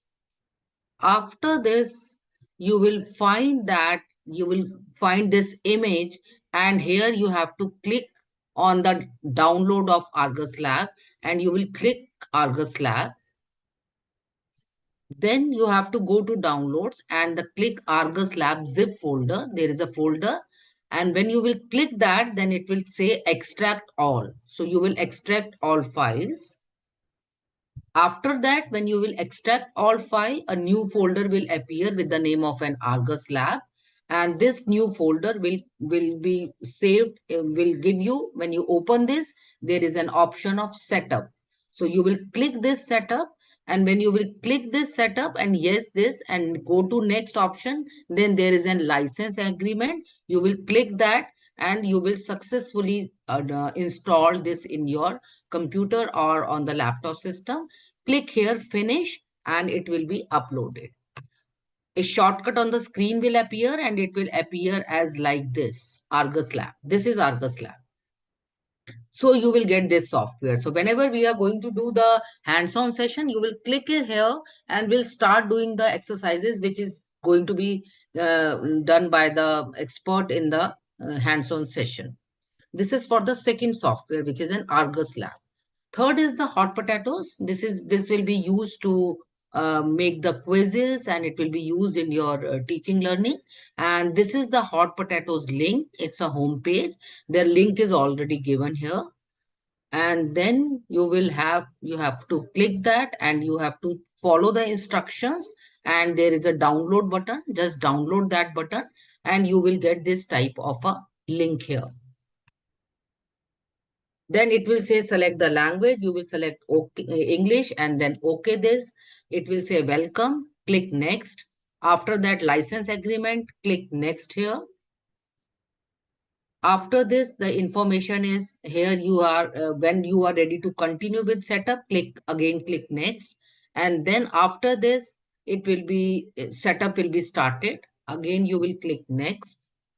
And then this to continue this hot potato 7, it's a name of the version. And after that, there is an completing the hot potatoes downloading, and here you will click finish. Last is we have 2 more sessions. One is on the PowerPoint and one is on the Excel. So for PowerPoint and Excel, simple MS Office will work. But for the PowerPoint animation, the Microsoft Office should be 365 on PC or laptop.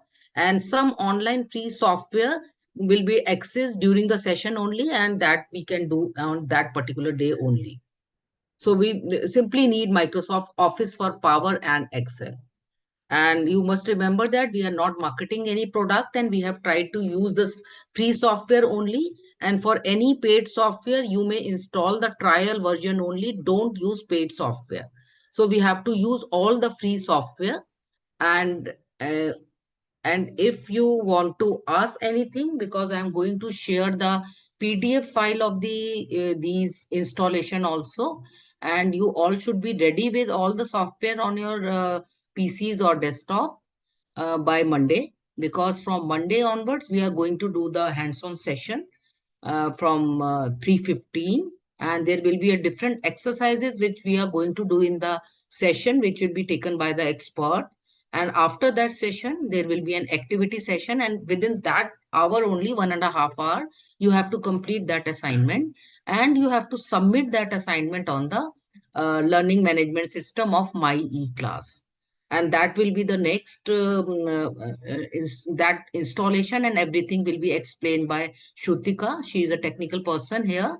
She will tell you how to upload your assignments, quizzes, everything on this My E-Class. There you will make your profile, and there you can upload there. So if you have any question regarding these softwares, because we are going to do basically 3 main softwares, Argus Lab, ChemSketch, and Hot Potatoes. If you have any question about these, we can discuss, or if you want that, we can open again the PowerPoint. Yes, you are able to download on MacBook also. When you click that, please click that version for MacBook. Yes, any other question from any other participant? I'm going to share that. You will get that particular PDF file with all the instructions given in that. So if you have any question regarding installation, because on that particular day, you should have that installed software on your PCs or laptops, so that we can straight away start in the hands-on session. So there will be no time for the installation on that particular day. And if you feel any problem, if you face any problem regarding this, you can ask in the group, or you have a particular mail ID also.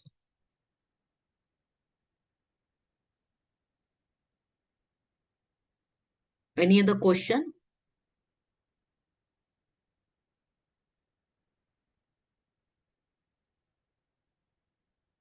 Shrutika? Yes, ma'am. I think there is no question. One question is, can we download on mobile? You can download. There are different versions, but it is better to download on PCs or laptops, because we have given you the instructions for the PC laptops.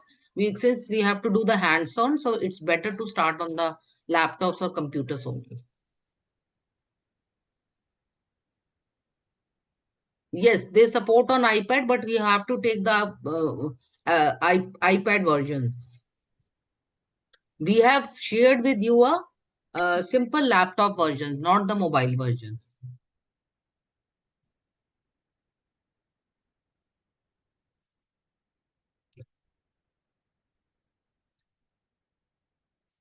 I think, Shrutika, we will share that PDF file with them, whether on the mail or on this In group.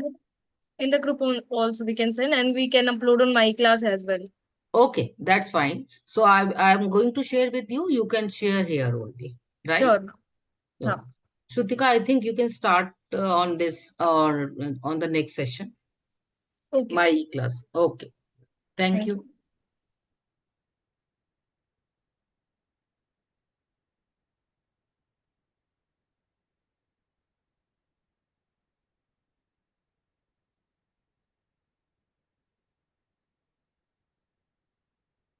So I guess my screen is visible. Yes, visible.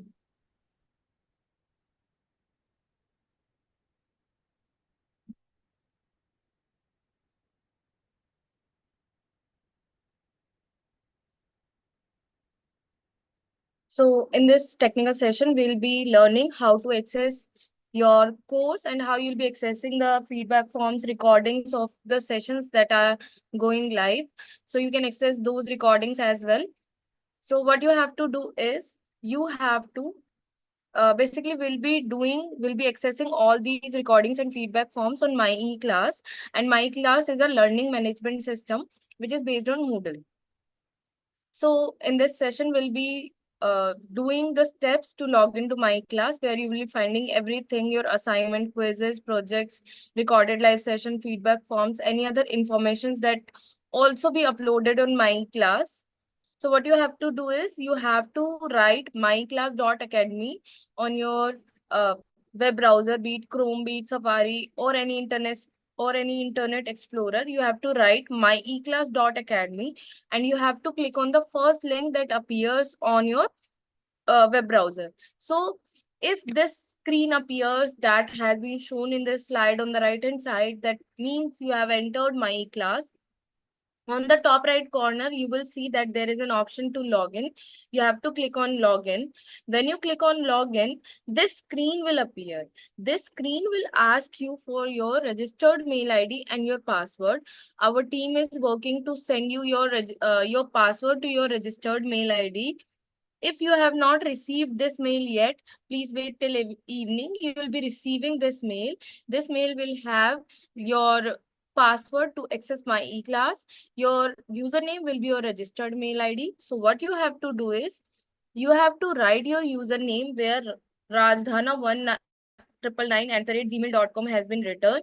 You have to write your registered mail ID and the password that has been shared by us on your registered mail ID. You have to click on login after entering all the details. And if you are already a my class user, you have my class user ID and password. Existing user you can write your user ID and password that you are using, and then you can click on login. By chance, if you have not received your username and password, or you have forgotten it, what you can do is you can log in using your Google account as well.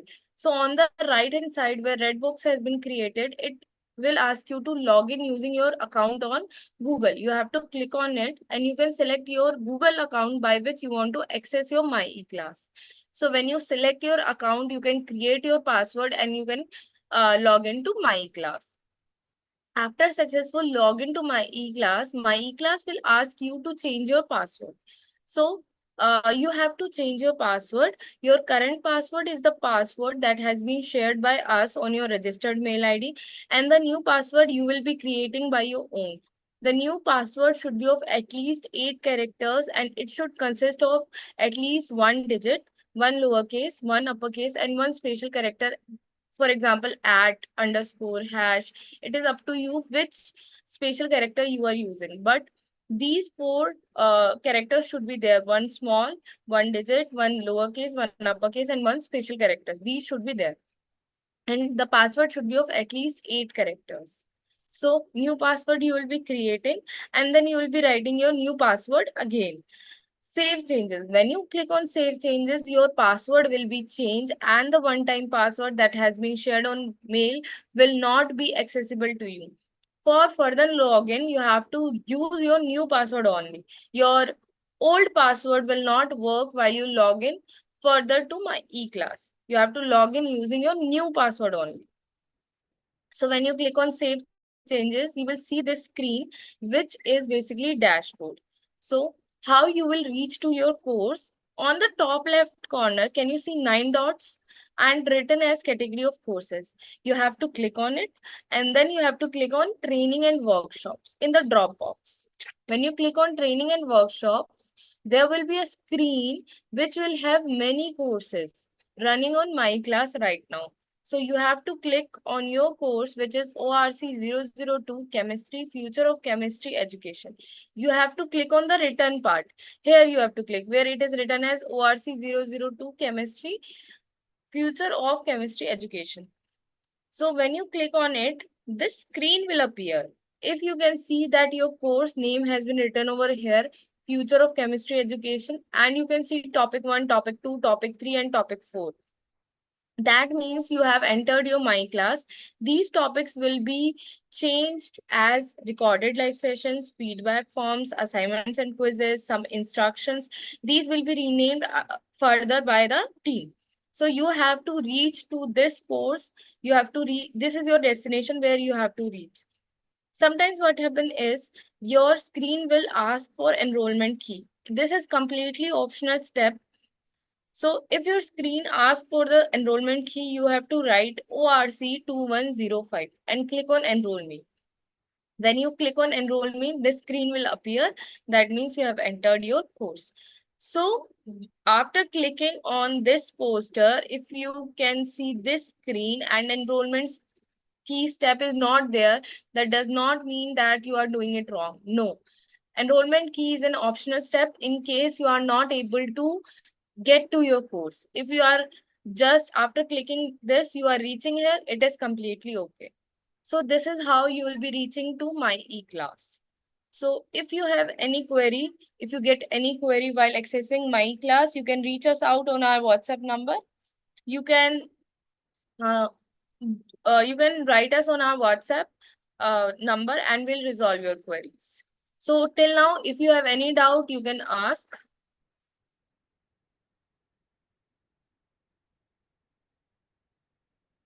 We'll share this instruction PDF in group.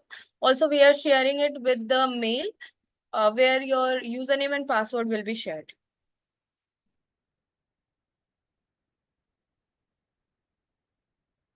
Till now, if you have any doubt, you can ask. Enrollment key is ORC-2105. Hello, madam. Yes, sir. Madam, already I had a account, madam. Can I use that account or can I create once again, madam? No, sir. You can use the existing account. The account that you have, you can use. Okay, madam. Thank you. Participants who are already a My Class member, they can use their existing account. There is no need to create your account again. So we'll be doing the steps again on web browser.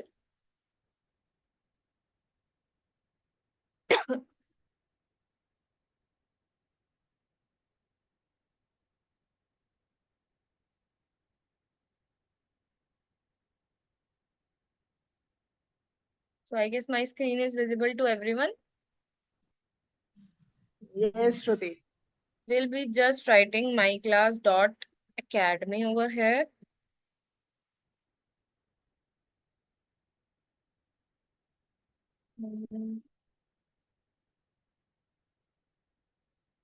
Just give me a minute.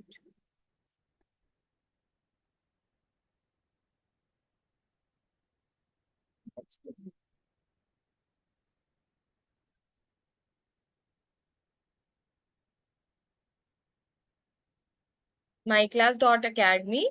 I'll just click on the first link.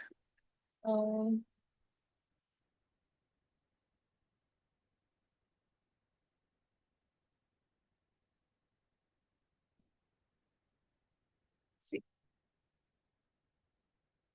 I'll write again myclass.academy and I'll click on the first link that appears. It has taken me to the My Class. This screen was visible in the slide. On the top right corner, you can see login. I click on login. This screen will appear, which will ask my username and password. I have to type my username and password over here.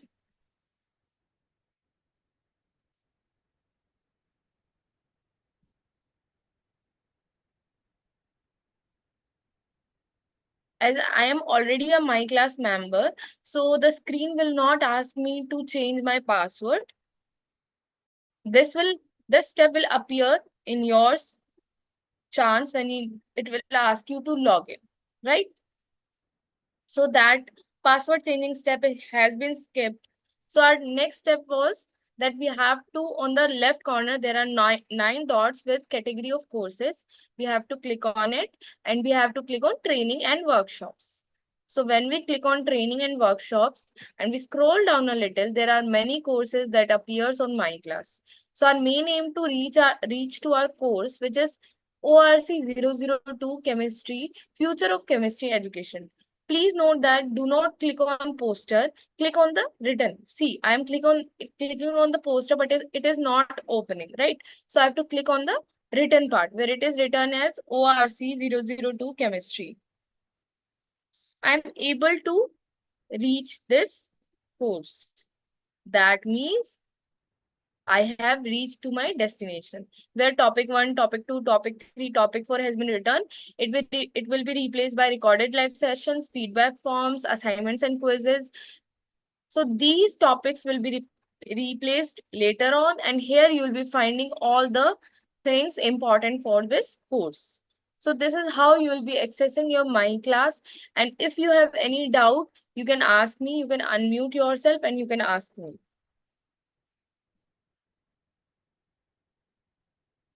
Our team is always working. So at any point, if you get any doubt while accessing your My Class, our team will be there to help you solve your issue. Yes, sir. Ma'am, Dr. Nagpure here. Yes, sir, Atul sir. Ma'am, I need to ask that can we get the PPT from the speaker here on My Class? Sir, can you get PPT of the speaker? No, sir. PPT of the speaker will not be shared. It will only be shared when the speaker wants to. Otherwise, we will be uploading recorded sessions. You can go through the recorded sessions for the content that the speaker has shared. Ma'am, if we had that PPT, it will be really good for us to learn more things. Sir, the copyright of the PPT is with the speaker. So we cannot promise that we'll be sharing the PPT with you. It is up to the speaker if he wants to share or not. Yeah, ma'am. Ma'am, okay. Thank you. Welcome, sir. Please convey if there is a way to get the presentation for us. Sure, sir. Sure, sir. We'll convey. And if feasible, we'll upload the content. Yeah, thank you, ma'am. Welcome, sir. Santosh, sir, you will be getting your login ID and password on your registered mail ID in the format that we have shared in the screen. I'll share again. In this format, you will be getting your mail. Here, you'll be having your My Class username, which is your registered mail ID on which you'll be receiving this mail, and the password over here. Please note that the password shared with the mail will be one-time password and it will only be accessible for first login. After you change your password, it will not be like further active. It becomes inactive. Feedback form will be shared in the group once the session is over. No issues. We'll upload feedback form as well on My Class. Our WhatsApp number is 98104-54703. Please note down that we are only available on WhatsApp. We are not available on call. So if you get any query related to My Class, please text us on our WhatsApp number. Please don't call us.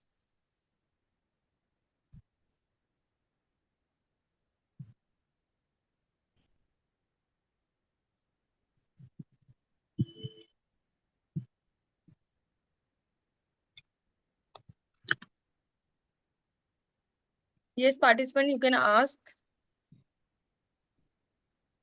Okay, Sadhana ma'am, I guess you can access the course as well.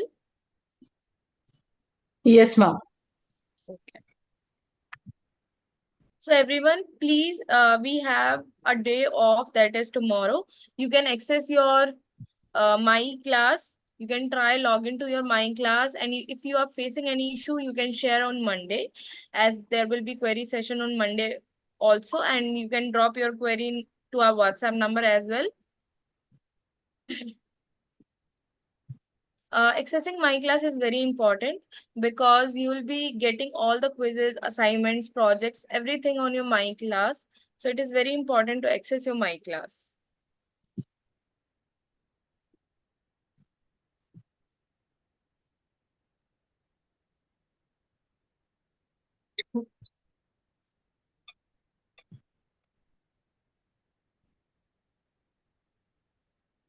Um,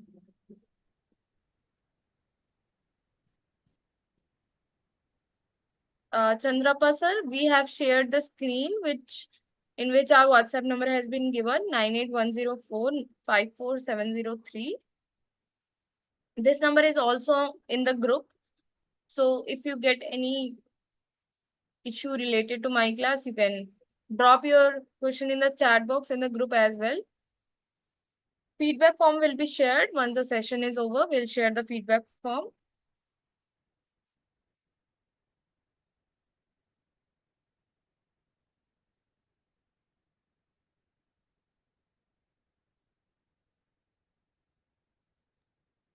So if you have any query related to my class, or if you want to ask something related to my class, you can ask. Sadhana ma'am, feedback form will be available till you will be completing all the activities, all the assignments. In FDP, we provide feedback form for all the time. It will be shared in the group and it will be uploaded in my class as well. So you can fill it at any time. It is better if you fill the feedback form on the day itself.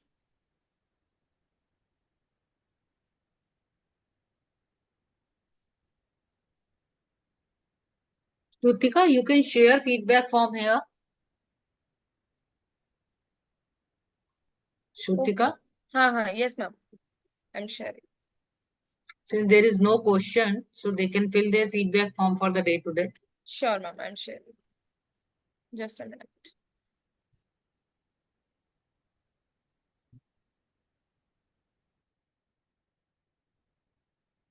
So please get ready with the software installation as well as for the My class by Monday.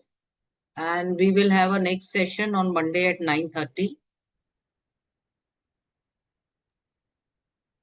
Participant, kindly note that team has sent your username and password to your existing registered mail ID.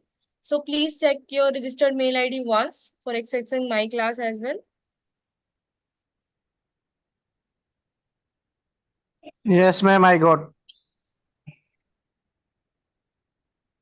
Please log into my class.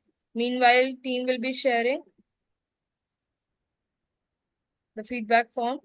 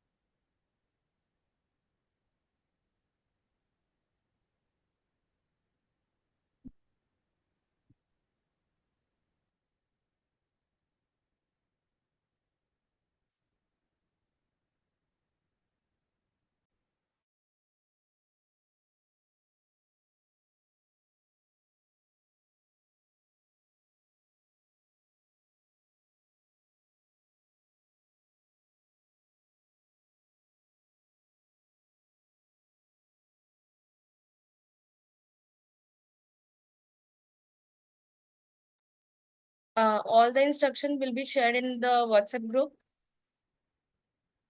Team is sharing feedback form in 5 minutes.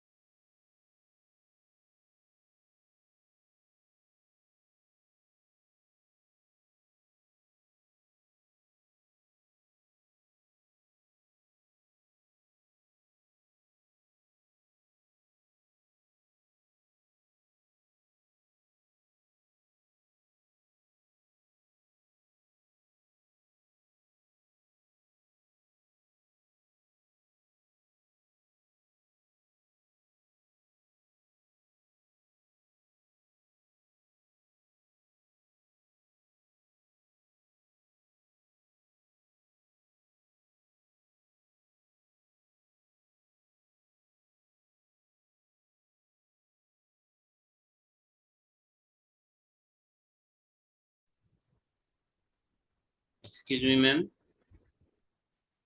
Ma'am, I'm trying from some Yes, time, sir. but I'm not able to get onto the homepage of my e-class website because of some firewall problem or proxy setting, something I don't know. Okay. I have tried different way, different browsers, but any of them, I'm not able to log into that on any of them. Sir, try with the incognito tab. Ma'am, even I am facing the same problem. Because first it was open, but now it is not opening. It is saying But that it can't be reached. there might be some issue with my class. Traffic can be high with on my class. That's why it is showing like Yeah, this. because it is not opening now. You can like Yeah, maybe. try after some time, and if it is not occurring, you can use incognito tab in that case. What is the meaning of incognito, ma'am? Sir, in Chrome, you will see an option for incognito tab. Incognito. Huh. Thank you.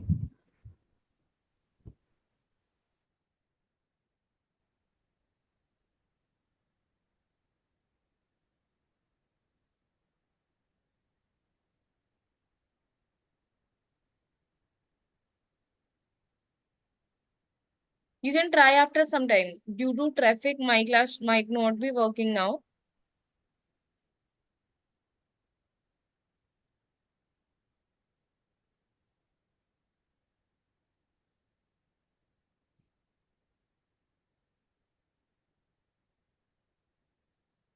Any other participant who is able to log into my class? I'm even in incognito also, it is not working. So that means there might be high traffic. That's why it's not Yeah, working. You can yeah, try after yeah, some. that is the reason.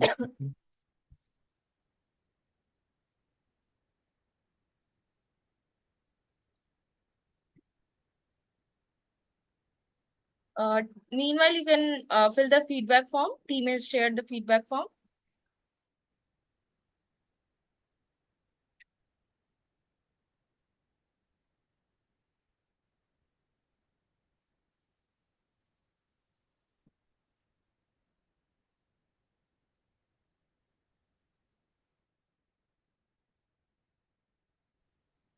I guess you need to upload my micro teach presentation by 29 September on my class as well. So on my class, you will be having a portal where you can upload the micro teach presentation as well.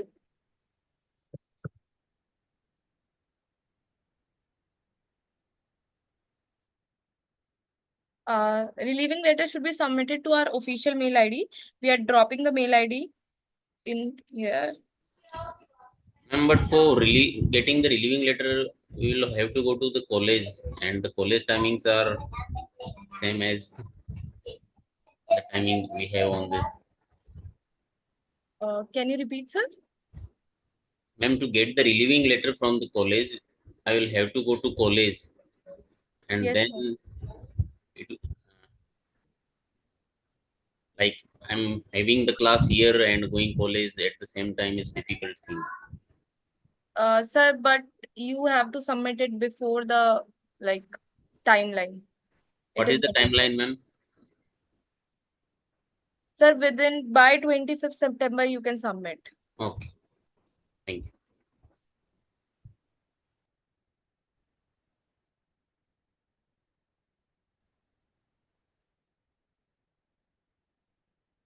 I guess some of the participant is not able to access my class. It is due to the heavy traffic. Although many participants are trying to access my class, it is showing as not able to reach. No issues. You can try after some time. Hello, madam. Yes, sir. Madam, for duty leave, is there any format, madam? Sir, for duty leave, there is an application form that has been attached, and for duty leave, there is no particular format. Okay, okay, okay. Then, okay, madam. Thank you.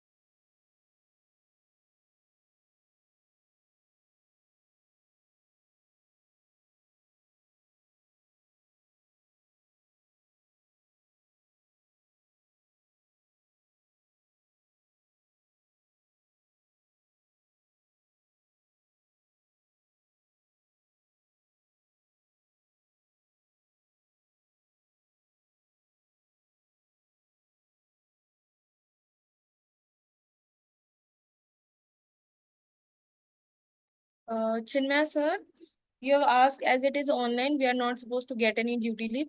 Sir, we'll discuss it with ma'am and we'll let you know.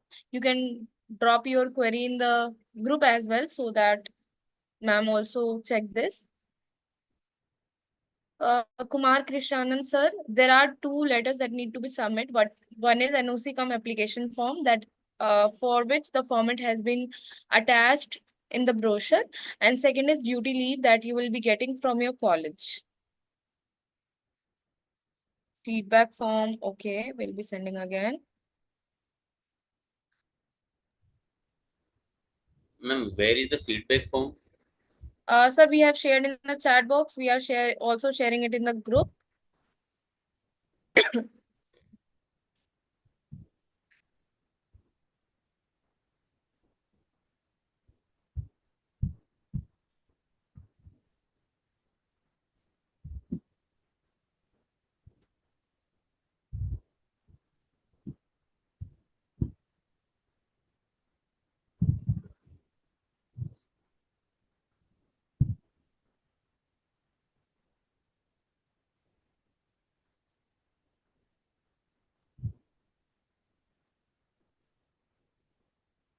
So I guess there is no more queries now.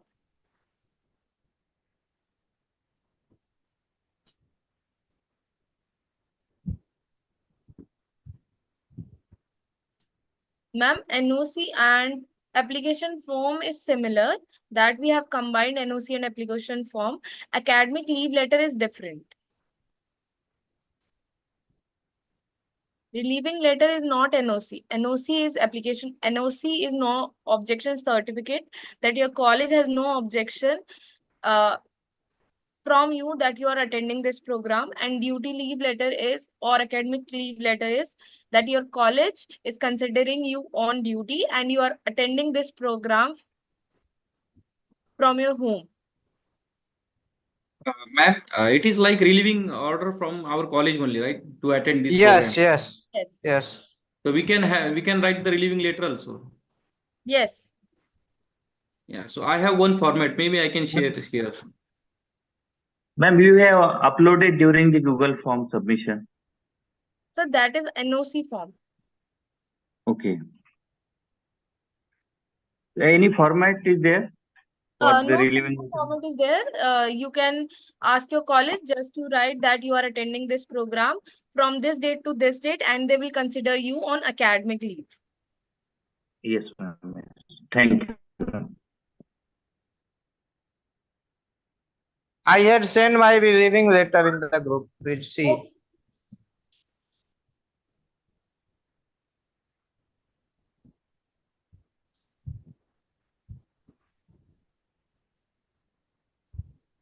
Supriti ma'am, you can submit it by 25th September.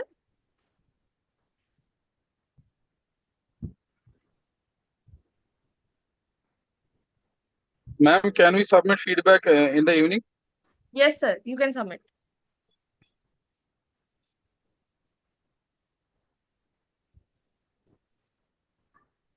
Is it all? Can we leave? So I guess there is no more query related to my class. And if you get any query, you can ask in the group. So we can end the session. Please try to log into my e-class. Till then, on Monday, we'll be having query session and technical session as well. Be ready with the softwares that ma'am has discussed, and please just my e-class in the meantime. Okay, ma'am. Thank you. Thank you, everyone. Feedback form will be active till Thank you, everyone. this ORC. You can fill the feedback form.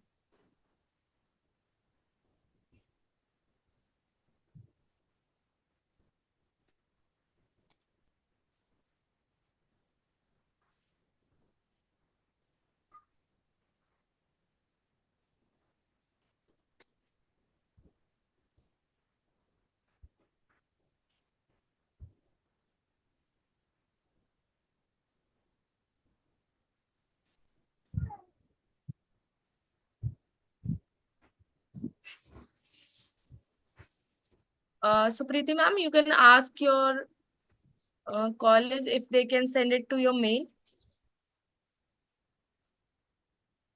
And those who have received the duty letter, they can submit on our official mail ID. Ma'am, we have already, hello. Yes, ma'am. We have already submitted the NOC Okay, with ma'am. Google form. Okay, ma'am. So we have to resubmit. No, not Okay. NOC, duty leave. Once we have submitted. Ma'am, please share the email ID. Yes, we have dropped in the chat box. We'll be dropping it in the group also. Okay, thank you, ma'am.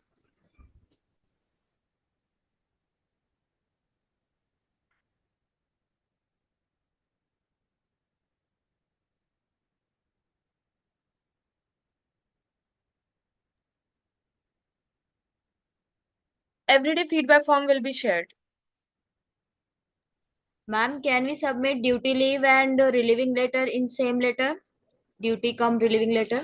Yes, ma'am. Yes, ma'am. Sure. Okay, thank you.